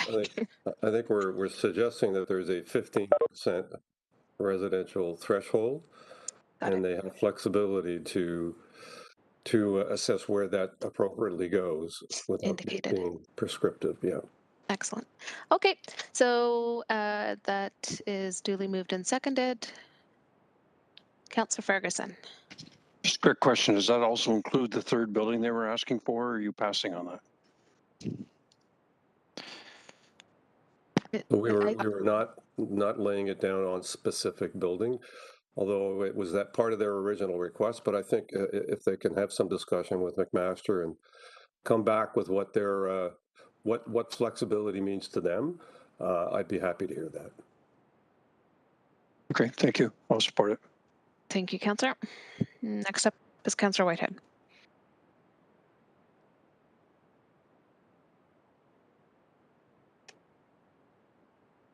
deferral motion or referral motion? The mayor's the motion that was presented, that was on the screen. Yeah. So I appreciate that. I'm 100%. I'm leaning forward. I just want to make sure that we're meeting the expectations that we originally laid out when we made that $5 million investment. So I hope in the spirit of the direction that we can bring back some of that background information to that further discussion to better understand what the council of the day expected and what we have today and whether it's consistent.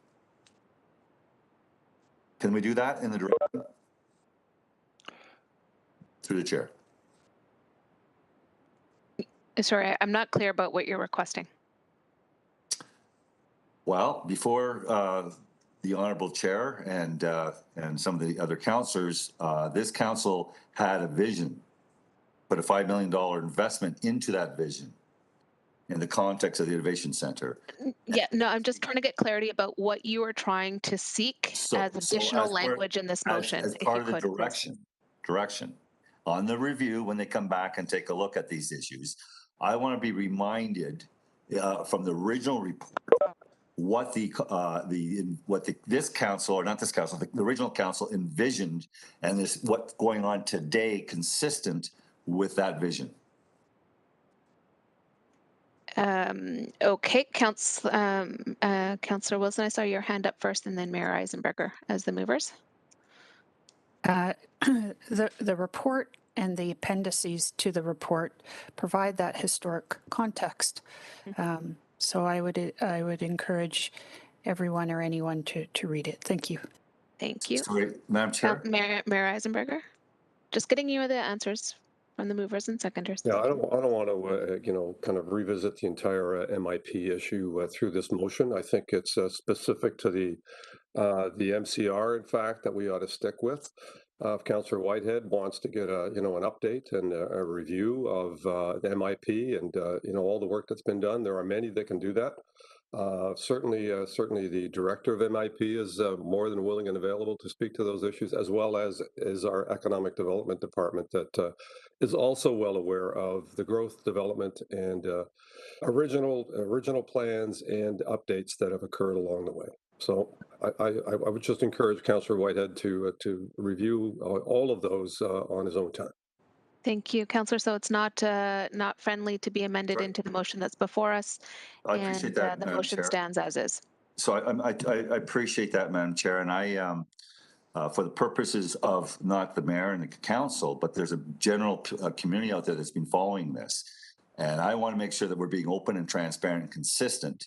But if the mayor feels that's not important, fair enough. That was not what was said. The background information in the report that is before this committee, as well as its appendices, reference all the background information and past council decisions. I'm looking for a summary. I would appreciate that you don't continue making accusations around this council chamber of people's intentions and motivations around transparency and not looking to do so. That is totally inappropriate. I was asking for transparency. No, you're making comments and insinuations. No, I was asking for transparency. No, you're not. Yes, I am. Okay, I'm asking for your microphone to be shut off, please. Thank you. Okay, so it's been duly moved and seconded and before committee for vote.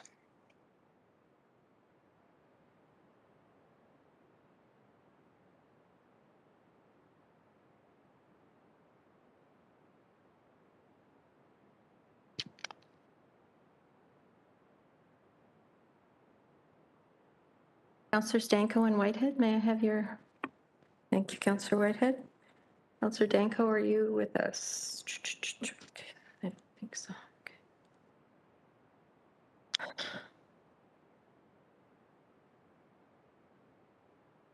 That carries 14-0. I'm not sure who's sharing their laptop, but it needs to be.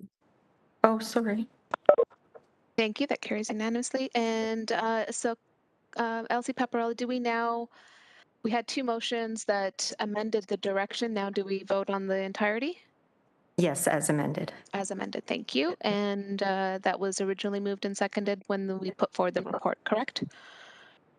I don't think. Okay, then I see Councillor Jackson volunteering and Mayor Eisenberger. There you go. There we go.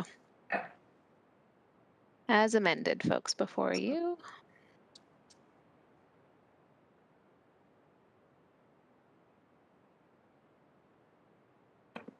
Thank you, Councillor Powers. Councillor Pauls, are you able to vote, please?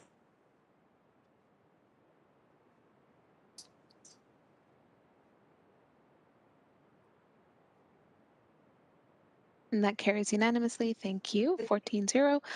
Moving forward on the agenda is item 8.3, evaluation of urban boundary expansion requests, Waterdown Report PED 17010Q. May I please have a mover and seconder to put it on the floor? Moved by Councillor Partridge, seconded by Councillor Powers. Thank you. Any further speakers?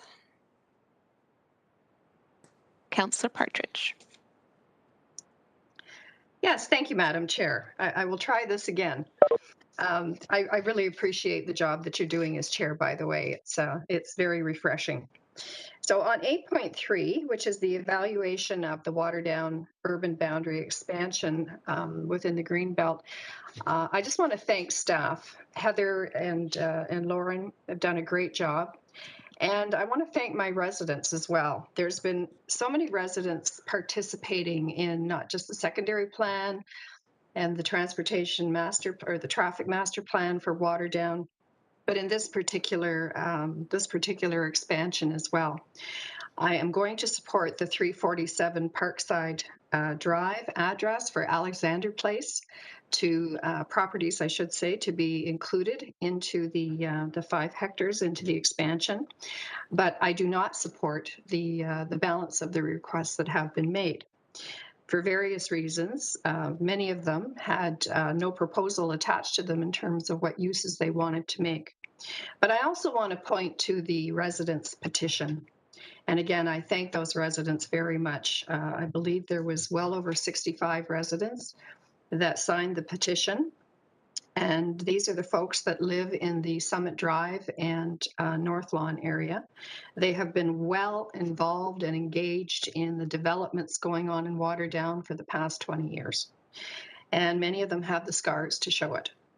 So I am going to support my residents who do support the expansion of the Alexander Place properties, but they do not support the expansion of the other requests that have been put forward. I want to thank Heather very much for her realigning the boundary with the Niagara Escarpment Commission boundary line for 100 Sunnycroft. That was an oversight. It happened many, many years ago. And it's just, it may be looked at as housekeeping, but it really does make a big difference to the homeowners that live in that area. I want to appreciate and recognize those who did do their presentations. They were excellent, they were well done, and there were some concerns raised. I know that staff continue to discuss some of those expansion requests that come in, and there may be opportunities down the road for them. So, Madam Chair, I am very, very happy to finally get at this point. We've been at this for 12 years now. To be able to get it all delivered through the uprights, and very happy to move this report and to move the recommendations. And I thank staff very much. It was a tremendous amount of work that went into this. Thank you. Thank you, Councillor. Next up, we have Councillor Clark.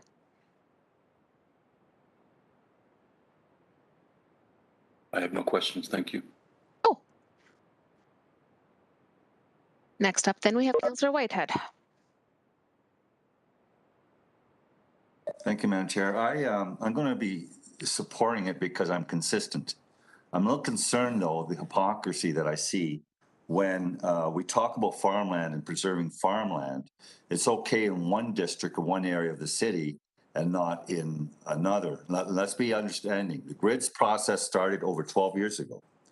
And so when we talk about 12 years in Waterdown, I want to make it clear that it was over 12 years in Hamilton as well in the context of any consideration of expansion. And it was done in a very comprehensive way and in fact was recommended by staff.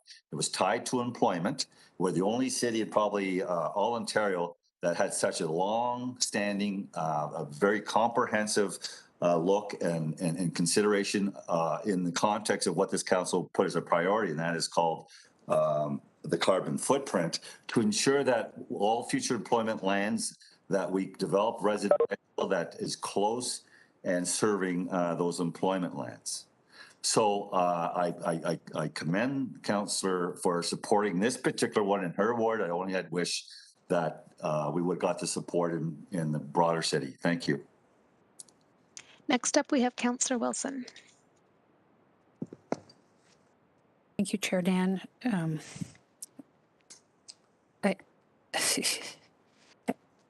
I think you should be able to make your points at council without suggesting your colleagues are being hypocritical. Oh, come on. This is politics. Councillor Wilson has the floor. Thank you. I'll respond to that. That might be your politics, sir. It's certainly not mine. Mine's driven by values, and I can look people in the face. Thank you, Chair. Through you to staff, Mr. Robichaud, perhaps. A question was raised by delegates, a delegate seeking clarification on the zoning. And I think the question or comment was that the A2 zoning permits residential care facilities, but not retirements and not retirement homes. And RCFs are not retirement homes. So this would be a new use. Could you help me on that one? Thank you. Through the chair. Through the chair, this is Heather Travis. I think I can respond to that. Oh, thank you. The speaker is correct that generally the rural A2 zone in itself does not permit a retirement home or a residential care facility, but for this particular property, there is a special exception that exists on the property that permits both a long-term care home and a retirement home. And the special exception does not tie those uses to being existing uses only. Rather, it would allow for expansion of the facility for a long-term care or retirement home. So there already are expansion rights on this particular property through the existing zoning, which was a carry forward from the old Flamborough days. What is being added through this by bringing them into the urban area, we're also allowing them to consider not only a retirement home, but a full continuum of care development, which might include more of a multiple dwelling geared to senior citizens that would be different and separate from a retirement home, which is already permitted. That's helpful. Thank you. If I could, through the chair, ask a subsequent question on the criteria in which it was noted that this development, and maybe you've just answered it, so I apologize, but that this development couldn't be accommodated anywhere else within the existing urban envelope. Could you help me with that? Because the same delegate referenced the Waterdown secondary plan successfully just completed, which I think they suggested made reference to the opportunity to provide this kind of continuum of care in the built form. Thank you. Yes, through the chair, what staff mean by not being able to be provided elsewhere is, as I mentioned, to create that continuum of care or aging in place community on this particular parcel tied to the existing use, which is already on the lands, so that one can start in more of the seniors apartments and then gradually move to different levels of care as is required. And again, we recognize that because the one facility is already existing, there is a logical sense in allowing for that minor expansion to the existing use on this site. Thank you, Chair. If I have time for one final question. Yeah, you still have time. Thank you. In my questions, I had referenced earlier, Heather, Appendix E and the notations on possibility, I thought it said, of a karst and some hydrological references. Could you just help me figure that one out, that would be done if a proposal comes forward to build, the impacts would be done by the proponent. Would the work be similar to how other assessments are done in the event that a floodplain or a water feature exists? Thank you. That's my question.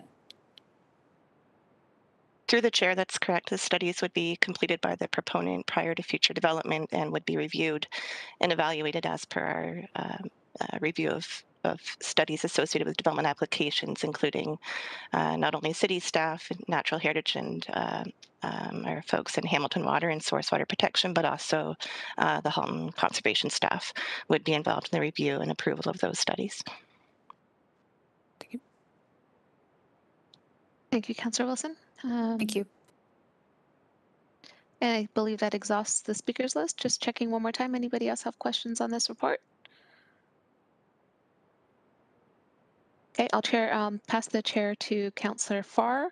Just a couple of questions and clarification based on the delegation comments, and then just making sure I heard through responses to my colleagues. So through you, the existing A2 zoning would enable expansion of an existing facility. So what is before committee is an expansion of the Alexandra, I think it's Alexandra Park. My apologies. I don't have the details in front of me. I'm going off my scribbled handwriting notes. So it is seeking to expand an existing facility into a much more larger aging in place complex, correct? Through the chair, that's correct. And through you, thank you for that. The entire 5 hectares would be required in order to facilitate that expansion, correct? Through the chairs, the proponent has not provided detailed plans of their expansion to date.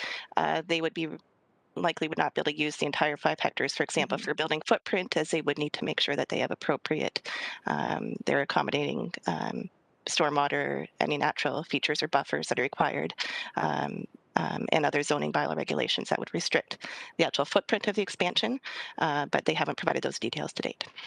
Thank you. And then through you, Heather, are you saying then if the facility expansion doesn't require the footprint of the entire 5 hectares, is the direction before committee to consider urban boundary expansion up to 5 hectares, or is it dedicating this land towards this specific site? Through the chair, we're recommending that the site itself totals, or the portion of the site that's currently in the rural area totals approximately 5 hectares, and so we are recommending that the entirety of the site be brought into the urban area. We generally don't like to fragment sites and leave portion within and outside of the urban area, and in this case, it is anticipated the existing development on the site takes up about half of the property right now with the building and the parking, so it is anticipated they would need the majority of the additional lands in order to accommodate their proposed expansion. So for those reasons, it makes sense to bring in the entirety of the parcel into the urban area. Thank you. And last question is, are these the lands currently within the Greenbelt lands? Through the chair, yes, they're currently considered protected countryside of the Greenbelt plan. Great. Thank you. Those are my questions. I'll take back the chair. Next up is Councillor Clark, followed by Councillor Powers. Thank you, Chair Nan. Can you hear me okay? Yes, we can. Perfect. Just a question to staff. So the proponents on these subject properties, have they retained different planners, and do we know who the planners are for these different properties? Through the chair, yes, some have retained planners and some have not. Some of the planners you heard from today earlier in the delegations, and the subject lands at 329 and 345, which are the ones that we are recommending being brought into the urban area, yes, they do have a planner working for them as well. And who's the planner, please? Through the chair, for the subject lands, the planner is Ed Fothergill. Thank you. That's it, Chair Nan. Thank you, Councillor Clark. On to Councillor Powers. Thank you, Madam Chair. I certainly support Councillor Partridge's request. This property has a long history. From day one, it was contemplated to become a residence. Alexander Place has become a desirable location for people. It's a long-term care right now that is always contemplating expanding to satisfy the needs and the desires. And as we've encountered over the last couple of years, providing appropriate housing for residents of that type of need. they had no timetable at the time. I recall being there more than 25 years ago and seeing on the great job that took place. So what's happening now is ultimately a moving on in the needs to accommodate the needs, the ever increasing needs of our citizenry, and if it can be done within the envelope that's there without impacting a lot of the neighboring lands and the neighbors, I'm certainly supportive of it. Thank you, Madam Chair. Thank you, Councillor. And final on the list is Mayor Eisenberger. Yeah, thank you. And I support the staff recommendation on this as well. This is long-term care and retirement home, demands and needs are evident throughout our entire community, and no less so than in Waterdown, where people, generally want to stay close to where they've either resided for the past 30 or 40 years and now need to move to a location with either more care or more less size for them to have to manage and look after, and that happens in every part of our community. And when we have an opportunity to provide that, and I've always been on for fixing anomalies in the urban boundary, and some of them are anomalies, small adjustments that allows for some of the things that we want to be able to happen. And this is certainly one of those instances where long-term care and or additional retirement residences is something that we absolutely would like to have happen. And I'd certainly very much like to have happen in Waterdown, Stoney Creek, Pembroke, Hamilton, East Hamilton, Lower City Hamilton, wherever it may be. This one happens to be already geographically located, and it just makes sense to add on to what's already there. So I will support this. I was one of those that did not support the urban boundary expansion writ large. I still maintain that, but it doesn't mean that we can't look at certain individual circumstances on a limited basis and make some sense out of whether it's going to be good for our community going forward. And in this instance, I see it as a good thing, not a negative, and certainly not a detriment to maintaining our urban boundary to the greatest degree possible, which I don't think we're harming in any way by this small change. Thank you. And that exhausts our speakers list. The report is before you electronically for consideration.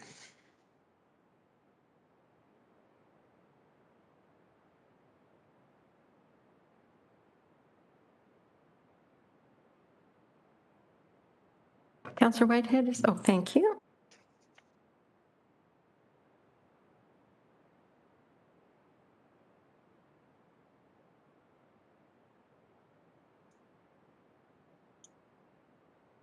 And that carries unanimously 15-0. Moving on to discussion items.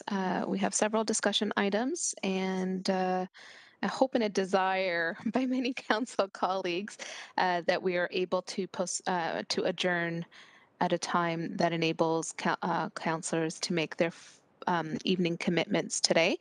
So discussion 10.1 is the Barton Kenilworth Tax Increment Grant Program at 110 Barton Street East, Hamilton, PED Report 22089 in Ward 2, moved by Councillor Farr, seconded by Councillor Johnson.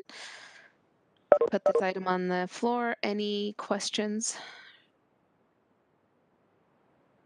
or comments? Seeing none. For you to vote on electronically.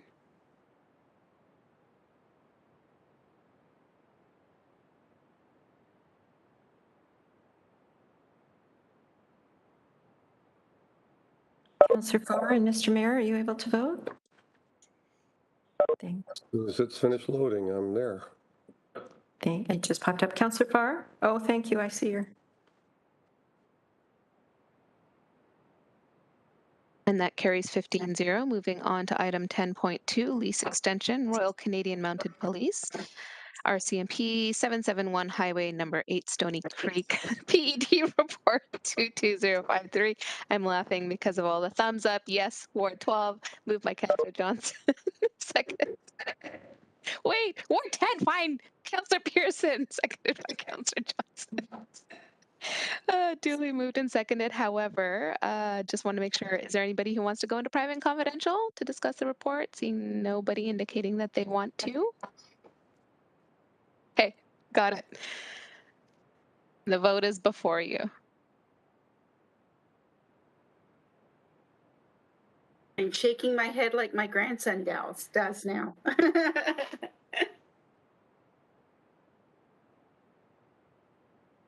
That carries 15-0. Moving forward, 10.3, intergovernmental partnership to improve digital infrastructure and address the digital divide. City Manager Report 22007, citywide. Moved by Mayor Eisenberger, seconded by Councillor Powers. To put the item on the floor. Any discussion respecting this item? Happy to discuss. So not to take up too much time, but I know this is an important issue. I know Cyrus has put a lot of time and effort into pulling this together to the benefit of our municipality. And I would appreciate it if Cyrus would just give us a quick kind of snapshot overview. Most certainly. What he's bringing forward, and why it has such important value to the city of Hamilton. Excellent. Thank you. Over to you. Through you, Madam Chair, to the Mayor, thank you very much. So in summary, Mayor and Council, this is a collaborative report that was put together by a GTHA Digital Infrastructure Working Group, which I sit on behalf of the City of Hamilton.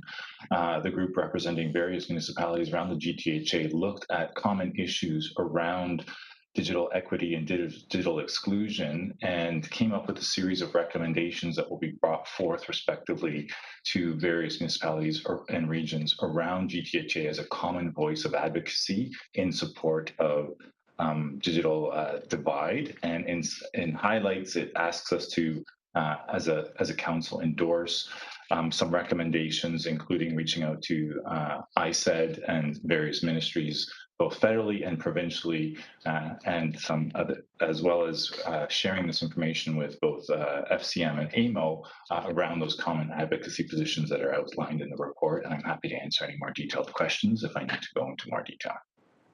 Thank you. This is such a great collaborative effort, and as we all know and appreciate, the digital divide exists, and we need to collectively take steps to advocate on behalf of our communities, the ways and means by which we can try and eliminate that divide. And so, this is a good effort to actually work with our Greater Toronto Hamilton area municipalities and regions to come up with some advocacy points that we can then turn to AMO and the Federation of Canadian Municipalities, and to our current governments, both federally and provincially, in terms of ways and means by which they can help assist us in shortening the divide. So I really appreciate the report and the effort that Cyrus and his team have put into this, and I look forward to continued advocacy with our federal and provincial partners. Thank you. I thought I saw Councillor Ferguson. Were you hoping to get on the speakers list? Yeah, I'm in the chat too. Okay. But, do I go ahead now? Yes. Okay, very quickly. This digital divide has been a big issue for a while. I know rural Ontario municipalities have been lobbying for years to improve rural connectivity. And I just want to report that I just hooked up to the new Bell system. They put 5G in the urban area, but they went to 1G in the towers. And I used to have a download speed of 4 and an upload speed of 0.5, and you're probably all fed up with me. The camera's flashing. Since connecting to Bell, I'm now 50 download and 10 upload. It's just as fast as being in the office, and I'm out in the rural area. And so, Cyrus, to you, work you've done on this, I know you've been following the rural connectivity also. I just want to thank everybody for that, because it's working. That's all. Excellent. Next up is Councillor Whitehead. Thank you. When I first got elected, one of the first projects actually I took on was creating a free wireless program in our downtown and tourist areas within the city of Hamilton, line of sight. And I started looking around the world to take a look at how we can build bridges to this digital divide, provide free wires for those that don't otherwise have access. And I was pushing towards the Philadelphia model. Although Fredericton created what's called hotspots in many different locations within the community, which was, again, helping to bridge that that divide in the local setting. But Philadelphia was really interesting because what they did, hang on, Philadelphia, yeah, I believe it was Philadelphia, it might be Pittsburgh. Anyway, what they did is they created on their own, without the partners, a wireless web for the whole city that was free of access. Now, they were taken to court by the service providers, and there was a settlement. And of course, now there's a fee that has to be paid. The question now is, moving forward, to build that divide, is there possibilities that we haven't considered, or models that currently exist that we can build on to provide truly a web-like approach that provides seamless connection throughout the rural and urban area, regardless of your income and location? That's the ultimate goal, and I hope that we can continue down that stream. Thank you. Thank you for those comments. And the speakers list is exhausted. It is moved and seconded. And before you for electronic vote.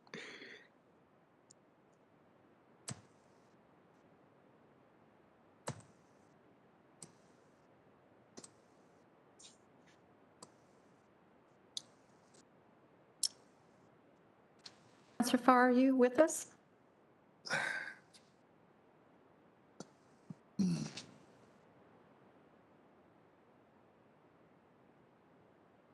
And that carries 14-0. Thank you.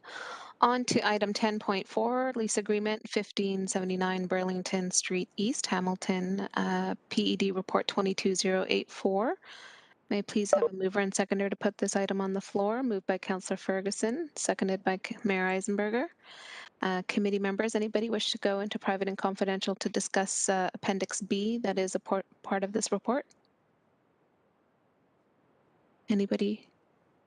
Seeing no indication, then committee's prepared to move forward in open. So moved and seconded and before you electronically for consideration.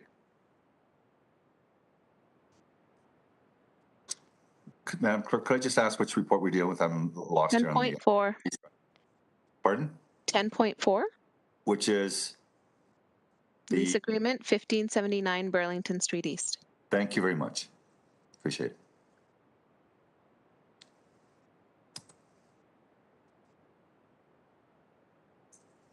Councillor Whitehead. Oh, now I see it. Carries unanimously. Moving on to 10.5, Advisory Committee of Persons with Disabilities Report 22-003, March 8, 2022. Moved by Mayor Eisenberger as Council's rep on the committee and seconded by Councillor Vanderbeek. Thank you. The report is on the floor. Any discussion? Seeing none, before you for electronic vote.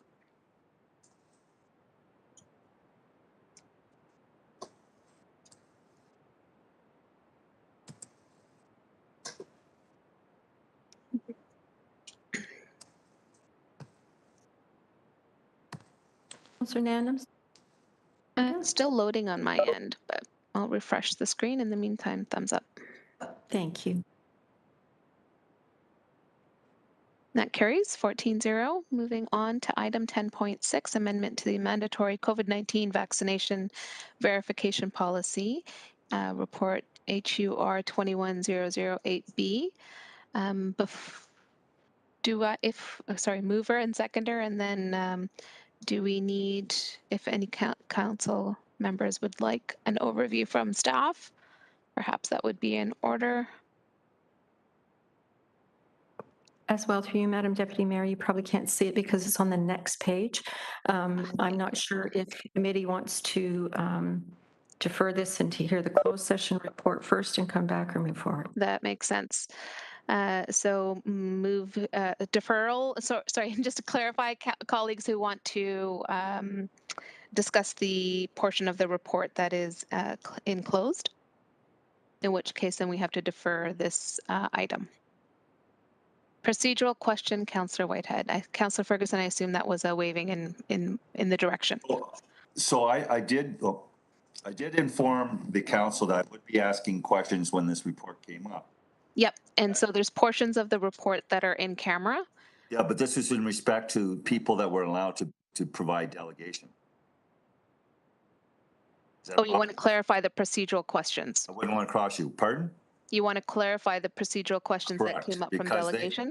I was told, or at least in the presentation, that many employees, based on a bylaw or some procedural issue by HR, that they were not allowed to come forward either with a written or open presentation. I've since received emails from people that were told, not only told they couldn't do it, there never was provided why they couldn't do it.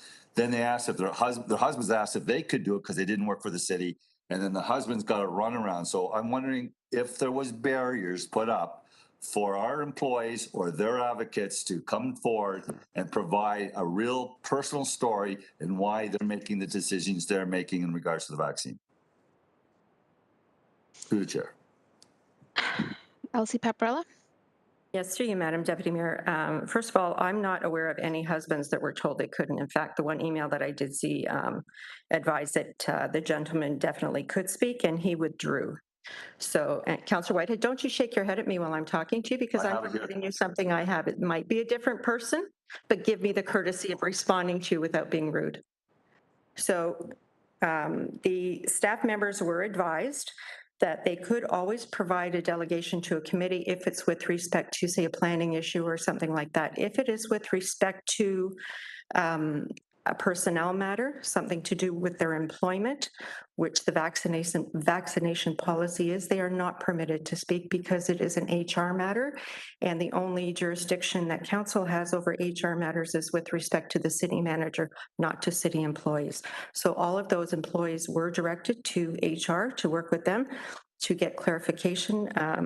As far as anybody else who's not a city employee, no one that I received and nobody that I know of in our office that was received that I'm aware of was told they couldn't speak if they were a spouse. The one gentleman I'm well aware of, his wife was a spouse, and he did put into speak, and I do have an email that he did actually withdraw.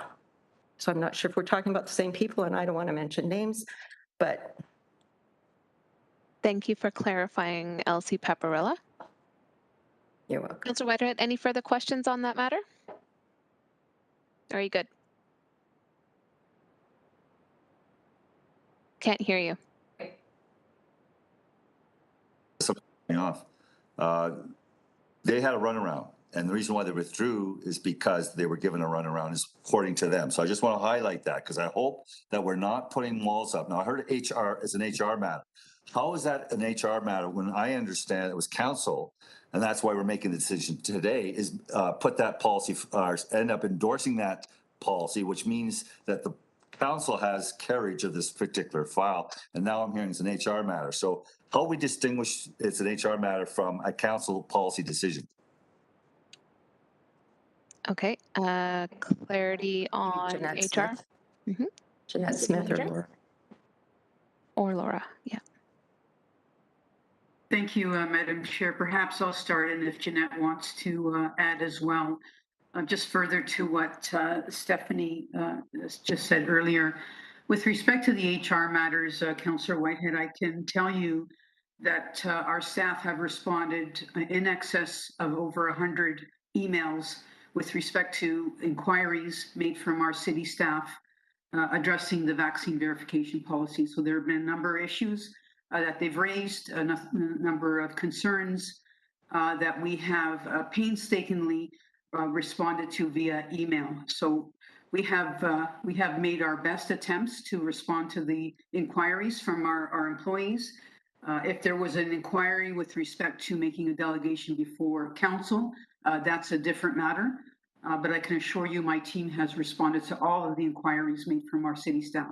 Numerous inquiries. I am very confident that our HR did what they absolutely needed to do with our employees. The question, though, I asked is if this was a council direction, then the only way to address the council's direction is be able to come forward and make a presentation directly to council.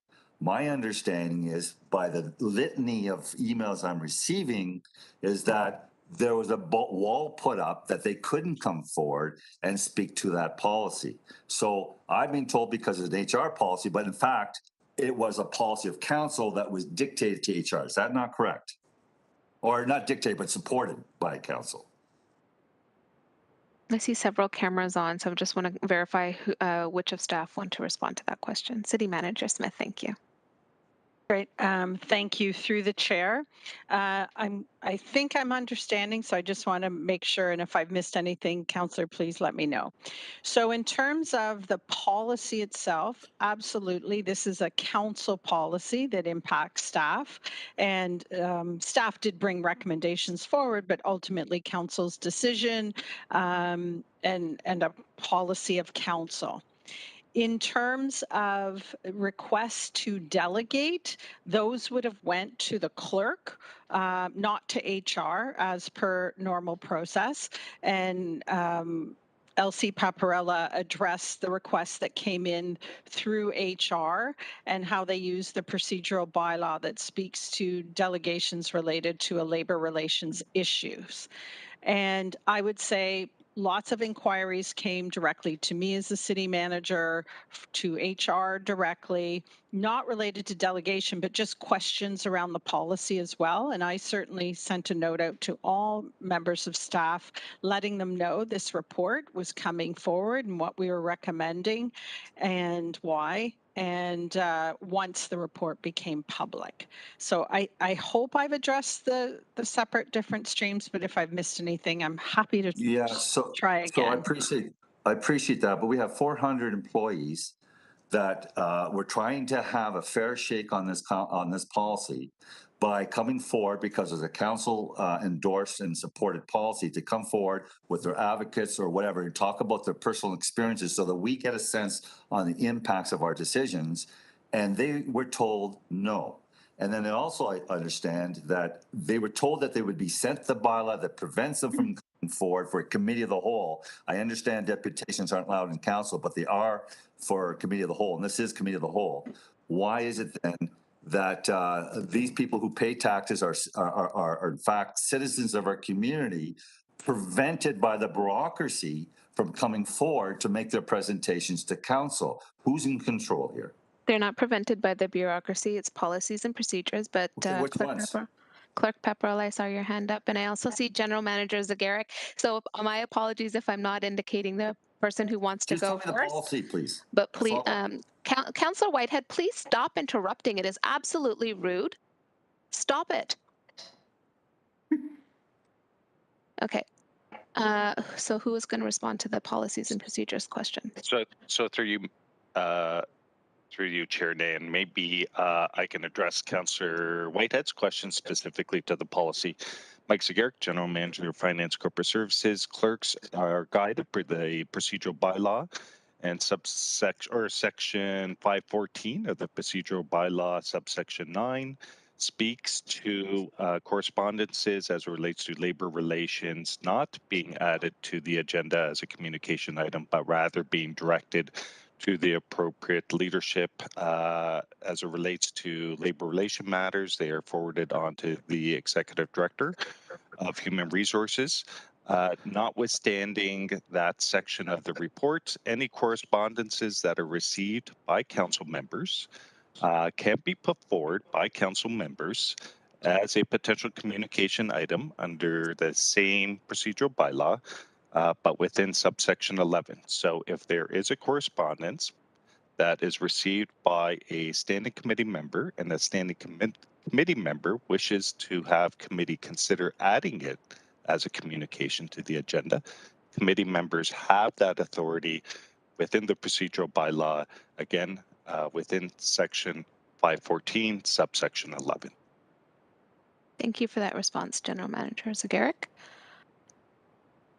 Councillor Whitehead, you have I a still don't few have more an minutes. answer for the 400 of time people left. that be trying to have representations of their personal experiences and why they can't take the vaccines and why they shouldn't be fired. And I think they have every right to come before this council who decided on this policy to be in front of us, and they did request, and our staff said no, or they gave them a runaround. That's a fact. That's not distorting the facts. And that those 400 people, I'm going to ask for deputations in the context of affidavits, and I'll bring those forward. Point of order, Madam Chair. You're continuing Point of to order as well. insinuate, and I appreciate. Okay, point of order 1, Danko. Point of order 2, Mayor, and then I have the chair. Go Madam ahead, Chairman, Councillor Danko. throughout this meeting, Councillor Whitehead has been repeatedly belligerent, insulting, disrespectful, disruptive, and now is directly impinging the reputation of our staff. He's been in direct violation of numerous procedural bylaw clauses, rules of debate, interrupting, order, decorum. This can't continue. Nobody can stand this. Like, Councillor Whitehead, stop. Thank you. Thank Yes, you, she does, Councillor. but Got your point of order. Mayor Eisenberger. So similar point of order is that Councillor White had just accused our staff of thwarting someone's attempt to delegate. I don't care what kind of email you have. You can have lots of them, but you made an accusation of our staff that they are doing something untoward that doesn't allow people to come to this this body to speak. I don't think it's untoward. I think it's a policy. I think that staff need to be able to address that. And Councillor White should stop accusing people of doing things inappropriately, especially our staff.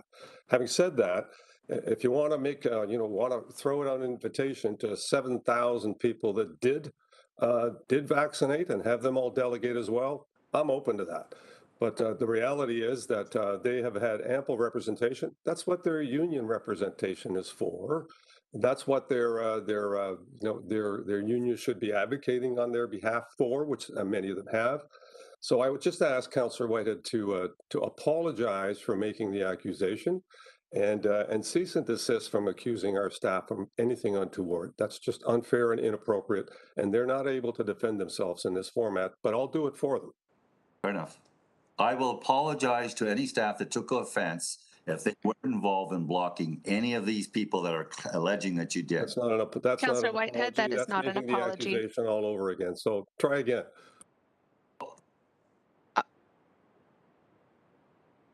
Councillor Whitehead, are you prepared to apologize for making accusations about our professional staff and their conduct? If you are not prepared to do so, your microphone will remain muted. Are you prepared to make an apology to our staff? Madam Chair, can I do a point of order too? I apologize. I'd like to do a point Just of hang order. on, Councillor Ferguson, just hang on. I do want to No, be I'm- procedurally fair. There was a request for an apology. I do want to give Councillor Whitehead the opportunity to come through on an integral apology to the City of Hamilton staff that he has repeatedly accused. I want to give him that opportunity through procedural fairness, and then I'll come to you for your point of order. Councillor Whitehead, are you prepared to do that? Absolutely. I apologize. Let's hear it. If no one was involved in blocking these people. I apologize. I don't accept that as your apology, Councillor Whitehead. You need to apologize for making accusations I did. about our staff. If no one blocked anyone, I apologize to them significantly. Will you make an apology for your statement accusing staff? I thought I did, Madam Chair. I apologize to any staff, every staff, or anyone that had no involvement in blocking these people. Madam Chair.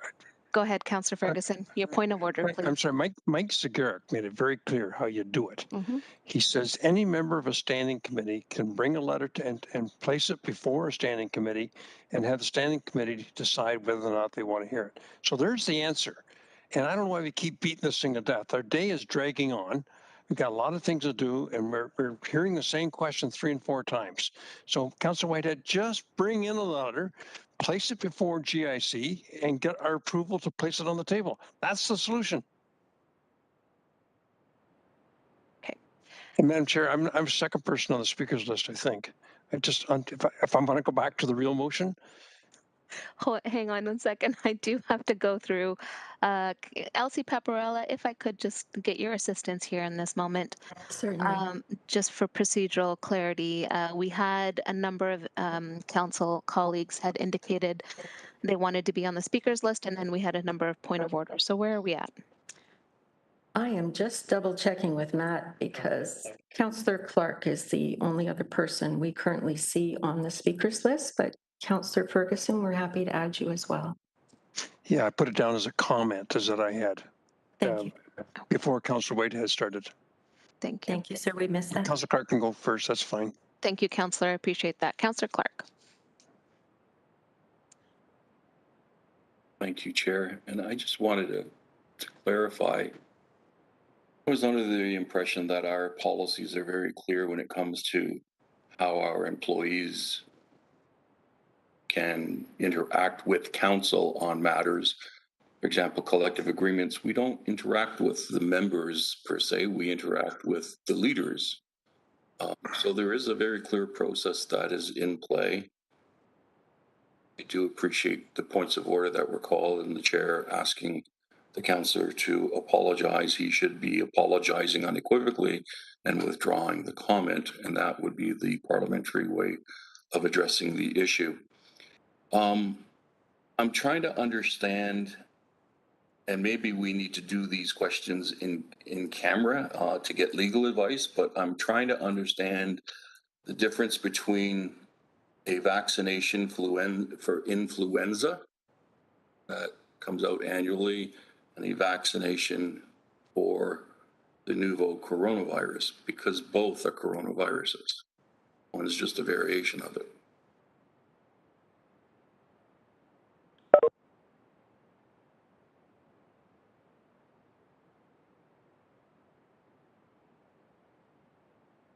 Sorry, I'm not sure if I lost my feed, but the question was to Any one of our staff. I'm trying to understand why we feel so inclined as to require vaccination for COVID-19 and the different variants that are going to come down the stream. We've already gone through 3.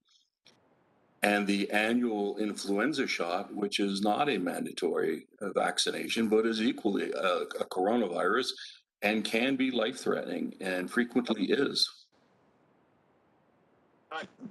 So what's the differentiation? I'm not trying to be sarcastic. I'm asking a serious question here.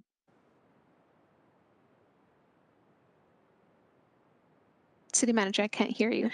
Oh, sorry. There we go. Sorry, technology issues here. Through the chair.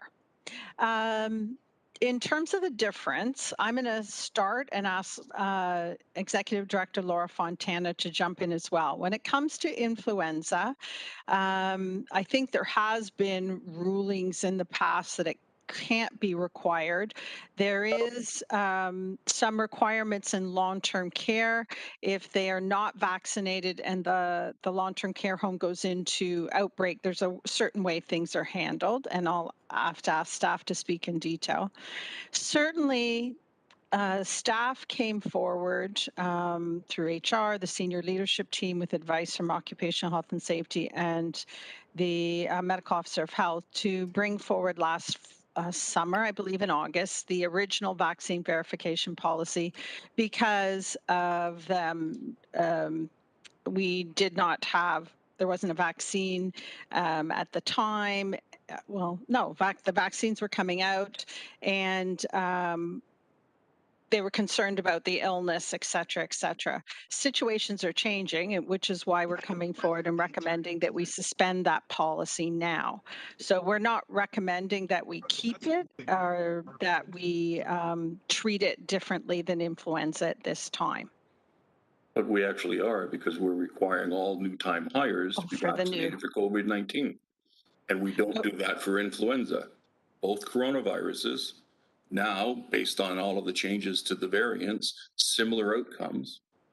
I don't understand. I can't answer that question to my constituents who are coming on to the city of Hamilton. My apologies, Councillor Clark. I missed that one part of the question, I think, when I was trying to get my microphone to work. So I'm going to pass that on to Executive Director Laura Fontana, who did some research with her counterparts across Ontario regarding that issue. So thank you, through you, Madam Chair. I'm wondering if it would be appropriate to, and I understand your question, Councillor Clark, and I'm thinking it's more of a medical question, to be honest with you, than an administrative or HR related question. But I'm happy, and I'm wondering if it's appropriate to just perhaps summarize what staff recommendation is, provide a bit of history and context, and then deal with some of these questions. And then at the appropriate time, if council would like to go in camera to deal with some of the more sensitive or legal labor relations issues, we could do that as well. Chair, I'm happy to hear that advice, provided it doesn't go against my time. Perhaps I can, if the chair will indulge, just some opening comments on the report. I mean, there's the out of camera report, and then of course the two in-camera reports. But I think some context, some history may be helpful, and then we can deal with some of the questions, and again, some of the administrative, legal, labor relations, and then of course some of the more confidential medical questions as well. Please. So maybe I'll start then. Thank you, Madam Chair. Again, Laura Fontana, Executive Director of Human Resources. Again, just by way of background, Council will recall that in August of last year, they approved the COVID mandatory vaccination verification policy, which required that all employees provide full proof of full vaccination in the workplace, which also incorporated a comprehensive testing program, an education and communication plan for unvaccinated staff and those staff choosing not to disclose their vaccination status. And the policy applied to all city employees, Council will recall, including permanent, temporary, full-time, part-time, casual, volunteer students, members of Council, and members of Council appointed committees. And then in January of this year, largely as a result of the emergence of the Omicron variant and a temporary move back to step 2 of the provincial roadmap to reopen, Council approved the amended policy, which included provisions for the termination of employment for those employees who failed to disclose their status as fully vaccinated by May 31st of this year. And that termination of employment for these affected employees would be effective June 1st. So I would first say that the policy to date has had a significant positive impact on the vaccination rates. And it's been mentioned before, almost 94% of our city's active staff are fully vaccinated. And in terms of specific numbers, currently we have approximately 7,149 employees who are fully vaccinated. There are approximately 505 employees who have not disclosed status, and of which 441 are currently participating in the rapid antigen testing program, and then the other 64 who are not compliant, meaning that they haven't disclosed their vaccine status and they're not participating in the rapid antigen testing program. And these employees are currently on an unpaid leave of absence. So approximately 46% of the 505 employees mentioned are members of QP 5167, which isn't surprising given that they represent about half of our unionized employees at the city and about 44% of our total workforce. But since its implementation, the policy objectives have again aimed to ensure the optimal protection of the health and safety of our employees and the communities that we serve. And more recently, however, we have been faced with mounting challenges. And this has been mainly in response to the lifting of a number of provincial mandates, including the vaccine and masking requirements. And as a result, our rationale for providing protection from transmission carries significantly less weight than it has in the past.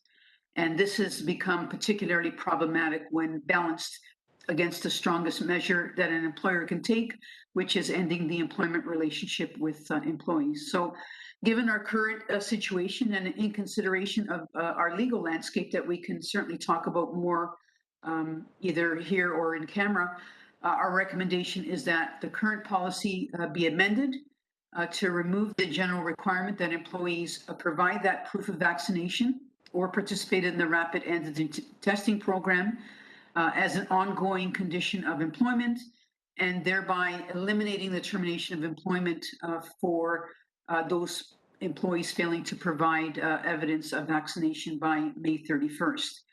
Also, discontinue the requirements for employees who have not disclosed their vaccination status to participate in the rapid antigen testing and returning them to work effective May 2nd, and that we remove the requirement of proof of vaccination for the citizen or volunteer council appointees for our boards and agencies. So in an effort to protect the more vulnerable in our community and continue with our mitigation requirements, we're also recommending that the conditions that were put in place to support the provincial directives in 3 specific areas be maintained for the foreseeable future, and they include the long-term care homes, that they maintain the requirements to be fully vaccinated, and those employees not disclosing the proof of vaccination will remain on unpaid leave of absence.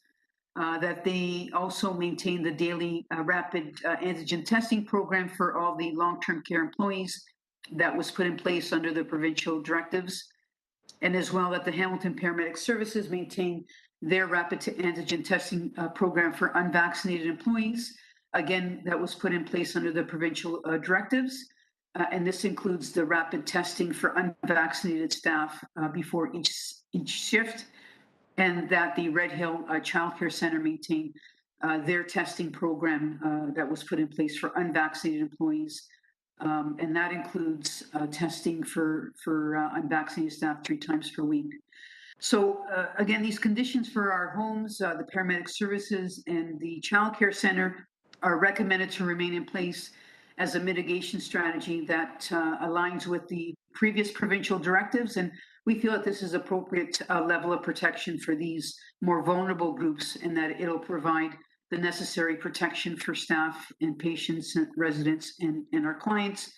As well, we're recommending, as the councillor mentioned earlier, that we continue to require all new hires provide proof of full vaccination as a condition of employment with the city, and that we will continue to monitor our COVID-related environment with respect to any changes or necessary increased measures that may be required, and further amendments for the reinstatement of the policy, and we would report back to council as required. So again, given our current environment with particular consideration to our legal challenges, that is largely in response to our changing provincial requirements as well as other legal challenges, and also in light of our MOH's support for these recommended changes to the policy, we're proposing that we suspend or pause our current policy with the exceptions noted above with our long-term care homes and paramedic services and child care center.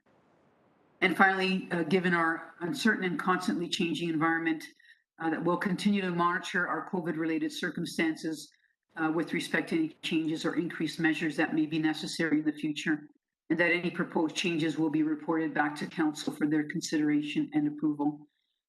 And we feel, last comment, that this is the best way for us to, or for the city to retain its flexibility to respond to any changes in the environment, and that the scientific literature to continue to provide a measured and reasonable response to our circumstances. So I thought it was appropriate, thank you for the indulgence.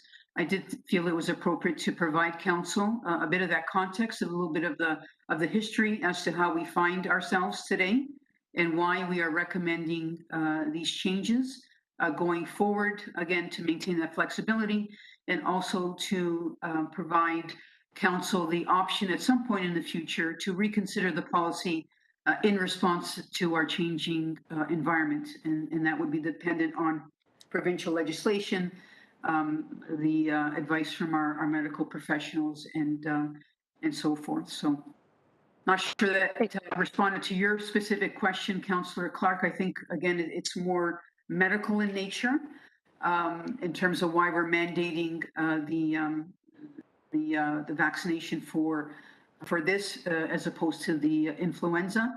I would say that we have been responding to provincial mandates, and that's why we've imposed the policy. Again, things have changed, and now we are reconsidering our position when it comes to vaccination requirements. Thank you. Thank you, E.D. Fontana. I appreciate that.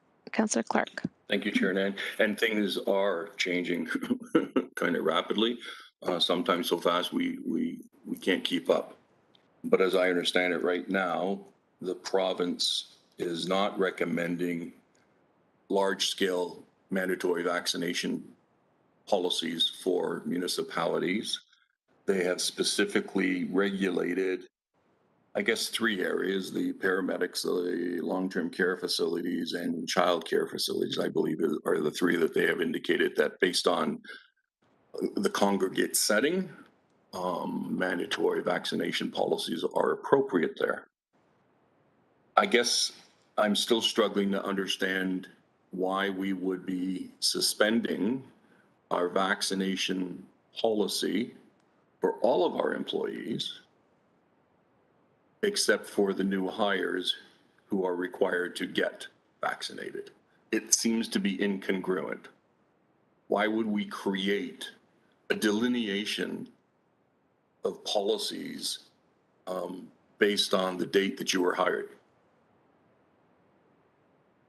So thank you. Through you, Madam Chair, I'm going to suggest that it would be our preference, Councillor Clark, that all of our employees would be fully vaccinated in order to protect our workforce and our employees and the communities that we serve. I think the requirement to have all of our employees fully vaccinated isn't one that will be supported from a legal perspective. But we can mandate it for new hires because it's a requirement it's a condition of employment. And we do have that flexibility and that authority to do so. And we're imposing it as a result. So where we can, we are going to require employees, if they wish to be an employee of the City of Hamilton, to be fully vaccinated in an effort to ensure the health and the optimal health and safety of our employees. But we're also recognizing the challenges in our current environment where we don't have that ability to require all of our employees to be fully vaccinated. So we are relenting, I suppose, to a certain degree.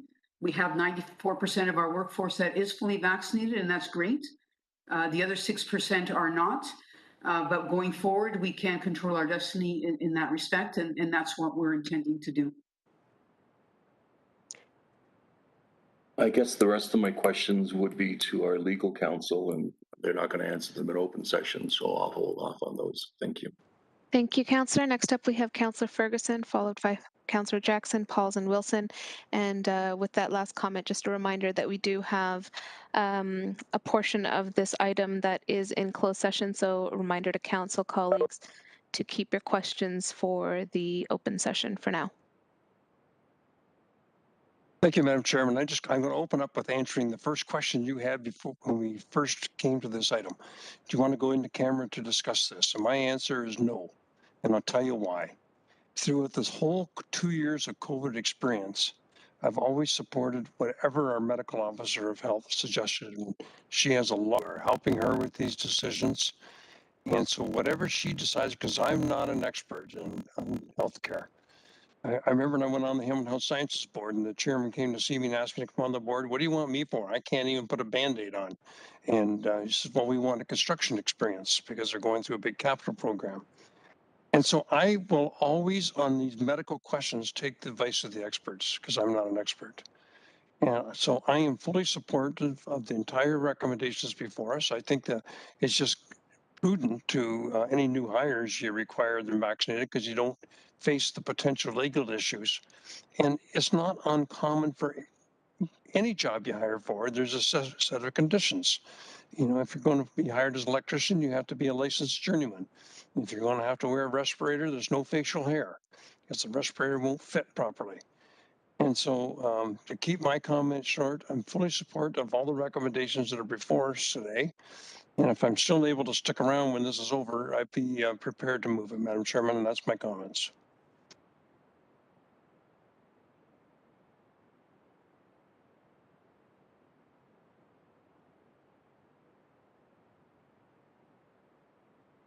Councillor Nan, are you still with us or did we lose you somehow? Oh, there she goes. Sorry, you're muted. I'm still here. We're on Councillor Jackson, correct? Yes, Sorry. I just heard my name now, Deputy Mayor. Thank you. Similar vein to Councillor Ferguson, I want to especially applaud Executive Director Laura Fontana and her team with the support of the Medical Officer of Health and City Manager and any members of EOC for the report that's here today.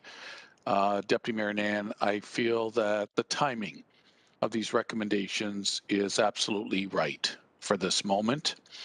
I wish to sincerely praise and thank the 94% who, in my humble opinion, did the right thing, which I myself politically and my family and my own staff have led by similar example to getting both the double vaccination and the first booster as well. So I want to thank sincerely the 94%.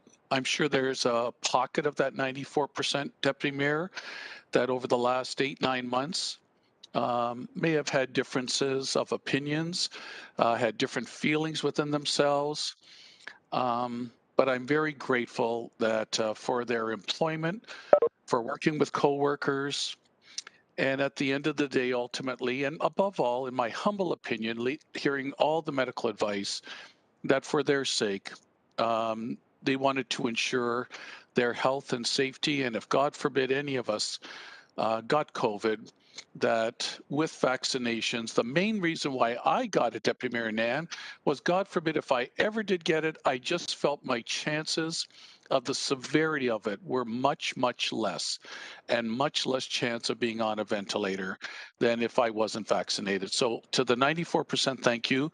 I'm not standing in judgment of the 441 or the 64 that just have been on an extended leave of absence. And I'm not standing in judgment of them, but the timing of this recommendation is absolutely right, aligning ourselves as well with as much of provincial policy as possible. Could I just quickly ask through you, Deputy Mayor Nan, to Executive Director Fontana, again, who I thank so much for bringing this report forward at this time and landing where she has with these recommendations. In B, Roman numerals 1 and 2, can I just be crystal clear, Executive Director, for our two lodges, Mcmaster and Wentworth Lodge, employees can still then work there as long as the rapid test is available to them and they take advantage of the rapid test. Is that correct through you, Deputy Mayor Nan? Yeah, thank you. Thank you, Councillor Jackson. Through you, Madam Chair. Yes, the employees at our long-term care homes are tested through the rapid testing program every day, regardless of their vaccination status. Those that are unvaccinated, and I understand there's approximately 11 of them, are currently on an unpaid leave of absence. But if those 11 even wish to be back at work, provided they take the rapid test daily, they would be allowed to come back to work? E.D. Fontana, through you, Deputy Mayor Nan? Through you, Madam Chair, they would be allowed to come back to work and test on a daily basis, provided they provided the proof of full vaccination. Okay, all right. So, just help me clarify that a little further then, Laura, please. So I'm reading again here in your Roman numeral 1 and 2. City lodges maintain the requirement to be fully vaccinated. Those employees not disclosing proof will remain on unpaid leave. But in Roman numeral 2, but the city lodges maintain the rapid antigen testing that was put in place under the provincial directive. So again, if someone is not fully vaccinated, but is submitting to daily rapid testing at the lodges, could you clarify for me, are they allowed to continue working through you, Deputy Mayor? Through you, Madam Chair, no, if you are not vaccinated, if you are an employee of our Mcmaster or Wentworth Lodge and you are not vaccinated, you are not allowed to attend work and you are not allowed to do the daily testing. You are on an unpaid leave of absence, and there are currently 11 employees in that category. So if we approve this today and ultimately ratified by Council, Deputy Mayor Nan, those 11 would still then be, they're part of our workforce, but they would now be in a further indefinite state of abeyance and unpaid leave? Through you, Deputy Mayor Nan?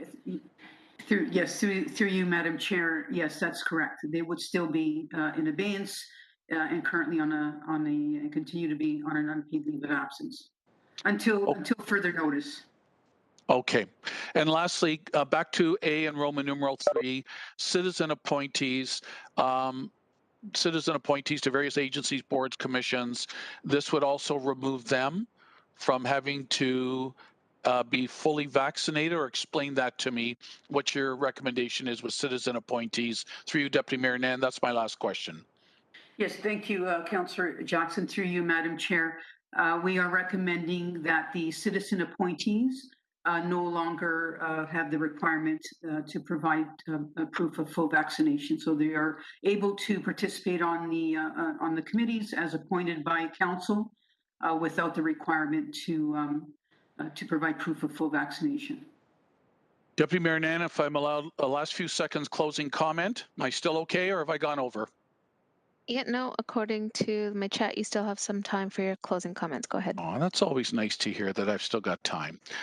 Okay, so to wrap up, Executive Director, to your credit, several months ago, when the majority of us on council said that the employee vaccination termination policy was the right thing to do to try to encourage, primarily to try to encourage more of employees. But I was one of the ones in January that asked you if anything changed on the provincial front, easing of restrictions especially, that you would re-review and bring a further report back to committee and council for our deliberation. You have done that. Much appreciation. As much as you know, my last little thought with you to keep under advisement, the lodges and the 11, knowing how much I adore, advocate for our lodges, that's historic. Again, I would just ask you to keep a radar on what further is happening provincially with the Ministry of Long-Term Care and those employees, and keeping in mind R11 from the 2 homes as well if anything changes. Thank you very much, Deputy Mayor Nan. Thank you, Councillor Jackson. Next up, we have Councillor Pauls, followed by Councillor Wilson, Pearson, and Vanderbeek. Thank you. Maybe some of my question will be for in camera, but first of all, I want to say that I want to thank Executive Director Laura Fontana, because I also had a lot of people from the staff asking if they could delegate. And I remember telling them, just go and talk to HR, ask the clerk. And I remember something that Laura said to me, and it was so wonderful. She said, "Counselor, leave it to me." She always, when I didn't know the answer, she would say, "Leave it to me and we'll figure it out. Tell these people to give us a call." And I know one of them did call, that I know personally, and you were excellent. She called me back, you understood. So Laura, thank you for doing that. And I've always said, if there's any question, ask the clerk, ask HR, and thank you for doing that. I'm a little bit confused, though, after Councillor Jackson asked some question. What about, I'm happy that HR is recommending to removal of the vaccination policy, but the people, do they still have to get tested if they're not vaccinated? Through you, Madam Chair, is it specific to long-term care or the paramedics? No, not to long-term care. And even the long-term care, we're saying that they're on unpaid leave. How long can that last? What's the end result to that? That was my second question. But in general, the 474 people that have been testing all the time, now we're going to rescind this. Do they still need to be tested? So through you, Madam Chair, no, the 441 employees that are currently in our rapid antigen testing program will no longer have to test. Oh. We are recommending that the unvaccinated staff for our paramedic services and our Red Hill Child Care Center get tested. So for paramedics at the beginning of each shift, and then for the Red Hill 3 times a week. It is only those employees in our long-term care facilities that, regardless of whether or not they're vaccinated, that they test every day before their shifts. Thank you for, that's good news.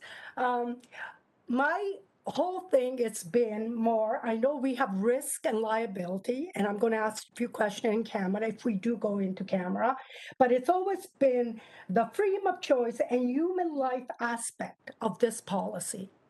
We are an inclusive city. We care for a fellow citizen. We, you know, like the delegate said, we'll see them out there, and we don't know who's vaccinated or not when we go out of the city.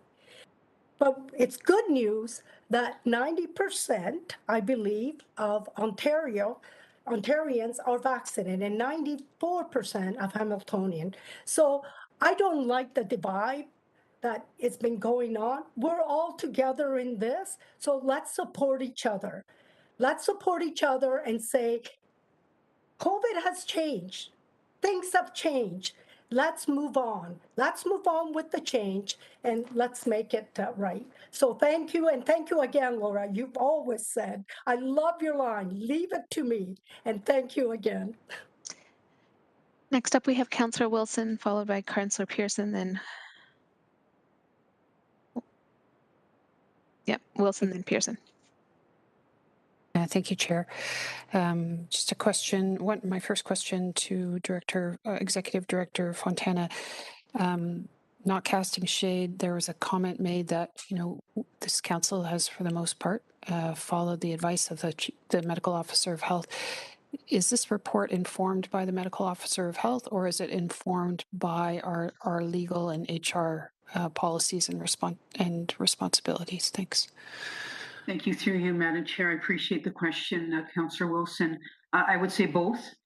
We certainly wrote the report after consulting with our medical officer of health, Dr. Elizabeth Richardson, and we also consulted with external legal counsel in terms of some of our labor relations or legal challenges and vulnerabilities.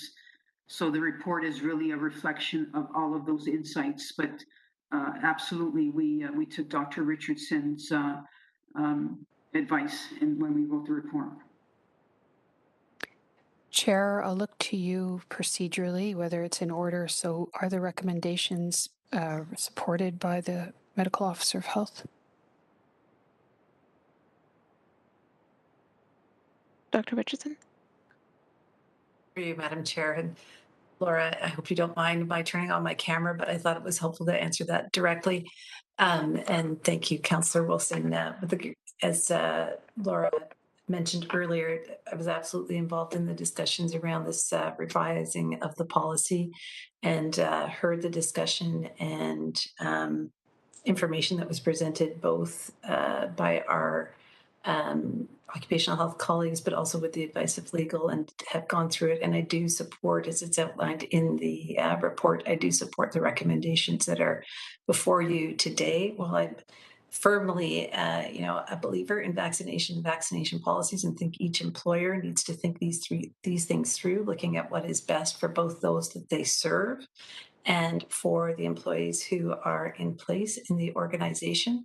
You'll see where we have these more vulnerable clients that are being served, the policy reflects different circumstances than for the general workforce. And I think that was an important piece as part of the discussion to make sure that it was considered in that way. And so with all of that and due consideration of the issues that are before you, both in the confidential addendum and in the whole report, do support the policy as it's written. Thank you very much, Dr. Richardson. My other question is to seek clarification for new employees. Do we define fully vaccinated? I'm looking for some assurance that that means a continuous boostering, if you will, of the employees, as long as that is available. Thank you, through you, Madam Chair. The full vaccination definition will be in accordance with the provincial medical direction. So, however they define full vaccination will be incorporated in terms of our requirements to be fully vaccinated in order to be as a condition of employment with the city. So that definition will fluctuate depending on how it's defined under provincial requirements. Through you, Chair Nan, if I could ask, you could help me on that further, Ms. Fontana, how is it defined at present at this moment? Through you, Madam Chair, it's defined by 2 doses.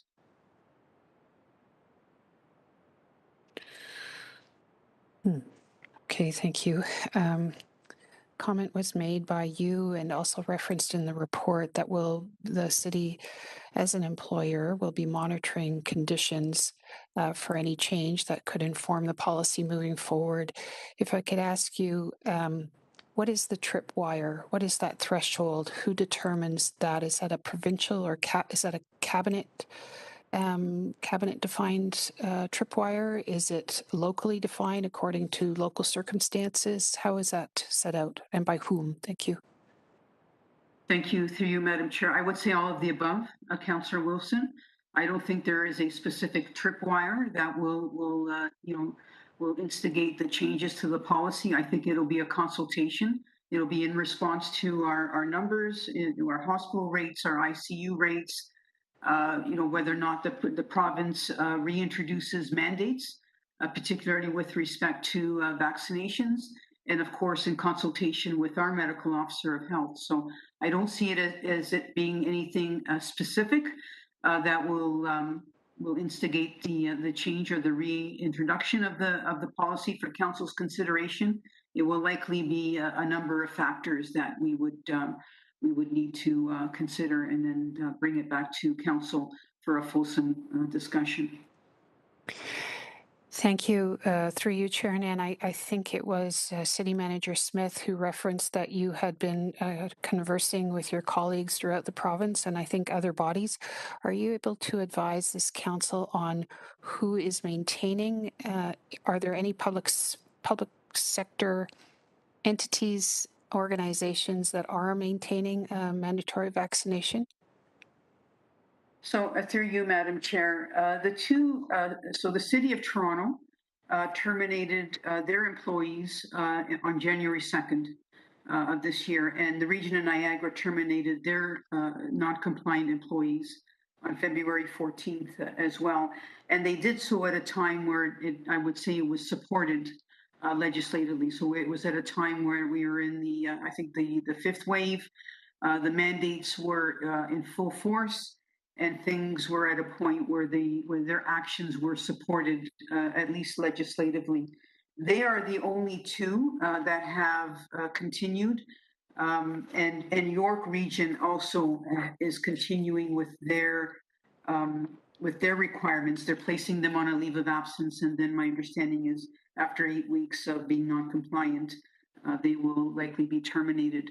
All the other municipalities have basically rescinded their policy when it comes to particularly to termination of employment. They've all essentially kept the requirement for new hires, but their existing employees do not have to provide proof of vaccination or adhere to any rapid testing regimens. Thank you. I'll delve further into the York, Toronto, Niagara when we go in camera on the legal parameters.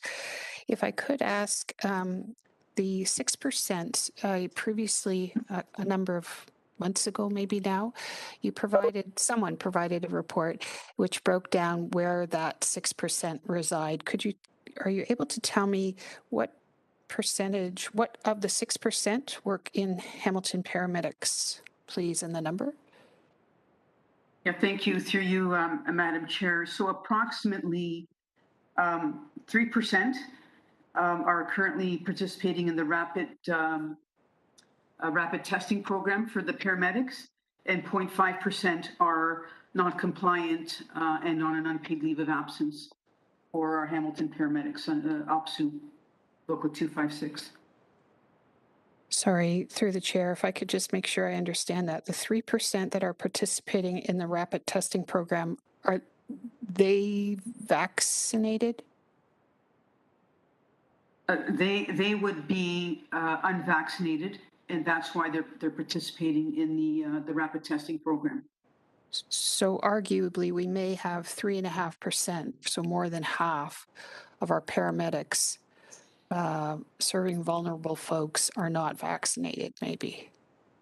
Well, so through you, Madam Chair, yeah, we have 368 paramedics for the city of Hamilton, 11 of which are participating in the rapid testing program, suggesting that they're not vaccinated or not fully vaccinated and participating in the rapid testing program. And then 2 that have not disclosed their vaccination status and are not participating in the rapid testing program and are currently on an unpaid leave of absence. Okay. So could you help me understand this, Laura, please, the scenario? Sorry, Executive Director Fontana, I apologize. Through the chair, I was of the impression that the Hamilton Health Science, the hospitals are keeping their commitment to mandatory vaccines. Is that correct? Through you, Madam Chair, yes, that's my understanding as well. Okay. And we are maintaining the recommendation in this report is that we maintain our commitment for vaccination in our lodges, so for our vulnerable elderly folks. Is that correct? So through you, Madam Chair, for our long-term care homes, we're maintaining that they be fully vaccinated and tested every day. All right. Those that are unvaccinated. Could I ask one final question? Sorry, Chair Nana, maybe put me on for a second. So, Ms. Fontana, do we know how many of the calls of our paramedic services are for persons over the age of 65? Through you, Madam Chair, I would not know that. I don't know if Chief Sanderson would know that. I think he's in the... Yeah, I did see Chief Sanderson. Go ahead. Mike Sanderson, Chief Hamilton Paramedic Service. Through you, Madam Chair, it would be approximately 44% of our patients are over the age of 65. It's just a circle. It's just a Chair Nan. Thank you, Chief Sanderson. I can't reconcile the logic, though, of the requirement for when they are in hospital, they are attended to by folks who must be mandated a mandatory vaccine, and or they're moved to one of our care facilities. The employees working with them and caring for them must be vaccinated. But in those who serve them, and maybe initially via paramedic services, they're not required to be vaccinated. And I just am having a hard time reconciling that. I don't understand it. And we don't have a mandatory max, I suppose, Chief Sanderson, if I could through the chair, and then I realize I'm well past my time. You are, Councillor. Through you, Madam Chair, the original directive number 6 from the Chief Medical Officer of Health for Ontario identified exactly the same standard as what we're proposing in this report going forward at present. There is never a requirement for all paramedics to be vaccinated on the directive number 6. There was a requirement for any unvaccinated paramedic to perform rapid antigen testing on a periodic basis as set out, and that's what the recommendation in this report is. So the hospitals have accepted that standard on a provincial level for paramedics going in and out of hospitals, as hospitals have independent or varying requirements. Some hospitals do require full immunization. Some have not required that on a provincial level. So it has been varied across the province by hospital, and hospitals have accepted the former directive number 6 as being acceptable for paramedics going into the workplace. Thank you, Chief. Councillor Wilson, if you have any further, so you'll have to go on a second time. Councillor Pearson, followed by Councillor Vanderbeek. Thank you, Madam Deputy Mayor, and appreciate the opportunity. I won't belabor this. I am supportive of the direction, and yes, it is frustrating, and I hear it around the table right now. But I'm proud and want to say it to all of our staff who have taken the initiative, 94% to be vaccinated. I am fully vaccinated, a first booster, and looking forward to my second. And I think, if we had to say anything, I'm sure the medical officer of health would say at all levels, if it wasn't for the amount of people that have been vaccinated, we wouldn't be as far ahead as we are today. and we would still be looking at enormous numbers of patients entering the health system suffering from COVID at all levels. So I am supportive. I do have a question, if I can, to Ms. Fontana. Laura, you mentioned about the requirement for new employees. So I just want to ask, because you very succinctly explained this is provincial direction, federal direction, so we're going to be taking rules from all the levels.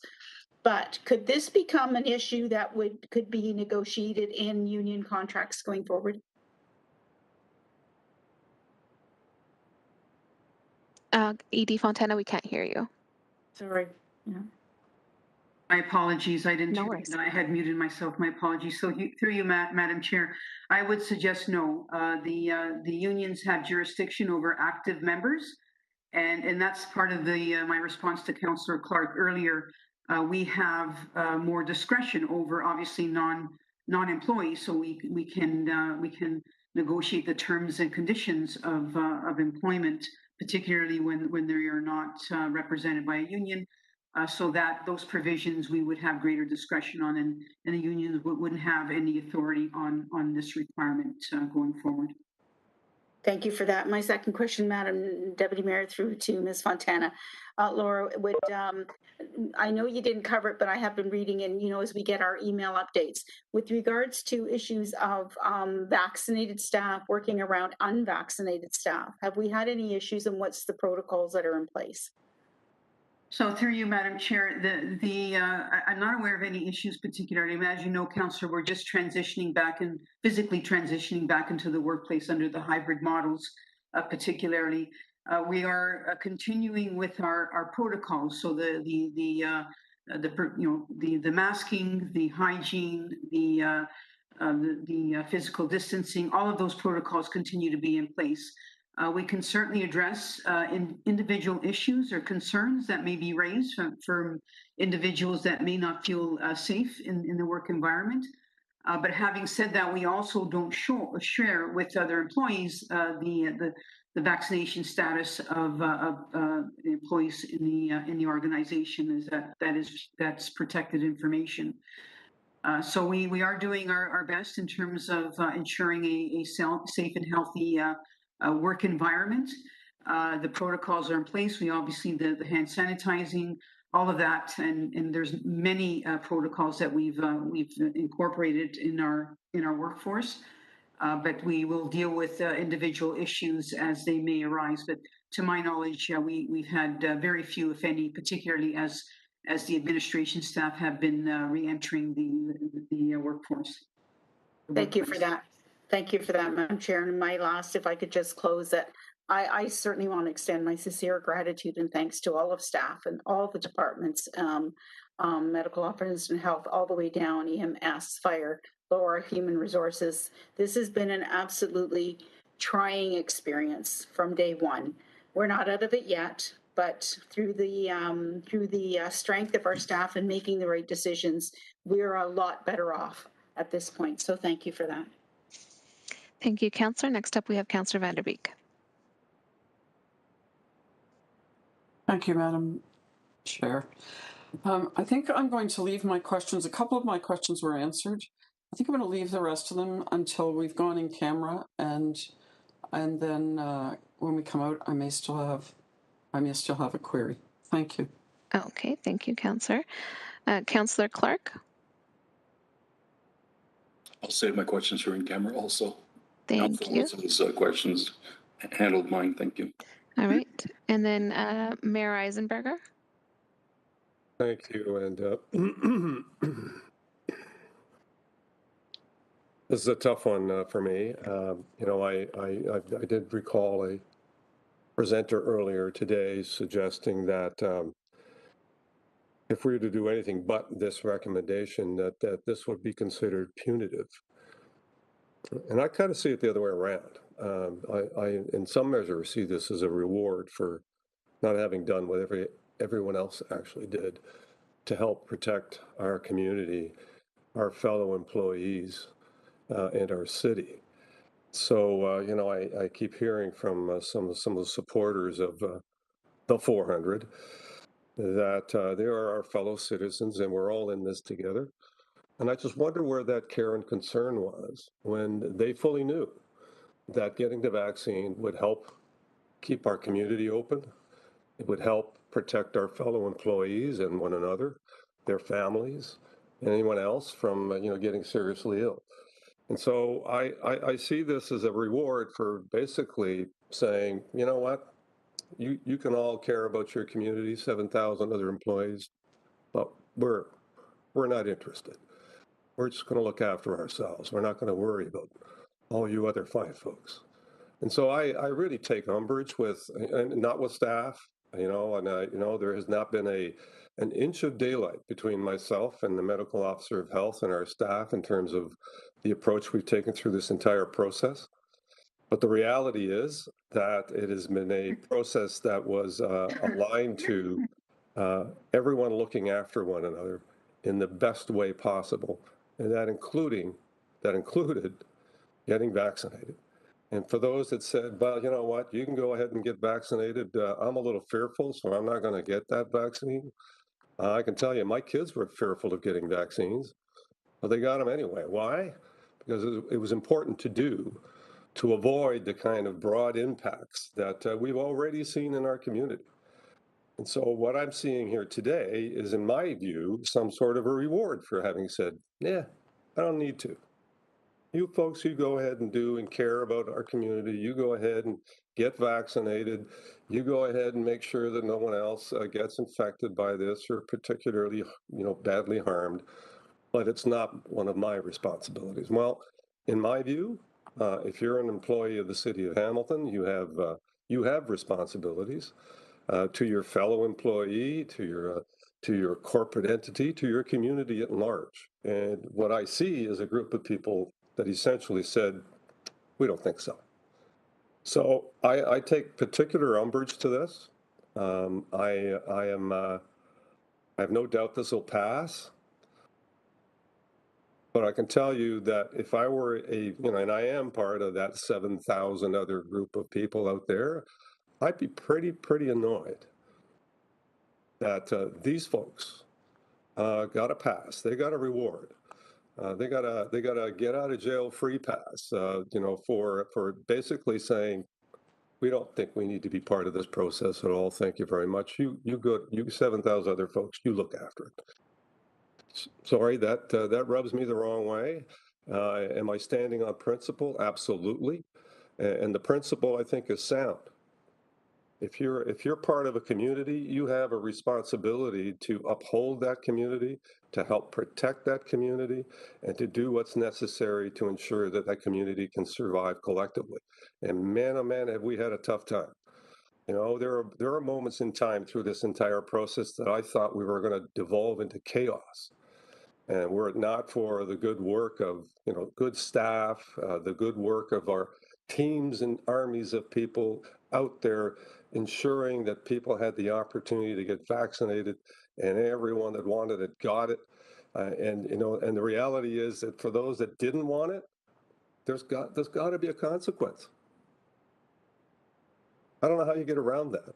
I don't know how you give them a pass and say, you know what, don't worry about it. We all did the right thing. You don't need to. No problem. Come on back. Everything's cool. You can continue to work the way you have before.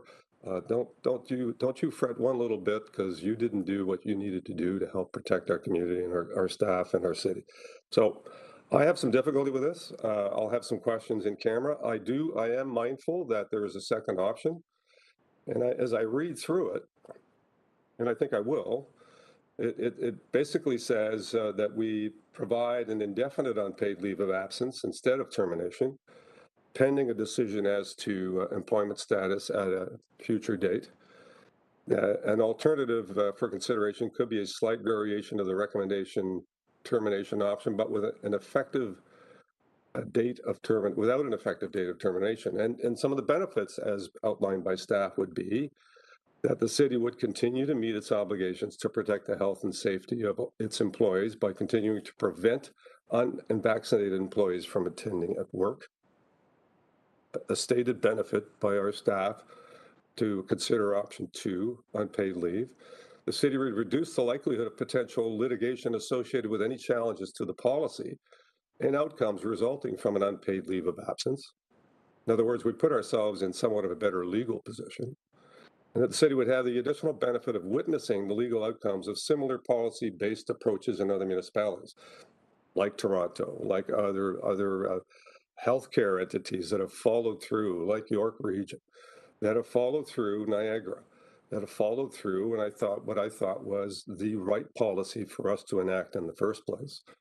And what I think is the wrong policy for us to eliminate at this point in time. So I'm going to leave it as a statement. I think you can pretty much guess where I'm at. But there are some specific, I think, issues that we need to consider, both in terms of health and wellness as we go forward. And, here's my leading question. For those that come back that are unvaccinated and get ill, what happens? Knowing full well they were able to get vaccinated, they didn't have a medical exemption, and now they get ill and they're now unable to work for the city of Hamilton because they have COVID. What happens?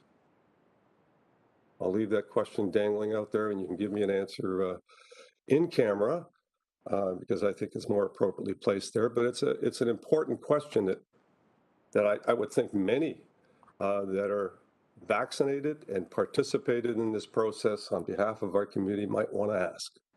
What happens? Thank you. Thank you, Mayor. Next up, first time we have Councillor Farr. Thank you, Madam Chair. Fluidity is right up there with Wuhan and lockdown and TikTok of words of the last 2 years. It's been prevalent, and I first and foremost just want to commend not only our mayor, but the staff that he has been working more closely with than anybody else for this duration of the pandemic. I appreciate the comments, but I also, in reviewing the what's before us, appreciate the recommendation. I think the mayor kind of went where I was going to go. I just have a few quick questions to Laura, maybe just one through you to Laura. On the alternative, is it more, in your view, an amendment to what you have, or is it something that could be a policy to start up sometime in the future? God forbid we got to be in a scenario like this again. For you. So through you, Madam Chair, it's an alternative. We always offer council alternatives to the recommendation, something that would be realistic and certainly worth considering. Alternative to the indefinite unpaid leave of absence, at some point in time, we're going to have to deal with the reality. You can't leave employees on an unpaid leave of absence indefinitely. So that liability would certainly evolve at some point in time. Maybe folks would get vaccinated as a result if they were on a prolonged unpaid leave of absence. There is still some legal challenges with option 2, the unpaid leave of absence. It's not as dramatic as the termination option, for sure, but it doesn't absolve us of all of our legal challenges as a result. But it is certainly an option worth considering. But I think at some point, though, we would have to deal with it and make a decision whether or not these employees would continue with employment, or we would have to make a decision in terms of terminating their employment if they continue being unvaccinated. The alternative legal challenges you just mentioned, I'm sure we'll get more play as we go into close, so I'll leave that at that. I feel it may be safe to say, if we want to be a glass half full group, notwithstanding I understand the frustration, particularly the previous speaker, we've had many talks about this, but would you say, Laura, and maybe Jeanette would like to answer it and then I'm done, would you say, at least by putting that policy in place and stretching it out and being adamantly, I think almost unanimously, other than one vote, supportive of it, we did a good job in encouraging a lot of folks that were on the fence to get vaccinated? I mean, is there a silver lining at the very least to review the last 3-4 months that the policy's in place for you and for Jeanette? And thanks for the time, Chair. So maybe I'll start through you, Madam Chair. I absolutely, Councillor Farr. I think that this policy was very, very helpful in our ability to get the vast majority, 94% of our employees are fully vaccinated. I think we've done a number of things through various, various options, various directions, the EOC, SLT, the number of considerations over the last several months that have supported the optimal uptake on getting fully vaccinated. So we're very, very pleased with the 94%. 100% would have been, obviously the ultimate preference. But I think we've managed it quite well, and to achieve a 94% full vaccination rate is something to be proud of. And again, we're certainly thankful for that, for that uptake and that high percentage across our organization. So to answer your question, yes, I think it has been instrumental and it's been very helpful to get us to where we're at today. Through the chair to council, I would agree with Executive Director Fontana. I would also say, in talking to my colleagues across the province, because we talked regularly throughout the pandemic, they would agree and have found the same experience in their municipalities as well. Thank you. Thank you, Councillor Farr. Colleagues, before we proceed any further on the speakers list, I did make it very clear earlier procedurally that should Councillor Whitehead apologize, and the clarity that I've given him directly during this meeting has been that he must apologize unequivocally and also withdraw his comments disparaging the professional integrity of the city staff. I have also asked him to apologize for his constant interruptions today and his misconduct today. And he has indicated to me that he's prepared to do so. So I want to give him the opportunity to do that. And if so, we'll proceed with the speakers list as is. Otherwise, I will have to keep his microphone muted. Thank you.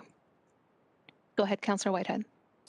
Thank you, Madam Chair, for your considerate, responsible, and professional management of this meeting.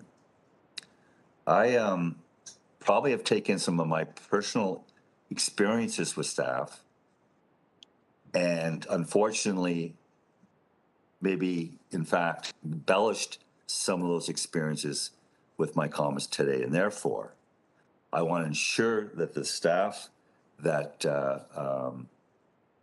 I apologize unequivocally for and actually withdraw my statements, although I'm going to have to review my statements. I didn't realize I actually accused them of doing something. I thought I was suggesting that somebody else accused them of doing something. But if I did that, then I need to apologize for it without any delay. I misspoke if that's the case. And secondly, the disruptions are based on a number of factors that have interfered with my ability to do my job on behalf of my constituents, communications and so forth, and it's been frustrating. So again, maybe that personal experience is now starting to find its way into this particular meeting, and that frustration. And again, I want to apologize and thank my councillor colleagues for their patience. Now, can I speak to this other? You're resumed on the speakers list. Thank you.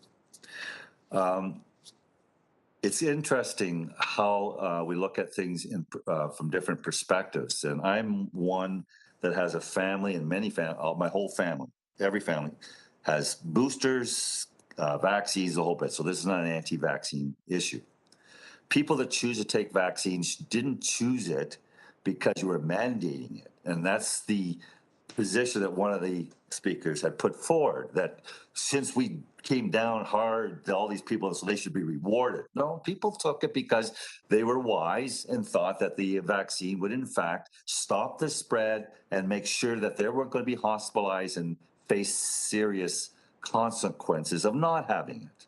So suggest that they should be rewarded. No, they were taking care of their health. We don't know the circumstances of the others that didn't take it, but I'd rather pull the community together than divide it. And we need to understand that there's a lot of mixed messages out there. For example, I mean, I was just told earlier today that the count in the ICU is higher with the non-vaccinated versus the vaccinated. Well, I have a number here right from today, and it's showing 90 fully vaccinated people in the ICU, and I think it's like 10 that are unvaccinated. So let's be clear that the science is evolving. But I want to congratulate this council, and I need to, on one thing, on this issue. They took a position, a strong position to try, and this is staff as well, a credit to staff, to get as many people to get vaccinated as practical, because you could never get to that immune, I can't remember the terminology, that critical mass of immunity to protect those that didn't. And the number was always 80% in society in general. And I think we never expect to get 100% in the context of employment, but we did have great success in this policy by reaching up to, I think, towards 90%, which is incredible. But to characterize that we're going to punish those that didn't, well, look, our goal really was to ensure that we protect it as much as we can. The science is still evolving. There are people that had COVID, and clearly through papers that have been released by research and by organizations as like Pfizer, court-ordered, says very clearly, you're better protected when you have COVID as opposed to by the vaccine for a longer period of time. So the question became, should we be forcing people who had COVID to have vaccine over and above? That's questionable. But the last piece I want to identify is court. You go to court, you're going to lose because the science is not there. Because we're passing on with the vaccine, where we are equally passing on COVID. Oh, I won't even say equally, but we're still passing on COVID. I mean, my family, Kristen's family, my brother's family, all examples of having followed every rule in the context of vaccines and still had, in some cases, twice the COVID. And yet we're told that with the vaccine, it doesn't spread as equally. Now, I wanted to ask a question just on the issue of retirement homes, because I go to, as much as I can, up to Sudbury to visit my mom. And for me to go in, and of course they're very vulnerable, even though I'm vaccinated, which is kind of crazy, I have to get tested. And I have to go tested every day a month ago. Every day I had to go in, get tested before I could go in, which is fine. Now they've moved it to 2 days. So I don't have to get tested. So I was there for the whole weekend last weekend, and I only had to get tested, once. And then on the third day, I had to get tested again. So now we're saying that staff will have to be tested every day in a long-term care facility, yet that's not the practice in other jurisdictions. So is this science, or is it just our policy? Could I have some clarification? So through you, Madam Chair, it is in response to our wanting to protect the more vulnerable in our community, with our long-term care homes particularly. We felt it was appropriate to ensure that staff were tested on a daily basis, and that we would do what we could to protect them. So it is, the directives have been lifted. I think they were lifted in the middle of March, but notwithstanding, we are recommending that we continue with the daily testing of our staff, specifically in our long-term care homes. So if I was through the chair, if I was to flip that argument, then is that to suggest that the Pioneer Manor, owned by Sudbury, long-term care facility, is not practicing best practice to protect their vulnerable in their facility by not having testing every day for people coming in? So through you, Madam Chair, I'm not suggesting that at all. I'm saying what we felt was appropriate. We wanted to elevate the protection for our employees and the residents in our home. I'm not going to comment on whether or not another facility is doing what is appropriate or protecting their residents. And Councillor, that thus, gives you 30 more seconds. yeah, and thus this is where the mixed messaging coming from. Different people's experiences, life experiences, different messaging, and we want to be punitive. I don't think it's fair to be punitive in the context of what is going on around us. But I want to congratulate this council and the staff for achieving a remarkable level of compliance. But we don't need blood from people that have probably in some cases very strong reasons. In some cases, they've already had maybe even twice COVID. In some cases, they may have things like Lyme disease or other things that weren't part of the exemption issues. And I know that in my case, my doctor told me that I had an exemption if I wanted it for the first several months because my immune system was basically collapsed. And so I had to wait for that period before my immune system came up before I could get the vaccine. But I was told that I wasn't going to be exempted regardless, even though I got the vaccine. So I want to make sure that there's a lot more issues in the context of those 400 people or more that made decisions. And I can tell you, they didn't make those decisions to be belligerent. It was a tough decision for many of those people. So have it characterized as they were not concerned about the safety of the workers in City Hall is a mischaracterization of what these individuals were feeling. They, in some cases, I talked to some that said they were in tears about the position they had to take for other reasons. So I want to just suggest very strongly to my councillor colleagues that want to brush off the 400. You're at time, councillor. Or just people that were not concerned about others. That's a very bad presentation and it's not fair. And I would ask them to apologize. You're at time, councillor. Thank you. So we have exhausted the speakers list, and there are a few councillors who have indicated, and council members, that they do have some legal questions for the in-camera portion. So I need a mover and seconder to defer the consideration of item 10.6, recognizing many council colleagues have already made their statements on the issue, that we defer the consideration of item 10.6 until committee reconvenes in open session. Moved by councillor Ferguson, seconded by Councillor Clark. Thank you. Right before you vote electronically.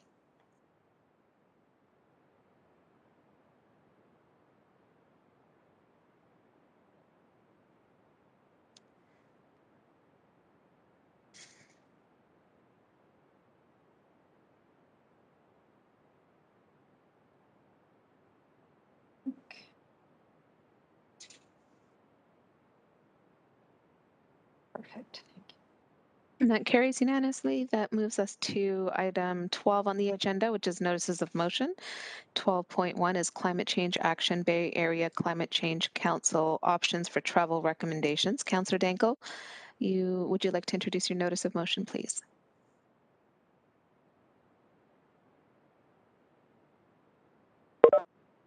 Sorry, Madam Chair.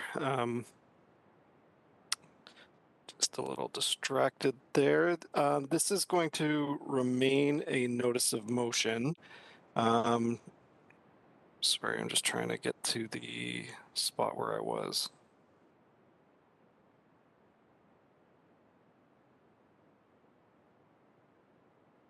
Thank you for the leniency here. Okay. So this notice of motion is response to the work that the Bay Area Restoration Council has done with both the City of Hamilton and the City of Burlington in relation to the report titled Options for Travel, Giving Residents a Real Choice, which was released last week. And I'm leaving it as a notice. I circulated that report to all of council so everybody has an opportunity to review. And representatives from the Bay Area Climate Change Council will be presenting at the next GIC when this motion will be officially put on the table. Thank you. Thank you, Councillor. Moving on the agenda is item 13, general information and other business.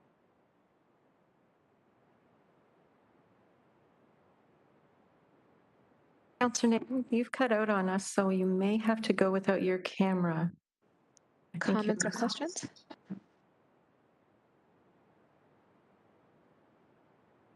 Seeing none, then it is before you electronically. I think Councillor Whitehead had a question. On the OBL, Councillor? He's muted. No, Madam Chair. It's basically, I just want to be in there, plugged in for the statements. Okay. We're at 13.1. It is duly moved and seconded. Please indicate your support for the OBL list. My apologies, Madam Deputy Mayor. I did not hear the Woodburn seconder. Your sound had cut out there for a few minutes. Oh, my apologies. It was Councillor Johnson and Pearson. Thank you so much. Okay, let's go. Come on.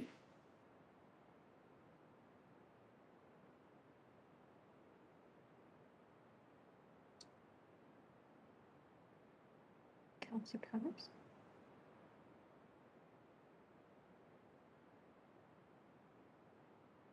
Colleagues, as that vote is coming through, I have to depart at 4:45, and our mayor will be taking over chair if the meeting is still underway. So, Madam Chair, I put it in the text, but I also have a constituent meeting at 4:30, then again at 5:30 and 6:30, so I'll be leaving the meeting now also. Thank you. Sorry, I'm still waiting for Councillor Farr. If you put your thumb up, I missed it. My apologies. Councillor Powers, are you still with us? Thank you, Councillor Farr. I don't see Councillor Powers. And Councillors Whitehead and Partridge, I might have missed your... Thank you so much.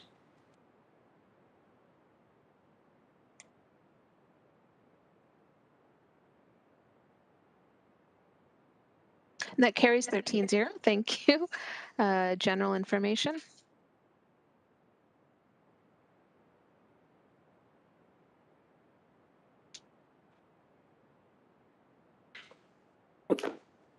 Councillor Whitehead, can it wait until we come back and reconvene, as there's staff that are waiting to report in camera? I just want to respect the fact that there's legal staff who have questions to answer. Can we come back to your general statements when we return to open session? Yes or no? Sorry, I can't hear you. And I don't know if Elsie Paparella, that would be a different Highly item. unusual for this, but Madam Chair, I take your guidance. Procedurally, we would normally have to deal with it now, but if committee okay. is No, fine, that's fine. if committee is fine with it, we can do it however committee prefers. No, go ahead. Let's get it done and then move into closed session and continue on the agenda.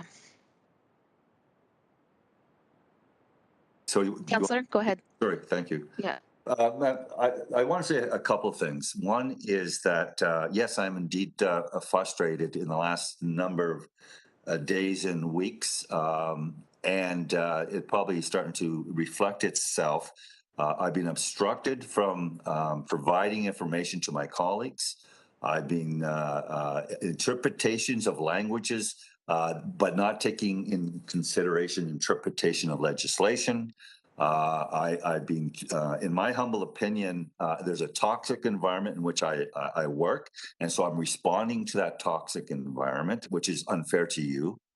And I need to put this out to the general public that things like where a councillor goes on to a council meeting, puts on the chat that he has a point of order, which is obviously takes precedence over a speaker list, doesn't say anything negative about anyone, and this is the last council meeting, and then gets called a bully by somebody just going on the floor, and then the chair and no one on council challenge that as a code of conduct issue or improper or unparliamentary, further creates a toxic environment in the context of how unfairly that I've been treated by some members of this council. So I want to highlight that you got to take a look at yourselves in your rear view to understand the reaction that you might be getting from this particular council. I want to give you every benefit of the doubt. I love everyone. I have no hate. Can I have a point of order, please? This is my statement.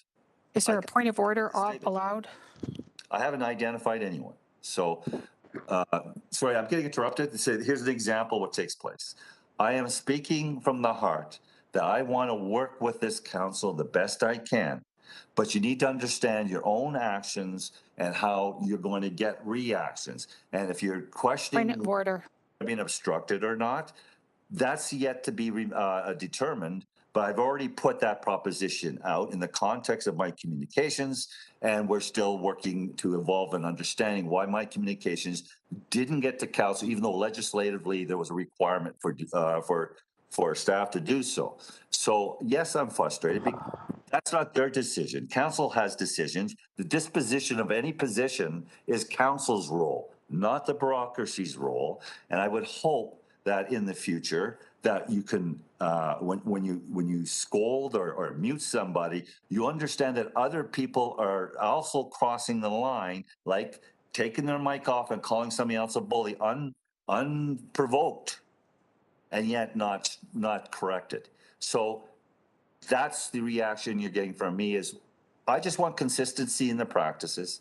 My community wants consistency in the practices. You know, when you say you can't talk, you can only talk to general managers, and I got an IT problem, then how in the heck am I supposed to resolve the IT problem if I can only talk to general managers? So the practicality of some of these issues are pretty frustrating, and if you had to face them, you would understand. Thank you.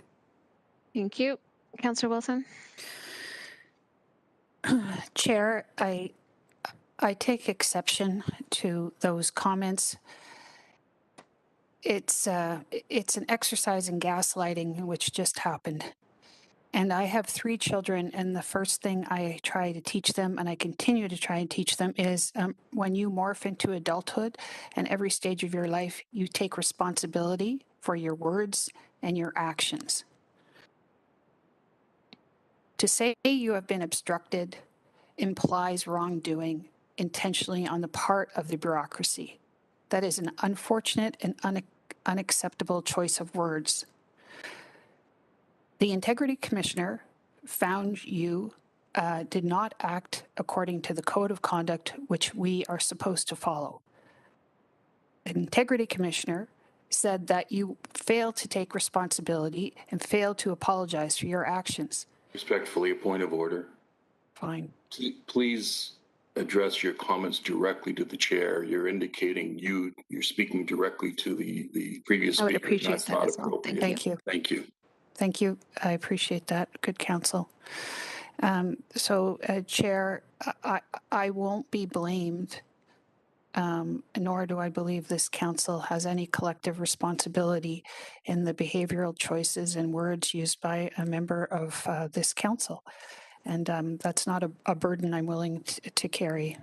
And when we use words, Chair Nan, like to obstruct, it does suggest that there has been impropriety on the part of the local government and its administration. Thank you. Thank you. And that concludes this item of the agenda. And we are moving. Madam Chair, I have an opportunity to respond to somebody impugning my actions because they're Councillor, for the sake, which is being appealed as for the sake of the fact that you've had an opportunity to make a general statement, Councillor was corrected in her general statement as well.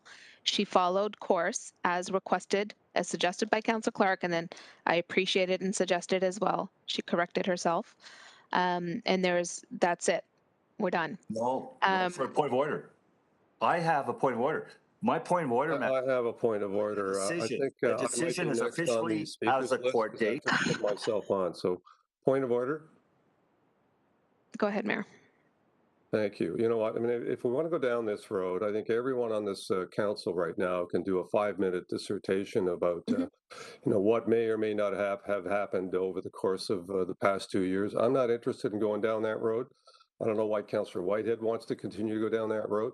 I would just hope that if you want to continue that conversation, that we take it offline and have that conversation. And you know what? You've had that conversation with just about everybody, quite frankly.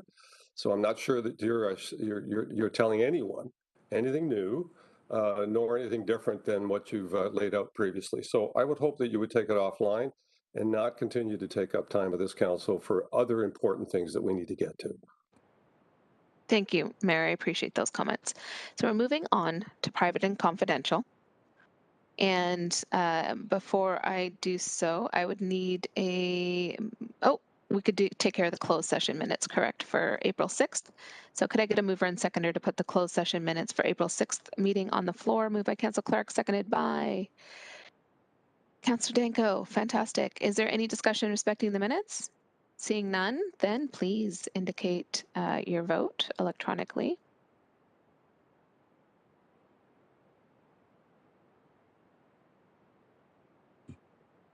Councillor Farr, I'm sorry I didn't see yours. And Councillor Whitehead, I missed yours as well. So I did the emoji thumb again. I got point of order. I realize that, sir, I didn't see it. Councillor Whitehead, are you voting or not on the closed session minutes? I have a point of order. And I just finish up what I was just going to say. Part two, I was going to say, and then Terry, I don't think it's your point of orders on me. I can take the chair. I dropped my 5 o'clock plan, Madam Chair. So if you need me to, as past chair, to step in for you when you leave in minutes, I can do that now. Thank you. Thank you. I'm just missing one vote. So Elsie Paparella, do we complete the vote that was in progress before the point of order? Is the point of order on the minutes? On the vote that's been moved and seconded is on the floor? No, Madam Clerk, thank you. Okay, can we finish the vote then, Councillor Whitehead? Absolutely. Were you in favor or not in favor? No, I'm not voting until I have a point of order. Let's heard. So you're present, so you have to vote. No, I don't. There's no option to abstain. Yeah, there is. No, the abstentions are only to indicate conflict. He's recorded as no if he doesn't wish to vote. Correct. That's municipal act. Okay, so it's a no. Got it. Correct. Vote's closed. That carries 11-1. Your point of order is?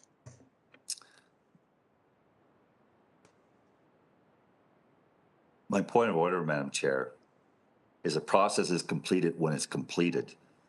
There was a suggestion that there's a ruling that is now appealed. Doesn't mean that it's holding. And to suggest I thought I heard he said there was a point of order. It is not a point because there was a suggestion that this process is concluded. You characterize it as a point of procedural fairness. No such thing exists. So let's carry on. Move on. Doesn't exist. Wow. Okay. So there's no point of order. Back to the agenda, folks. We're going to move. Oh, Elsie Paparella, clarity? Are we moving into closed session now? Yes, we are, Madam Deputy Mayor, but because the few items for the Appendix B, we're not moving into closed session for those. I believe it was 10.2, 10.4, and 10.6.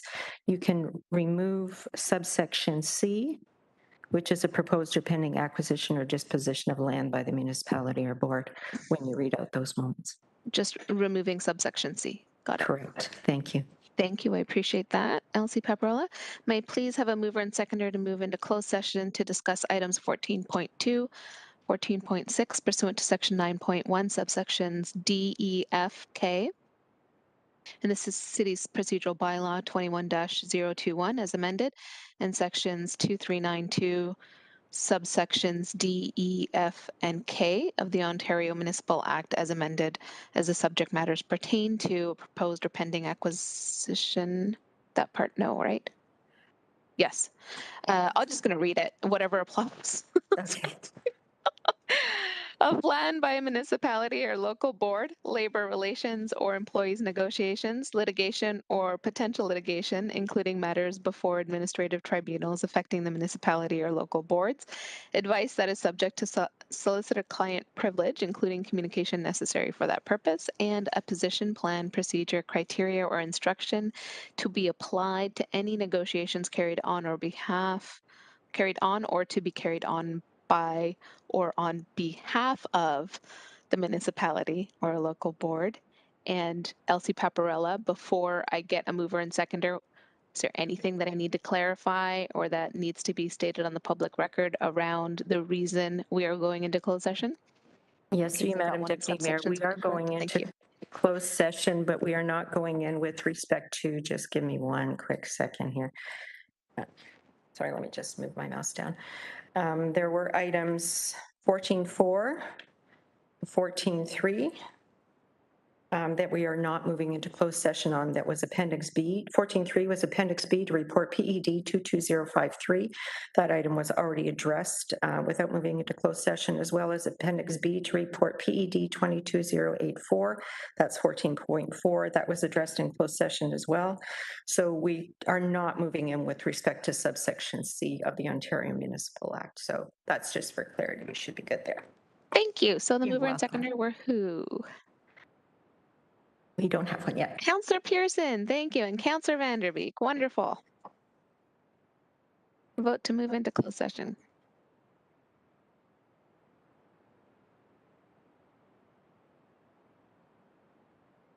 Got ahead of myself. Thumbs up for me. Thank you. You're welcome, Mr. Mayor.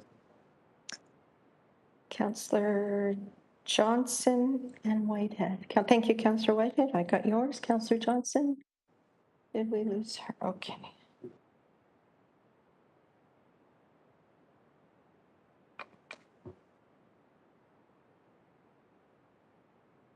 And that carries 11-0.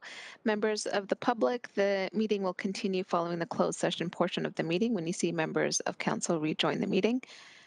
And a reminder to all members of committee to please ensure you move into closed portion section of your e-scribe.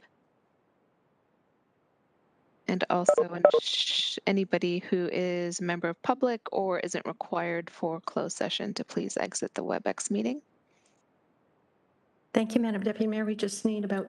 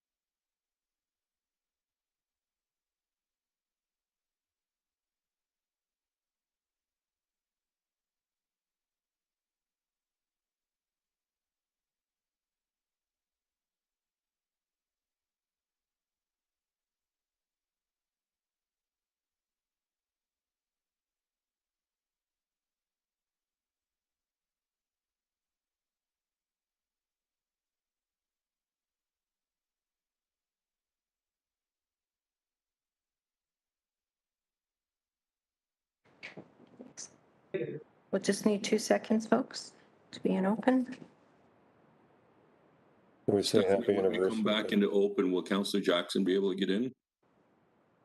He should. He should have been able to earlier. Everybody else made it in. He said he couldn't get into the closed session after you left. I know, but if you leave the room and you leave your camera on, we're live. But thanks to Darren and thank you, Diana. I kept saying Dana. I'm sorry about that. It is Dana. Oh, I was saying Diana then. I guess. Okay. Weird spelling. Okay, we are in open session now. Thank you, guys. Good evening, everyone. Just let me get to item 10.6 on the other screen. And just a reminder to all members of council to please also put your, go back into eScribe in open session. Just bear with me, my computer is spinning now.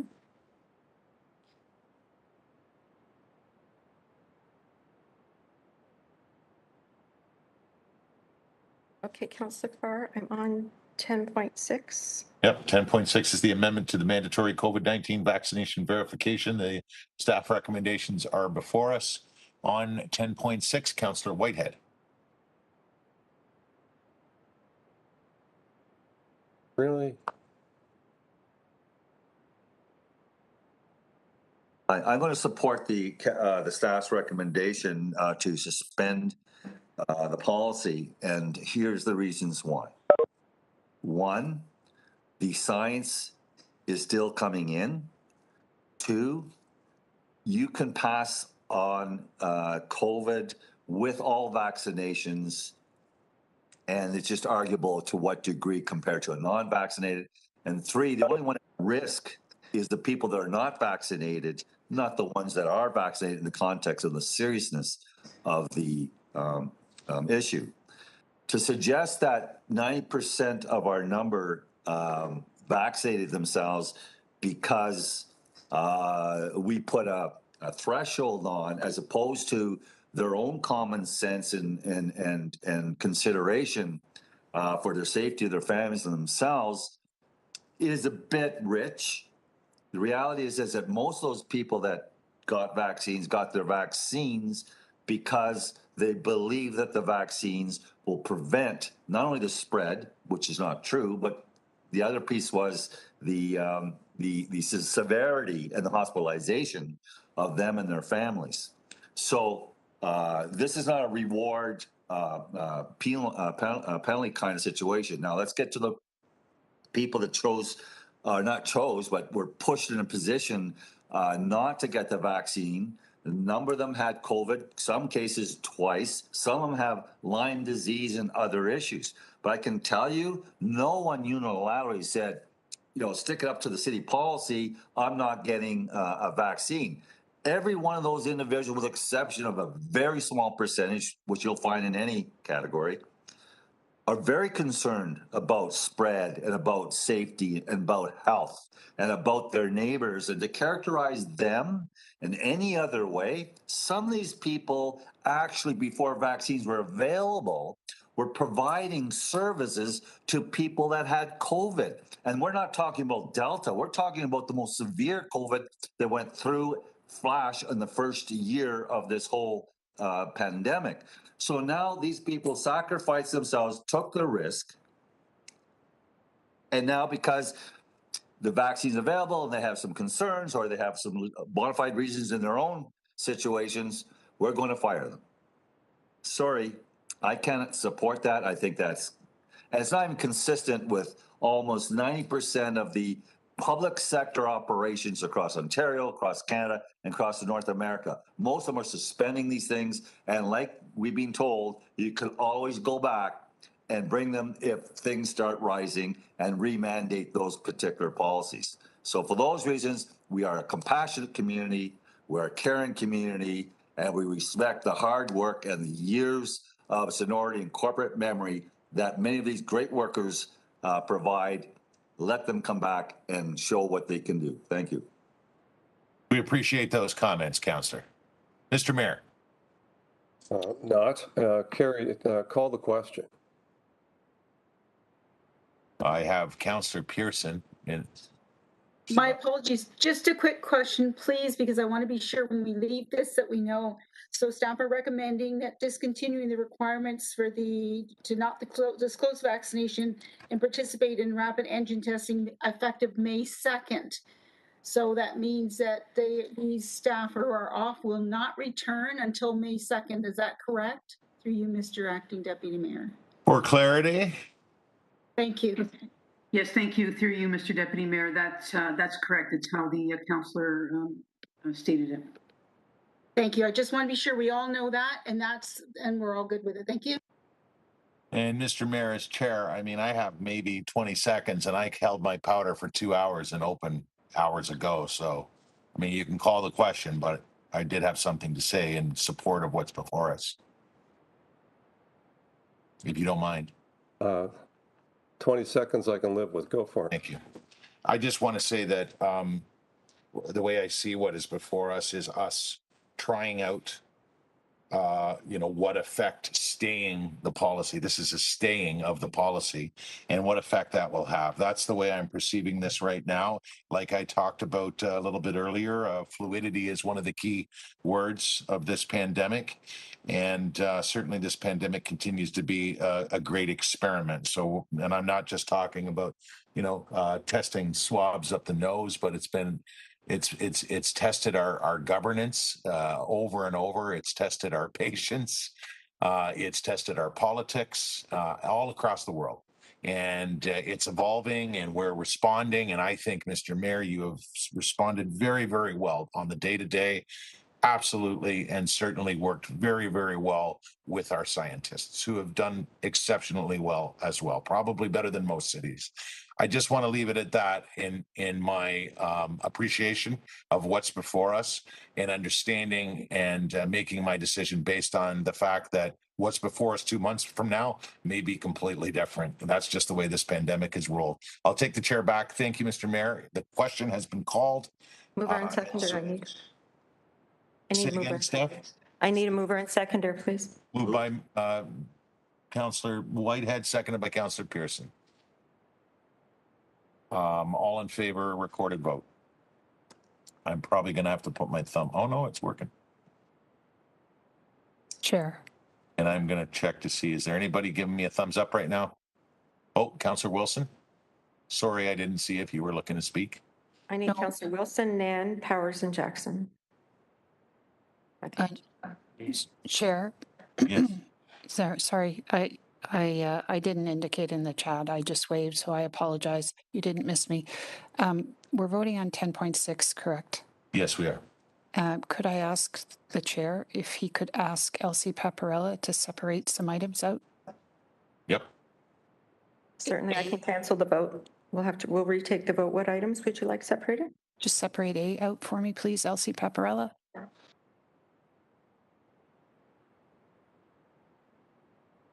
While she separates, folks, what we'll do then is vote again. We'll vote on A first, and then we'll vote on the remainder. So when you're ready, Steph, all in favor or opposed to A? A is that the city suspend its mandatory COVID-19 vaccination verification policy requiring proof of full vaccination, and it has 3 subsections that we talked about earlier. Removing the general requirement to provide proof of vaccination or participate in a rapid antigen testing program, the discontinuing of the requirements for employees who have not disclosed their vaccination, and removing citizen appointees from the application of the policy. So that's a quick summation of what we're voting on right now, which is again A from 10.6 recommendation. And if anybody's holding their hands up or thumbs up, do that again because I was on the e-script. Mayor Eisenberger is the only one I'm missing. Okay. Mayor Fred, on A. Thank you, Mr. Mayor. Okay. Carries 6-4 with no abstention. So that carries. A vote of 6-4 on the rest of the recommendations, B through E. All in favor? Bear with me 1 second. No problem. Yeah, sorry. It's okay. I should look to see. I want to make sure I'm getting the right one. Thanks. Yep, that's okay. Councillor Whitehead, I'm sorry, I did not see your vote. Yeah, you're breaking every one of them up. No. Now it's just the remainder now, Chair. Like, so B through whatever? Yeah, B through E. I'd love if you broke everything up, but that's fine. Oh, that's a tough one. Okay. You want to deal with it in council? Yeah, no, I'll vote for now, and then I'll deal with it. Thank you. Okay. Councillor Wilson again. See, sorry, my apologies, Chair. Don't mean to be finicky, but the E references the direction provided in A. So if you could just separate E out. Oh. Okay, I will have to cancel this vote. Yeah, we got to cancel it again. Do you want to figure it all out at council too? I've canceled it already. My apologies. Oh, all right. Terry, then if you were, I got to be fair, what did you want to do? You wanted to look at C or D or Roman numeral I or? Yes.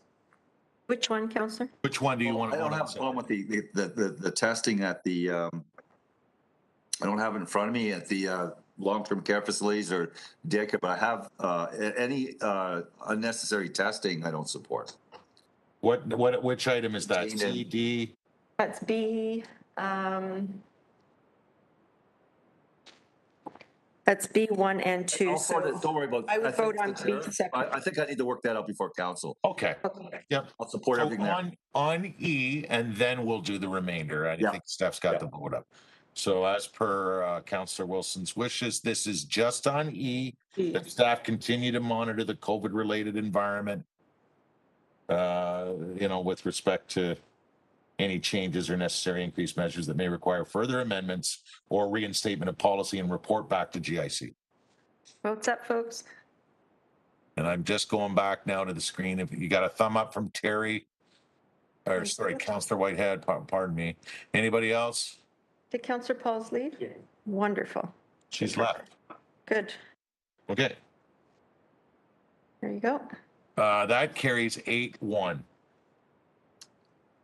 And now the remainder, which is B, Roman numeral I, 2, and 3, C, and D. So it's basically B, C, and D, which is the remainder of the recommendation. With thanks again to Laura and Matt Sutcliffe and the various other staff who got this before us. Thank you, Councillor Whitehead. And a thumbs up from Councillor Whitehead, did I see? Yes. All right. And the final vote is unanimous on those three. And Steph, I'll wait for your guidance on what is next, just to get moving. We need to go back to 14.5, which is the liquor license application. Give me one quick second. I have that. So that's the open session notes that you sent me? Yes. Okay, got it. 14.5 is the liquor license application. Oh, I'm sorry, 14.2. Oh, I'm one page too fast. My apologies, folks. I will let you read that one. My apologies. 14.2.